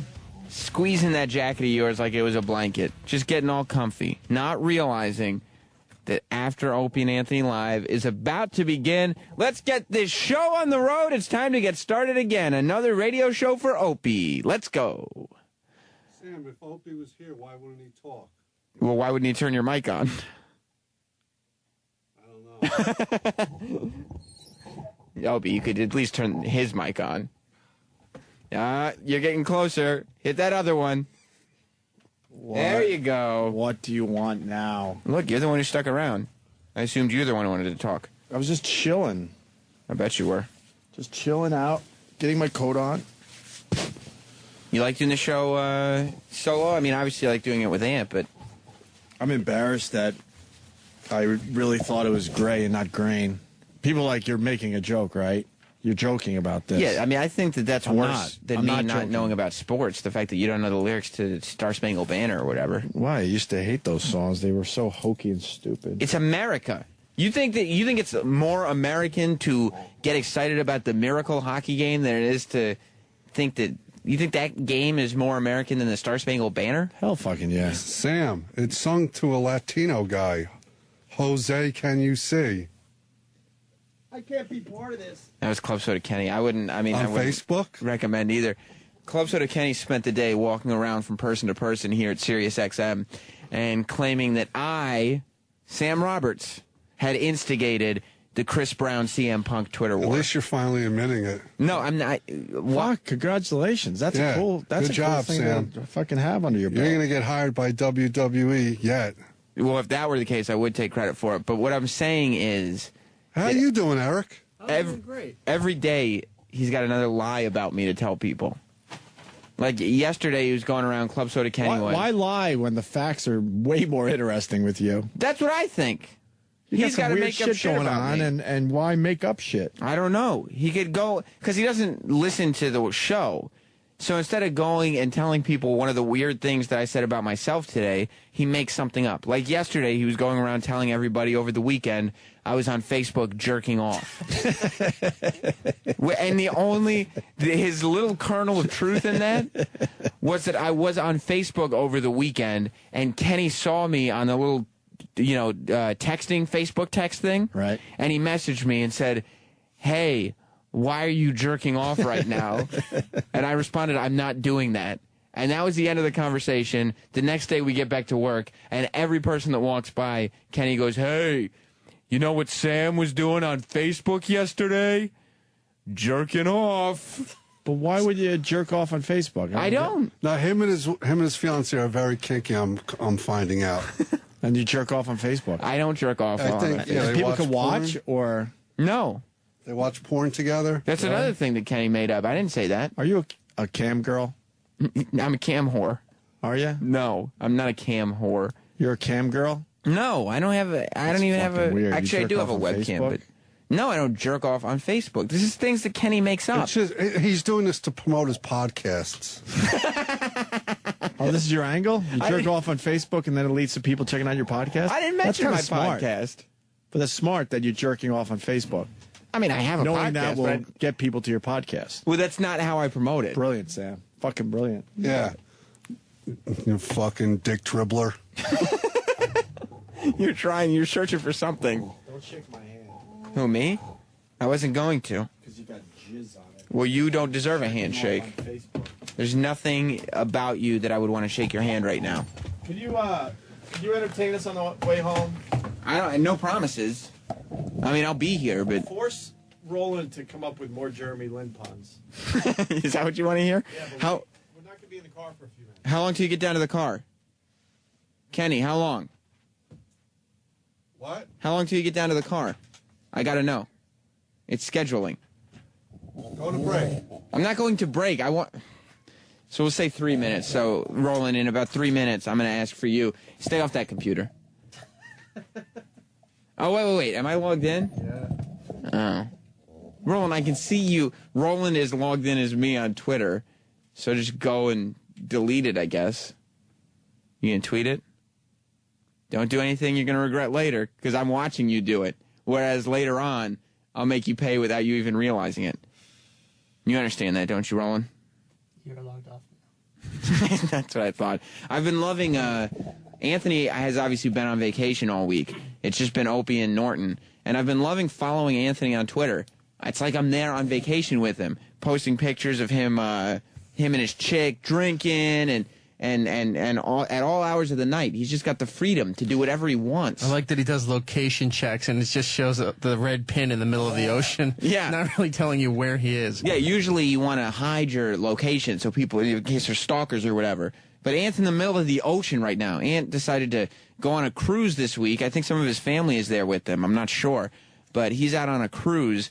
And, yeah, I mean, we're getting to follow Do you think he goes through on Twitter. You think he's going through some withdrawal since he couldn't bring guns with him? I don't know. I think the alcohol is probably helping with that. I would hope. Do you get jealous when you find out Anthony gets to go on a cruise? Because I know you're a big cruise guy. Eric, the cruise man, sex man, Nagel. He gets way better rooms than I qualify for. Yeah, he's not diamond status though, is he? No, but he's rich. Oh, so he just pays for them. When he goes, I'm going to buy one of 2 suites that are available on the ship, and he's got the one where you have the butler service and you know it's dual level. There's a piano there for no reason. Jesus, in his room on the boat? Oh yeah. This sounds like your house. TV comes out of the end of the bed. Yeah. This sounds like your new house. No, not yet. At least you haven't hired a butler yet. No. Roland, I think that's enough time. I'm thinking that's enough time for Opie and Kenny to get to their car. If not, I'm stalling slightly. No, but I give it another minute. You, Roland, yes, decided to be a Jeremy Lin fan. Yes. And this mainly has to do with the fact that other people are Jeremy Lin fans, correct? No. No? Okay, then what is it? I liked that when he was before all this Lin mania. When was that? A few days ago. So after the Lin mania, when you said before, you meant after? The day of. The day of. You were right there. Yeah. So far, what do you think his best performance has been? Jeremy Lin's. Probably the first 2 games, like 31 points performance. Yeah. You made that up, or? No. No, you didn't. No. And you have how many Jeremy Lin T-shirts? 4. 4. You went out and bought them. Well, actually, 3 T-shirts and 1 practice jersey. You have a practice jersey? Yeah. Number 1. That's what I wore yesterday. You don't watch Jeremy Lin games. I do every night. Number 2, you don't watch basketball. Number 3, you don't like basketball. Number 4, you don't play anything athletic. I do. You don't need a jersey That's for bullshit. anything. That's bullshit. That's bullshit. Yes. What do you play? NHL 12. That's a Madden PlayStation 12. game. You don't need jerseys for that, Roland. That's you sitting on your couch. But I wear my jersey, though. So you can feel like you're a member of the team. He talks about he's playing football games. Another thing that Roland has done that I don't think anybody else has noticed. Remember, he used to wear the Jets jacket all the time? Yeah. Now it's a Giants jacket. Well, technically, they're just U2 jackets. The U2 tour jackets. With the colors on them. Oh, I thought it was a Giants jacket. Oh, no. So you're a big Lin fan. Oh, huge. What's your favorite Lin pun? Jeremy Lin pun. We've heard them all. What's like one? Lintastic. Lin, you did that one already. What was it? What's the big one? Linomania? What is that a play off of? I don't know. Okay, what's another one? Go ahead. Lin crazy. You just said 2 words. Sal? Can I just ask Roland one question? Roland, what? Lin Italian. Oh. Lin Italian. You couldn't say Ital-Lin or something like that. You had to say Lin Italian. That's why you're the host. Roland, what position does he play? That's a great question, Sal. Jeremy Lin. Mom. No. Your mom. No, really though. Like, what position does he play? On the basketball team, the New York Knicks. On the right side of the court. That's he does. Technically, he does go to the right quite often. Yeah. What position? Wing. No, but don't give him the benefit of the doubt. You want me to give you all 5 positions? Right guard. You're just naming deodorants. You're getting closer. Speed stick. Defensive. He does play defense on Yes. When he's not playing offense, I would No, assume. because the guard goes, defense. He goes, okay, I got you guys. Yeah. Okay, And then unless he's in offense. possession of the ball. Go ahead. Yeah. No, I love Offensive Roland. I think it's funny that he's doing that. point guard. Whoa, there we go. What's another? You got it. Is that right? Yeah, point guard. Yeah. Yeah, He just named every position. Wing is that's fucking hockey, isn't it? Yeah, that's not even a position. What's another? So you had Lin Italian, Lin Crazy, Lintastic, and Linomania. Linomania is what he said. Linomania. What are some other ones? Because you're following this thing. Let's see. Or like if you were a sports writer, Roland. All right, so Lin Fever is what you said originally. Yeah. So Lin Fever, I don't know what that means, is going wild. What's the headline? Lin shoot. Lin shoot. Lin shoot? Yeah, like he scores a lot. Lin scorer. You would write Lin and then shoot. Yeah. Or Lin and then score. Yeah. No, that's not a pun. You understand that. It's not a play on his name at all. There goes Lin Fat. You're going Lin Fat. So your trick is to just put the word Lin in front of the word that you were going to say anyway. Pretty much. Like what? Like what would you say? What? All right. So day 2. What's the headline? You had Lin shoot. Linomania. You did that one already. You did it 5 minutes ago. I don't remember. He looked at me with this look like, just thought of one. Linomania. That's what you started with. Lintastic. You did that one already. They're all so good. No, they're all so bad, Roland. Lin face. What is he it? faced you. Lin face? Yeah, like he faced you. Who's coming on the show tomorrow? Ronnie B and Kevin Pollak. Ronnie B is going to be here tomorrow. Yeah. This is big. So Ron Bennington is coming. It's going to be Lin Big. Lin Big is Norton's going to be here. I'm assuming. Yeah, for a little bit. He's leaving tomorrow. Yes. Halfway through the show. Yeah. That's unfortunate. But Ron Bennington will be here. He will be here. The thing about Ronnie B is, and I don't know if I brought this up before, I might have, that it seems like everybody else around here, for whatever reason, I don't know if they don't view Opie and Anthony as the professionals that Ron Bennington is. Lynn Focus. I don't know what that means. But when Ron is around here, everybody steps up their game quite a bit. Last time Ron was in here, first of all, the first hour that Opie and Anthony did was all energy. And there's usually some energy in that first hour, but that first hour is not usually all energy. I was sitting there doing my best to type away as fast as I could at whatever they were talking about. And E-Rock, the sex man, Eric, maybe, are you even aware of this? Because I think you might be doing it subconsciously. Your music cues, when Ron Bennington is in here, you are like... Lynn Point. I don't know what Lynn Point means. That means he's focusing on point. They're quadruple what they usually are when Ron isn't here. Did you know that? I think everyone just... wants to impress Ronnie B. Are you doing that on purpose? I don't think so. It's just something, there's something... I don't try to improve the show on purpose. No, you would never do that. No. Was Opie right today when he said that you kind of don't give a shit anymore? Yeah. Even in that answer. When did you stop giving a shit? I don't know, 2 years ago? You haven't given a shit about this show for 2 years. No, I give a shit about the show, but... Okay, so when did you stop giving a shit about the show? Probably within the last year. Within the last year. Now, I think a lot of people have felt that way. By the last year, do you mean 365 days or 2012? No, it'd be about 365 now. When was there a catalyst? Was there a day where you were like, oh man, I used to really care? There was a time in February of last year that kind of set it off. Is that bonus time? I don't know what you're talking about. Is it about the guy who's in Florida now? What? Oh, don't bring up. I don't think that. So you're thinking that was what it was. It wasn't the show or the work or the monotony or anything like that. It was February time. No, that's sort of what started it, but it other things added to it as time went on. Like what? Like they give him Lynn shit. I don't know if Lynn shit is worse than regular shit, but what was it? I don't know. Other things that I don't want to get into right now. Well, like what was one of them? You could talk, Eric. Nah, Feel free to open up. I'm good. I open up. Roland opens up. Yeah, I sit next to him, and sometimes he go, "What?"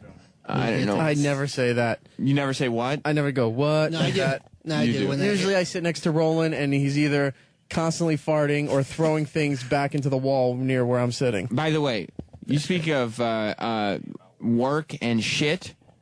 Yesterday we had a staff meeting. Every week we have a staff meeting with everybody, with all the producers, all the workers. Oh, right. So it's the bosses. Boring.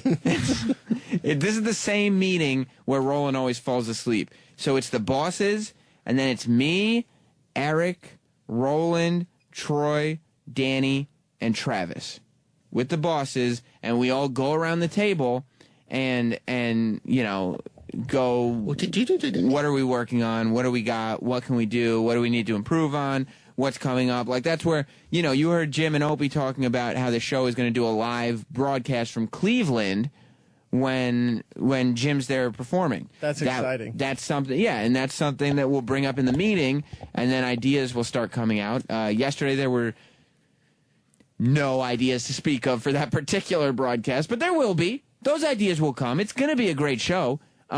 So Roland decided to take it. I heard you chuckling over there. You're trying to keep a straight face, but you can't. Yesterday, Roland did not fall asleep in the meeting. Did you fall asleep once in yesterday's staff meeting, Roland? My tummy hurt. No.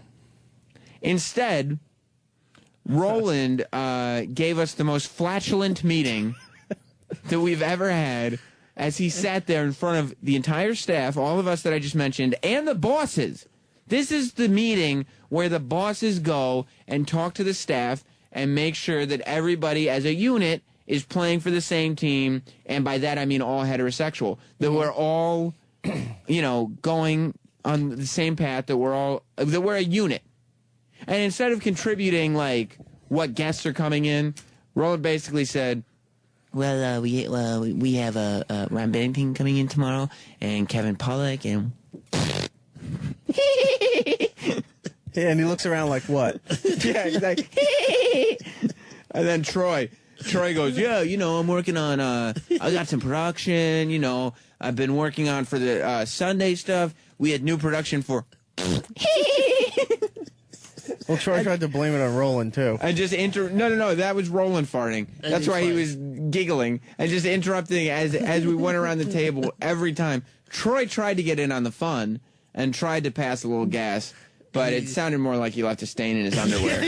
He chatted. Where's Troy? I know he was on here yesterday, but I want to find out if he left underwear stain in his underpants. I think he's coming. If he left a shit stain in there. I gotta change it up. With my stomach, though, if I hold it in, I can't hold it in. And E-Rock, you think about this, because I want to know one of the things that really made you stop giving a shit. But where's Troy? I don't understand this. I thought I saw him coming. I guess Yeah, it me wasn't him. too.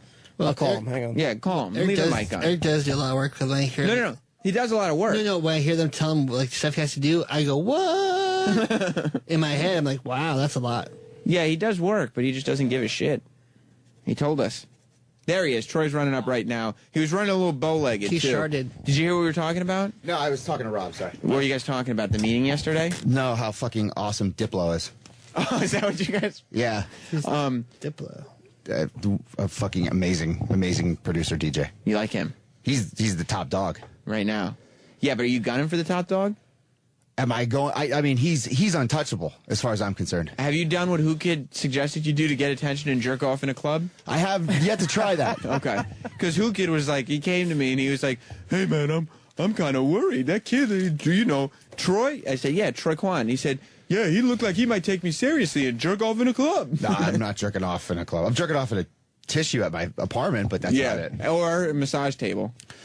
I'm jerked off. Roland still owes you that, by the way, after last week. Yeah, and I didn't forget. Okay, and is that going to go down this week? Probably when he gets back and everything, yeah. What do you mean, when Who gets back? Troy. Oh, you're going to be out of town? Yeah. So when he gets back and everything, we're going to set it up? You're going to be out of town this weekend? This weekend. Yeah. So next weekend. March, we're going to kick off March with First weekend with a bang. With a bang. Well, with a jerk off. You're not going to bang anyone. And barbecue. And hand job and a barbecue. Yeah. Rub or dinosaur? I would go rub, to tell you the truth. I would too, but I don't know, that's a tough call. That's your call, man. Well, I mean, when we speak of this stuff, it reminds me of the meeting yesterday. And Roland, I credited this meeting. And by the way, nice to know, Rob, that you're not listening to the show either. Well, we were taking care of something. No, we were talking about Diplo. Diplo. Well, he has a show here on Sirius XM on Electric Area. So Diplo does. You know who else actually has a show here? Me! Rob, you can listen to this. Right. Not Diplo. Well, we were talking about Diplo. Sorry. Bet you were.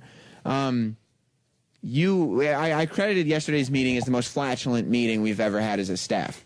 Yeah. Well, because... Mainly thanks to Roland.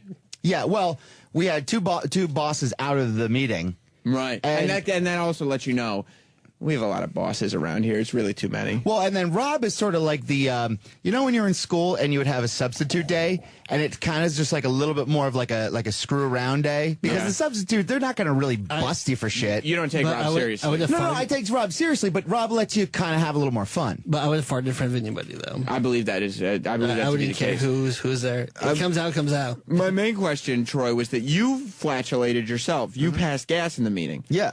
That was, I think... Roland influenced you to do that? I was definitely Roland inspired. I think you saw the attention Roland was getting, and you said, I'd like to be on that team. Well, I thought to myself, Roland just farted twice. And loudly, while people were trying to discuss show business. Like lifted up a cheek, you know what I mean, to make sure that the sound properly came out of his anus. Well, that was when Eric informed us all, because we had to stop the meeting, and Eric informed us that on more than one occasion, Roland has been in the office taking a call from a publicist or one of these people. Yeah. And he's trying to book a guest, and he's talking to this person, and it's multiple people, by the way. And he goes, "Oh, could you hold on just a minute?" And I don't say hold on. He'll just go 1 second. Well, he'll go. That's what he says to the person on the phone. 1 second, please. And he lifts his ass up off the chair.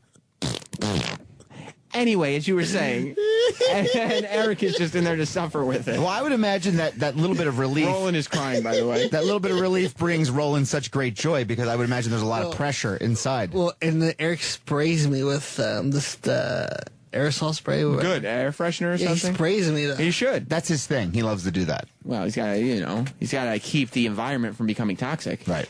My question for you was, I theorized that there was some shit in the underpants after your fart.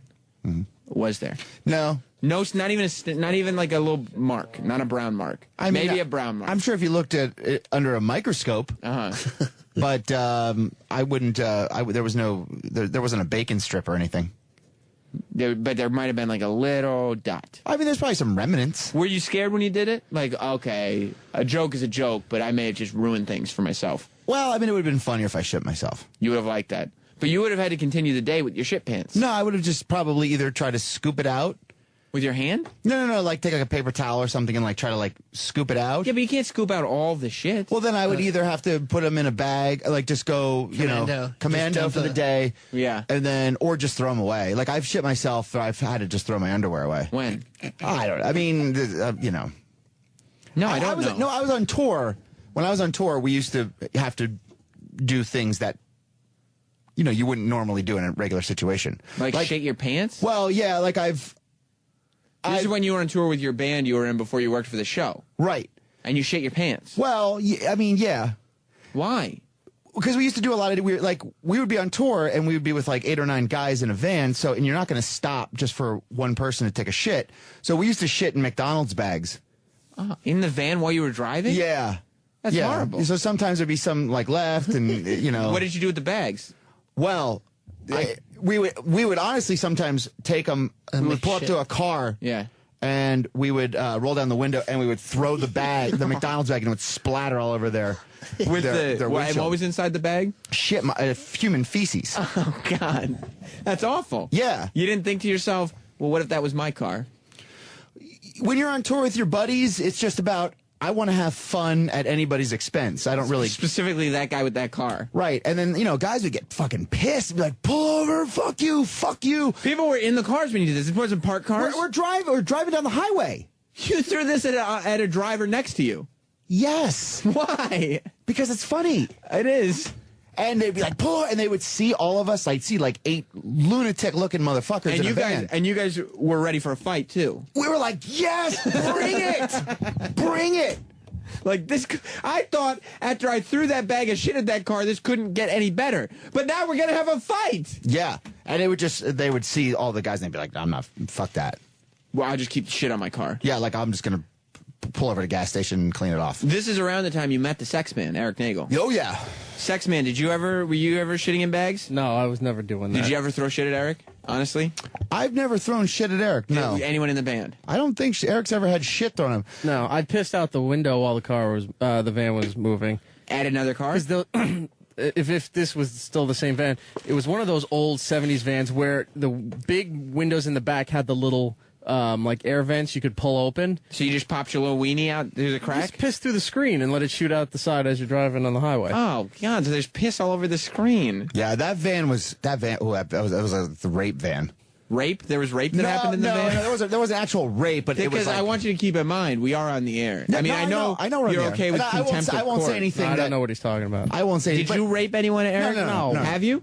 No. Okay. You're taking me out of context. It's like a rape van. Like Right. it's shady. Like you would see in the movies. It's shitty. Rape movies? Like in a horror movie or something like that, where they abduct some lady who's, jogging on the side of a road in the woods. Yeah. Like a Law and Order SUV. Yeah, SVU. like a lot of SUV. It is an SUV. A lot of shit has gone down in that van. Literally. Well, yeah. I mean, you've shit in the van. Shit in the van. So used to have a makeshift heating grate on the back because the van would get cold, and when there were people in there, maybe certain people would be laying down on their backs on the floor and would get scarred from the heating grate. Yeah, and actually, the funny thing about that person that got scarred, there was a girl that was being sexed at the sexed, not sexted. No, Actually, she was. They were having sex with her, and everybody was sort of watching. Wait, they were having sex with her? Band members, multiple. Yeah, in the van. In the van was the van moving? The van was moving. We were moving to another location. Oh, on tour. We're on tour, and this girl was having sex with multiple band members. How many band members? I definitely recall two, but there could have been Were more. you one of the band members? I was not. Were you watching? I was observating, yes. Who drives? I was observating too. You were there? I was there. I was watching. Were yeah. you sexing? No, I wasn't. Was he sexing? I was No. playing Was he jerky? WCW wrestling on the Super Nintendo. We had a Super Nintendo hooked up In the our- van. Yeah. In the rape van. Yeah. So the funny thing about this This is true stories. Yeah, I swear to God. Okay. So this girl was getting fucked, and we were all watching, and people were playing video games while this was going on. WCW. Yeah. Yeah. And, First NWO. and in the car, that we had cars behind us because not everybody could fit in the van. So in the car behind us was the girl's fiance. No. Yeah. Now, why would the fiance be okay with the girl traveling with the band? Well, did he not know what was happening? He kind of knew that she was a stripper, so he knew that she would do stuff with guys, but I don't think he knew that she was getting gangbanged in the van ahead of him. In the van while it was moving. Have you ever thought, and somebody just feedback this in, and this is a great question, have you ever thought about pursuing legal action against the fellas over at Bang Bus? Bang Bus? Yeah. I'm not familiar with that. It's a porno website where they get a girl, and they bring her in a van, and then they fuck the girl in the van. And then they ditch her without paying her. Did you pay the girls? Because none of that's put together or anything. You don't think so? Did we pay the girls? No. The funny thing about that, a lot of the girls that we would roll with would pay for us. I don't even understand. So this girl, she's a stripper. Yeah. Her fiance is what, friends with you guys? Yes. He's a fan of the band. Yeah. And he's cool with you guys. Yeah. And then you guys are like, hey, why don't you let your fiance come up in the van with us, and then you drive in the car? I think it may have been his car. I don't know why I just know that there wasn't enough room, and we weren't about to add another fucking dude to the mix. You didn't want to. I mean, girls, we'll pile them on top of each other, but it's not going to happen like that. He's telling stories about when he was on tour with his band, and this girl, she got in the van with the band. The band was gangbanging her in the van while it was moving, and her fiance was driving in a car behind the van. Yeah, I had that happen. You did. You did. While you were on tour, too? Yeah. Was it with... It's like fucking puppies. So wait, let me ask you now. Did he had no idea what was going on? He didn't know that was going on, but he knew that she had fooled around with other band members before. Was he okay with it? Yeah, he was a little bit of like a swinger, and he was just kind of like in awe of our band. You know what I mean? Like he just wanted to be down. That's I've so never weird. liked a band that much where I would let them off the Sabbath. You know what? Would you let Sabbath just rail your girlfriend? Rape and kill. Yeah, rape and kill. Yeah, without a doubt. But it's so funny that people are like that fanatic over bands that aren't specifically famous. Well, this guy was just some like turd from the middle of nowhere, Pennsylvania, and he had nothing going on in his life. So to be able to go on tour with a band, roll into a new city, like drink all the beer, have your fiance get gangbanged by them while you're driving behind them. He may have also hooked up with other chicks too. I don't really recall, but I just remember him being a little. Doesn't make it right. If you're a swinger, it's one thing, but that's a little fucking much, right? Yeah. Even if you're a swinger, you'd think like a swinger would want to at least be in the van watching or something. No, some guys like the idea. Like I've fucked one girl I used to fuck. We used to talk about her fucking other guys, and part of the fantasy, we never did it, was that she would fuck somebody and then tell me about it after, or like text me pictures while there was something sexy about the frustration of not being there. And is it because she's so dirty too? Yeah, but again, we never did it. This guy actually did that shit. Yeah, you would like the fantasy, but would you actually enjoy if she actually was like, no, I really did get fucked by this guy? No, probably not. You'd be like, what? Yeah.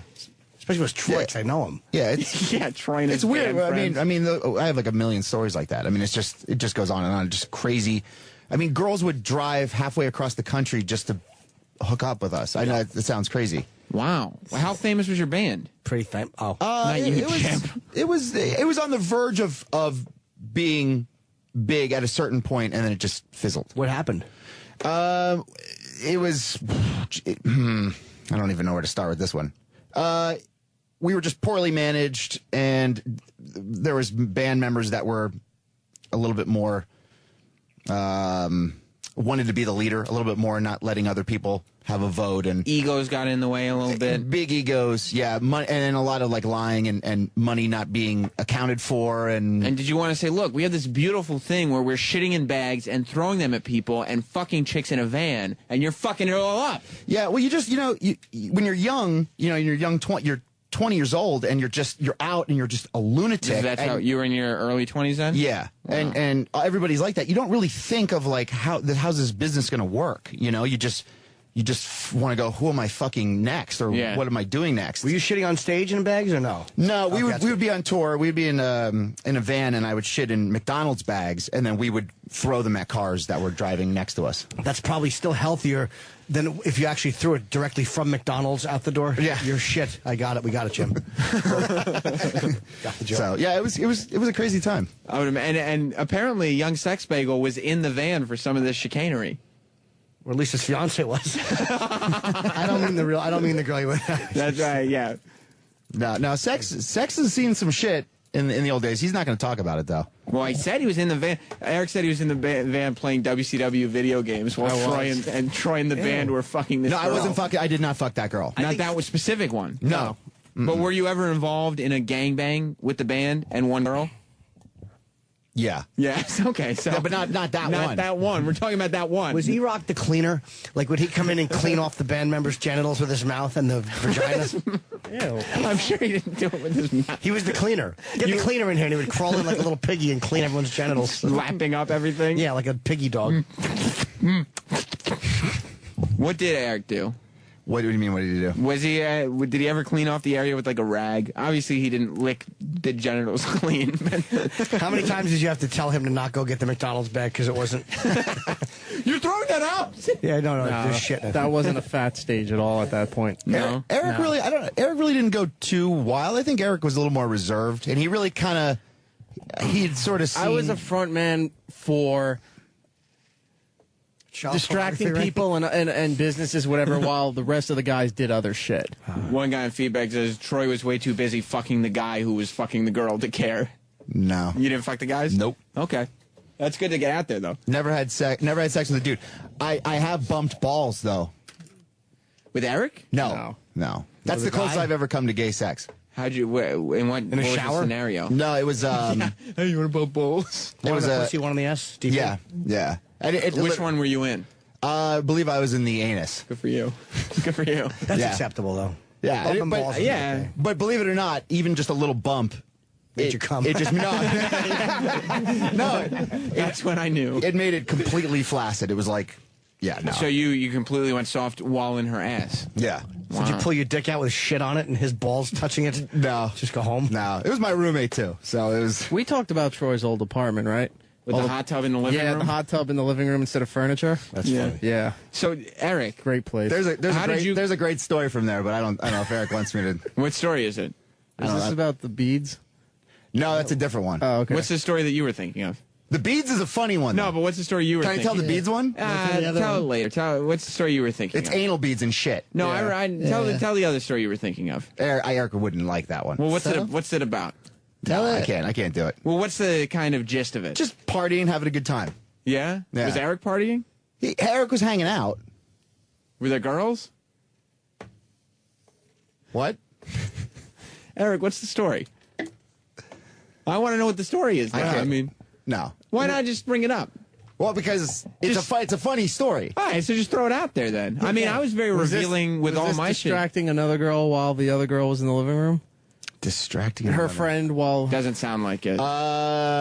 Because I used to run interference for people all the time. Look, I feel like I was very revealing with a lot of my information today. I will tell anything and everything. Tell the story you were about to tell. I would tell the story, but somebody else is involved. Eric. It's all right. He's all good. Yeah, I got to find out who else was involved. Yeah, tell No, me. don't even just bring up Eric's name and no other names. Troy, he's not for any barbecue or rub and tug. Eric's a public figure. No, I can't. The sex man is a public figure. And let me also say, this was probably like 1998. Exactly, so it doesn't even matter. It's water under the bridge. So many years ago, exactly. It's come under the bridge at this point. Yeah. Yeah. So go ahead. Come under the tonsils. Yeah. So go ahead. Go ahead. No, we used to party a lot. Yeah. E-Rock, what's the story? I'm trying to recall. You don't mind if Troy tells Well, us. the bead story is... No, I don't need to know the bead story. The bead story runs into me running interference. But you don't mind if Eric tells a story from 98. Story, see if it reminds him. Wouldn't it be some funny if Grape was a story about how Eric raped a child? He doesn't want me to... All right, I'll tell it. I'll tell it. Troy, just start the story. And then Eric he says no. Yeah, what's the first part of the story? The first part of the story is I had an apartment and we would just party, and we had a hot tub, and we would just all just kind of hang out and have a good time, have chicks over. Nice. You know. Troy, Eric, you don't mind if Troy tells it. It's from 1998. You don't mind. He's fine with it. You're fine, right, Eric? He's not going to... I gotta go. I don't know what the story is. He's so not going to bring I up any other people's names. Just yours. Is this going to cause problems now? Well, if it's in 1998, would that cause problems? I wouldn't think so. Okay. Yeah, we'll tell it. All right, just keep going. I'll tell you if you have to stop. Yeah, how about this? You tell the story slowly, and Eric, you can scream. I'll buzz in if we have to stop. That's fair. Are you sure? He gave me permission. Yeah, don't. All right, so go ahead. We have time? We have plenty of time. Okay. Yeah, we have 4 minutes. Okay. Well, we used to party, and we used to have a good time, and we'd have girls over, and it would just be, you know. and Eric in the band. Yeah, so it'd be like, you know, probably about 4 or 5 dudes, maybe a handful of girls. Sure. So a lot of the girls were down for whatever you would possibly want to do. I mean, like the girl in the van. Yeah, like they would just be like, you know, whatever, toys, multiple dudes, whatever. Multiple dudes, yeah. So, are you sure? I'm going to keep going, Eric. Yeah, he hasn't put the brakes on yet. You don't have to check. Okay, just tell me to stop and I stop. yeah. Okay. Or he'll just catch a sweeper. Yeah. No, just Eric, just scream if you know. Okay. So, go ahead. So there was this one girl there, and she was down for whatever. She made it very clear that she was like bring it, like whatever you got, she can handle. What a treat. Yeah. And so and you guys could bring a lot. I mean, we were fucking lunatics. Yeah. So, you know, I had went first, luckily, and you know, we went into another room and had a session together. You were sexing. Yeah. You sexed. Yeah. So then I went back out to party, and it was like intercourse. Yeah, and then it was literally like one of the other guys went. Wow. One of the other guys went, and they were all fucking this chick. Yeah. One after the other. Yeah. Was the chick conscious? Yeah. Yeah, she was down. Yeah. She was a little loopy, but she was down. Yeah. Yeah, she, completely consenting, was just a fan and was just wanting to have a good time. How come you got to go first? Because it was my apartment. House. So that's the rules. Yeah, fuck yeah, it's the rules. Okay. So you're going guy after guy. How many guys are we talking about? I'm going to probably say after me 2 or 3. Wow. So you're talking about like 4 guys total. One after the other, penetrating her to completion. Yeah. So far, I'm not remembering any of this, but keep going. Okay. Okay, you sure? Yeah. Yeah, I'm not recalling any of this. So afterward, we were kind of like, Eric, get in there. Do your thing, Sex Bagel. Go Were you in calling there. him Sex Bagel? Of course. Yeah, so that was what his did you name. say? That was his rap name. I was like, Sex Bagel, get the fuck in there. And he was very shy. He was very timid. Like, he was a very reserved guy. He wasn't like, yeah, like he wasn't a rager. Right. You So know? he was he wasn't dissimilar to the Eric that we know now. Right. Right. So he went in to the room. Am I okay, Eric? Yeah, so I'm not recalling any of this. Okay. But go ahead. Okay. He went in the room, so he was in there for a little while. Nice. Okay. And we were like, what the fuck is going on in there? Like, we didn't hear anything. We were like trying to listen up to the door. Casanova. Right. And 1 second. I mean, you can continue, but you sure this was me? You're not confusing with anybody else? No, yeah, this was you. Okay. You're positive. Yeah. Okay. I mean, am I wrong in No, saying I'm this? just I'm not remembering. That's why I'm just making sure. Okay. Go ahead. Are you sure? Yeah, he said go ahead. Okay. So we opened the door because you wanted to see the moves. Well, we didn't hear anything. There was no noise in there whatsoever. Uh-huh. And we opened the door, and Eric was there snuggling with this girl. Okay, I don't remember this because I was probably drunk. No, he wasn't. He may have been drinking. I don't recall. remember this story. I mean, everybody was drinking. Everybody there. Yeah, but what? so you get drunk and you snuggle with a girl who's just taken 5 dicks? Snuggle buddy. I don't know if exactly. I don't know if it was 5. It could have been 4. Eric, are you a snuggler? I don't. See, I kept saying I don't recall this story. So Eric was like the innocent guy who hung out with the band, and after the band, like animals, went through fucking this chick till there was no tomorrow. And some of those guys probably had real nice size hogs, am I right? Oh, yeah. So these guys are just fucking tearing that ass up. And you're like, sex bagel, get in there and do your thing. Is this girl, hold on. And you walk in. Don't say her name. No, I'm not. No. And Eric was 4 letters, though? snuggling with her. Was I out cold, too? You were both really in a relaxed state. You went to sleep with her? I probably did. Oh, my God. There's been times I've passed out in Troy's hot tub that they had to pull me up by my head because I fell asleep in the water. Yeah, but you went to go snuggle and fall asleep with the girl who had just been penetrated 4 to 5 times. Apparently, I don't remember the story. But. Eric. Snuggle bunny. He may have been intoxicated. I don't remember his exact... That's worse if he was intoxicated. Well, no, it's probably worse if he was sober. And he knew what he was doing. He knew what he was doing. The snuggle bunny. Anybody who, they say your true inhibitions come out, when you're drunk, yeah. That's his inhibition. He's like, finally, I get the chance to snuggle with this chick who just took 5 dicks. Loads. Well, in his loads. In his defense, she was pretty hot. He snuggled with her. Well, maybe he'd never been with a girl that hot. Were you a virgin? No, not at that. No way, not at that point. Snuggle virgin? Dude, I don't even remember the story. Look, we got to go. I'm glad you fitted that in, though. I'm glad you shared that with us. I'm sure Eric is, too. No, there's other stories I would know dead on, but that story I have no recollection of. I wouldn't remember that one if I were you, either. Hopefully we'll talk about this more tomorrow, though. I'm down. You're down. Plenty of stories. We'll be back with more. Stay tuned. And Rob Bennington is going to be on the Opie and Anthony show tomorrow. If you can't wait, then stay tuned, because he's about to be on Ron and Fez right after this. Goodbye. Opie and Anthony show is now over. For real this time. Check out the O&A show on Facebook at facebook.com/Opie and Anthony. And catch Opie and Anthony live Monday through Friday from 6 to 10 a.m. Eastern. Ron and Fez are next. Hey.